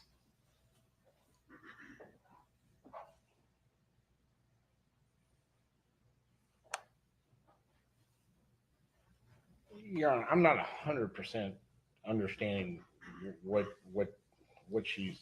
The last paragraph says, in Carly's case, in my opinion, the Lexapro that she began taking clearly worsened her pre-existing psychiatric disorders. Y'all want that part in? Yeah, so I think it's part. They ask him about it. He's not saying. I think it's part of the whole his diagnosis of what he did, but it is not saying that's what it was. If I gather it right, Your Honor. But the next, the comma, so to speak, is, but there is inadequate information available to attribute a direct causality to that medication. Yes, and that's what he's gonna. That is my understanding. Is he's gonna say there's not a direct showing that that's what that specifically caused it. That is these other things, Your Honor. And also, this is one thing I would say. You put down you told us that we had to have this done by last Friday. You gave them an extension to go over this. They talked to our doctor, our expert. They said they're not gonna have a Dahlberg hearing, which is what this is. And then all of a sudden, Well, the afternoon before we, hold on, that's not a Dahlberg hearing. A Dahlberg hearing's on his qualifications, and on the side.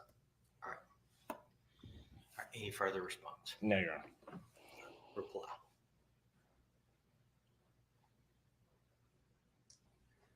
Your Honor, again, just that we believe the motion in limine is proper, as this statement and any testimony about this would fly in the face of 403. There's no probative value, and it would prejudice the defendant.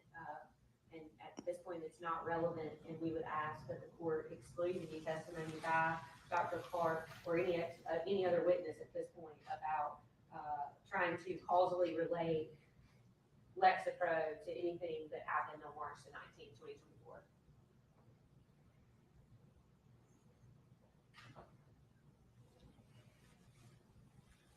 This is going to be a really important ruling, Judge.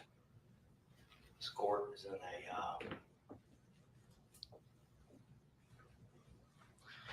bad position. The court would agree with the state that this statement in and of itself does not rise to the level that an expert is required to testify to in the state. However, whether he's saying it's not causally related or not, whether or not he's saying there's inadequate information available to attribute a direct causality to that medication.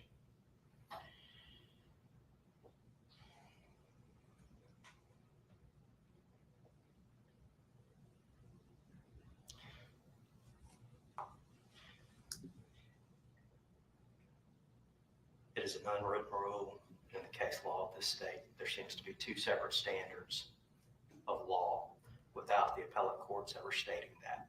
There's one standard that the state is held to, and I would point out that a pathologist was not called in this case because it was disclosed late. So I read the motion. You asked me to treat you like the state.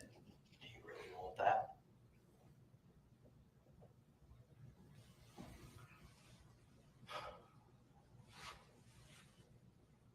That's right. Reasonable The state doubt. is free to cross appeal this court's decision, and it probably should. However, this court has little faith that this court excluding a witness, even though he was disclosed, hired far past the discovery deadline, and even though the vast majority of the opinion appears to be improper, diminished capacity type evidence, and even though it does not rise to the standard, the court's going to overrule the state's objection. Wow, that's a win. Courts and trial courts in this state are in a bad position. Yeah. There are too many reversals when we exclude what is deemed to be the defendant's case. Mm-hmm. And I'm just going to be frank, this is not a case that this court wants to see again.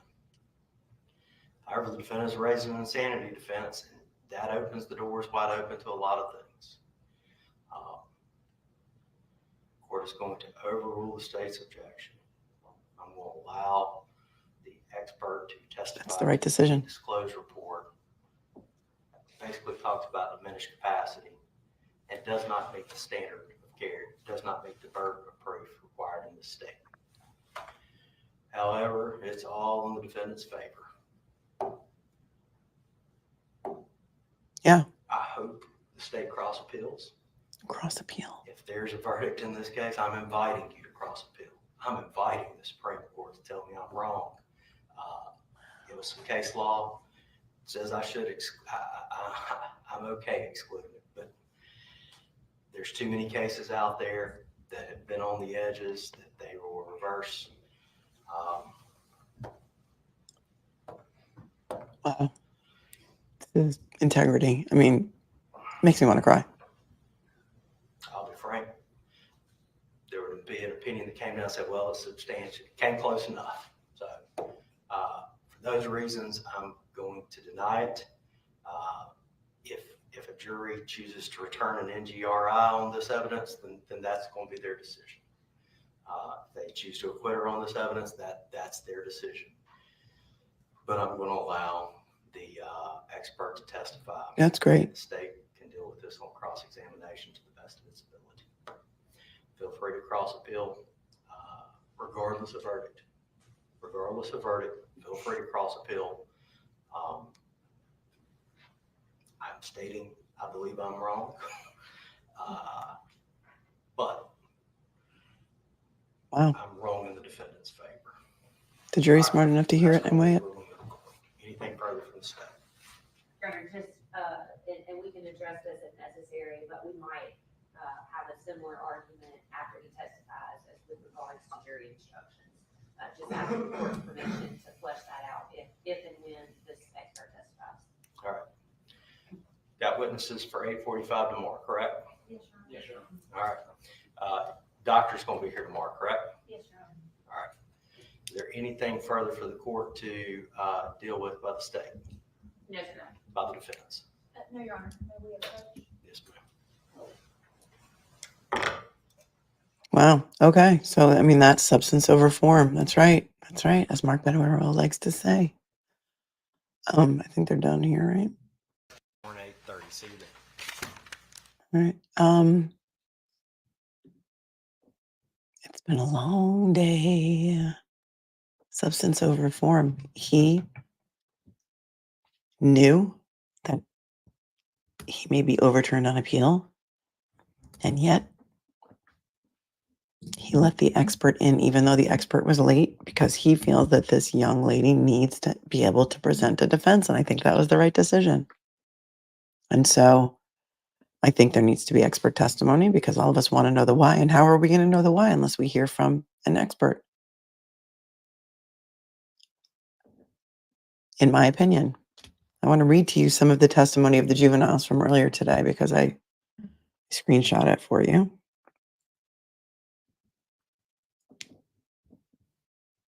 I've just got to, you can readjust your volume now because now I will be at regular volume.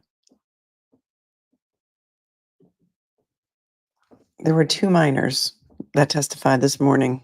One of them went by the initials BW. This was about as far back as I could get in the testimony. The attorney said to BW, this is BW. This is not the friend who came over. Did you see Miss Smiley? BW, yes. She had her arms crossed and a towel over her head. Wait, let me just see if that's the beginning.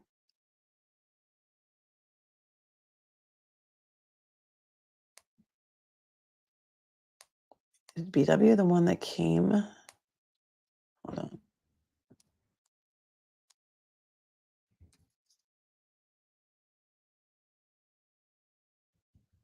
This is about as far back as if anybody has like a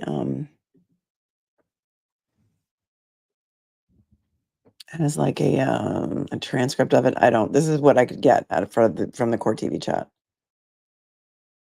And this witness is BW. I'm not sure if this is the one. This is the one that came to the house. Okay.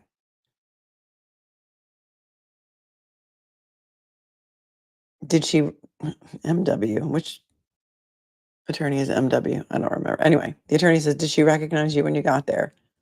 The witness said, yes, I got in there. She said, don't freak out, trying to reassure me that it was fine. Attorney said, at that time, did you know what had happened? The witness said, no. Do you know why she was telling you not to freak out? The minor witness said,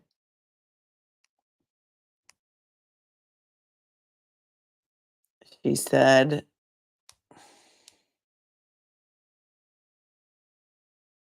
the attorney said, did you see Miss Smiley? The witness said, yes, she had her arms crossed and a towel over her head. The attorney says, did she have that gun at the house? And the witness said, yes, she was carrying it around. So this witness saw Carly carrying around the gun. Did she tell you what happened to her mom? She said she shot her. Did she say how many times? 3 times. Did she say where? Just in the head. She said basically she had 3 more shots waiting for him whenever he was coming home. What happened then? The witness says, I went to the backyard and heard 3 shots inside of the house. And then this is the cross. We must have missed some, but the cross says, when did you give Carly the vapes that you purchased? And the witness says, I'm not sure. So apparently this witness is the one who provided her with the vapes.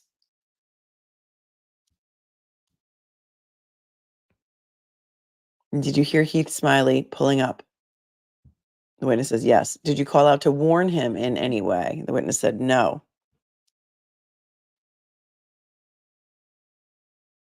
And then there's some testimony about being more risky. And the attorney says, what did you mean by being more risky? And the witness says, doing drugs, drinking hand sanitizer at one point. So Carly's drinking hand sanitizer at one point. And then the attorney says, didn't you dare Carly to pump hand sanitizer into her mouth? And the witness says, I don't think so. And the attorney says, you don't think so, or you didn't? And the witness says, I don't recall one way or the other. So that was the witness that she called over to the house and said something to her like, does it make you squeamish to see a dead body? Do you want to see a dead body? So the next witness was also a juvenile. This witness, it was a third juvenile witness. Okay. TG were the initials of this one. It was a 17-year-old boy currently in the 12th grade. The direct cross-examination, TG met her at summer camp in 2022. The attorney said, did Carly talk about doing drugs? The witness said, yes. She's mentioned before weed. She has not done vaping. I don't know for sure the other drugs she's done. I believe she's done cocaine once and mushrooms before. Other than that, I'm not sure.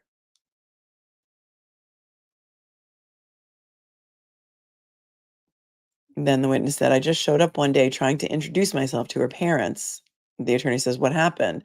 Witness says, I knocked on the door and met her stepdad. I was not sure what to say, but he told me Carly did not live at the residence, or he had never heard of Carly, so I just left. Like maybe this was the boyfriend? Did you and Carly ever discuss what happened? Yes, she messaged me on a burner phone. She told me she was in a room away from the front door and that her mom was holding her down in a room while her dad was talking to me at the front door. Was she upset about her dad not letting y'all meet? The answer was she did. I believe she was exaggerating. But she did say that she almost murdered her parents that day. The attorney says, let's go to March 19th. Did you talk to Carly on that date? And the witness says, yes, sir. She called me on my cell phone and I answered it. She opened the call with her on the verge of tears by saying, excuse my language, effed up. She said she couldn't tell me what happened, then hung up. I messaged her asking if I could do anything to help, and she said no, that I was good. She was on the verge of tears, looking scared, frightened, afraid of what she'd done. And then here was the cross. When Carly messaged you on March 19th, is it fair to say she was reaching out for help? The witness says, yes, ma'am. Scared? Yes, ma'am. On the verge of tears? Yes, ma'am. You said you felt like she was exaggerating about nearly murdering her parents. Sometimes people say as a turn of phrase, oh, I could just kill them. Is that how you took it? And the witness said, yes, ma'am.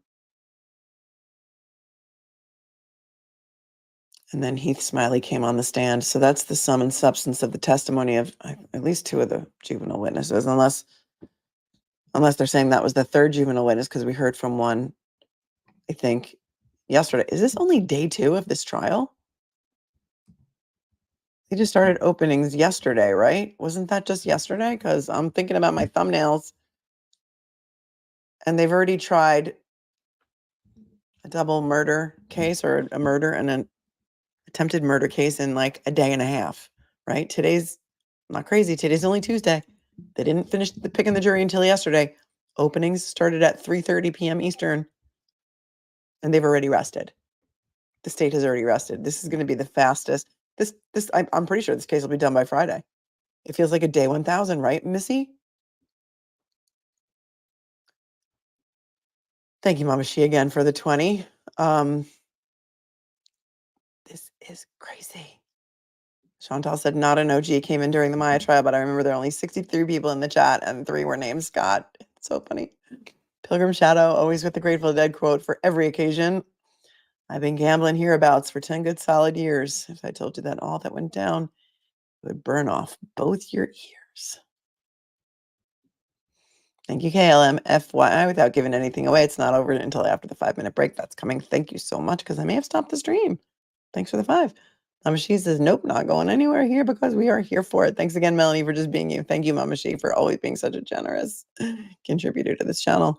10, 11, 12 says, in case people didn't notice, the name of this channel is Attorney Melanie. That's what my nephew calls me, Melanie. Attorney Melanie Little, she's the only one who gets to decide what goes on here. Thank you for the 5. Appreciate you. Wednesday says, shout out to all the psych homies. Psych med homies, I guess that is. Thank you. AJ says the jury isn't smart enough to hear it and weigh it. Thank you, Wanda, for becoming a member. And look at Mama She coming in with all the 10s. I can attest to meds messing with children. When my daughter was 12, her doctor put her on an ADHD med.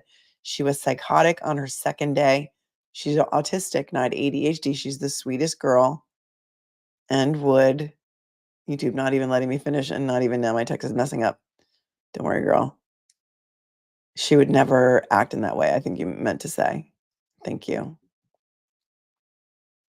Leanne says, I'm new to this case. I have had exams and passed. Yay, Leanne, congratulations. Thanks to your chat. They have caught me up. They are very, very, my chat is really amazing. Thank you, Andrea, for buying me matcha latte, and also to Dar, who says, I really like watching your videos. And Andrea was just thankful for all that I do. And then Ashley bought me a matcha latte and said she wanted me to see the latest on the Ashley Benefield case. Thank you very much. We have to get back to that. We have to still catch up on the Colorado case. And there is so much going on right now that it's insane.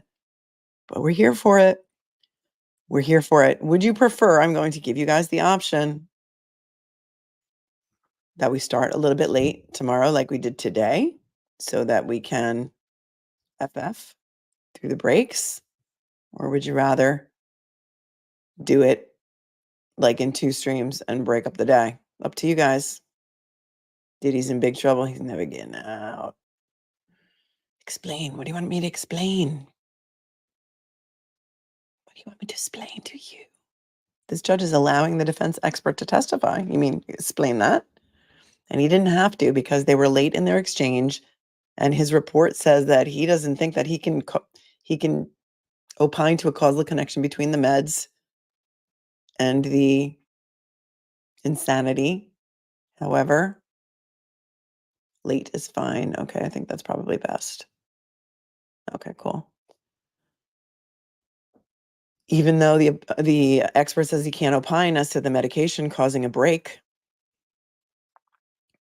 the judge is going to let him testify and let the jury weigh the evidence. The jury is the finder of fact here. There are 12 people that will decide her fate later. Middle of the night's too rough. All right, good. All right, you guys are cool. We can still break it into 2 streams and just start late so we can fast forward. So let's just do that. So just, make sure you have your notifications set. Mississippi is Central Time. So it would be actually starting at 10 o'clock Eastern, which would be 7 a.m.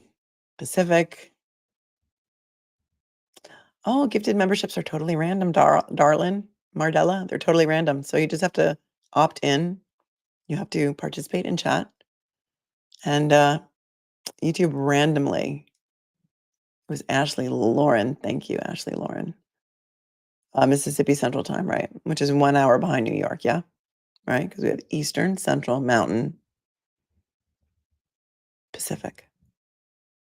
Cross appeal. I think he just means that if she is found not guilty by reason of insanity, he said NGRI, not guilty by reason of insanity, that they can then appeal. He's given them, oh, we have a like for everyone watching. That's awesome. He's saying he knows he probably should not allow it in, that he may be he may be overturned on appeal, but in the interest of justice, he's going to allow it. Thanks, Sherry, for becoming a new member. It's only 4 o'clock in Mountain Time. I don't know. We're tired. We're all tired. Thank you. My moderators are amazing. Everyone thank the mods. The mods are the best on YouTube, and we keep it classy. And thanks to all of you for keeping it classy and for being so kind to each other today, even though we had so many there's so many wildly different opinions on this. I think that we can just be nice to each other. I have a hard time with this because I feel like she's 14. She's a baby. Yeah. She killed her mother. Yeah. She should probably pay for it. But what led her to that point? I needed to know. I need to know. I need to know. There's a song in there somewhere. There is no winners here. There are no winners here. I will see you all tomorrow. Thank you, moderators. You are amazing channel members. My cupcakes, I love you with all of my heart. To viewers, replay viewers, smash the like button on your way out. Share the stream. It helps the algorithm. People who need to know about a friendly place to watch the trial. Tell them to come here. There's a lot of people that are lost now. I guess that Grizzly's no longer covering it. Thank you, Phil. I didn't see it. The chat moves so quickly. Do you think the jury should decide whether Carly's an adult or juvenile? No, it's a legal determination. Juries are to decide questions of fact. And whether a defendant should be tried as an adult is a question of law, depending on the law of that state. So I do not think so. Will she testify? I don't know.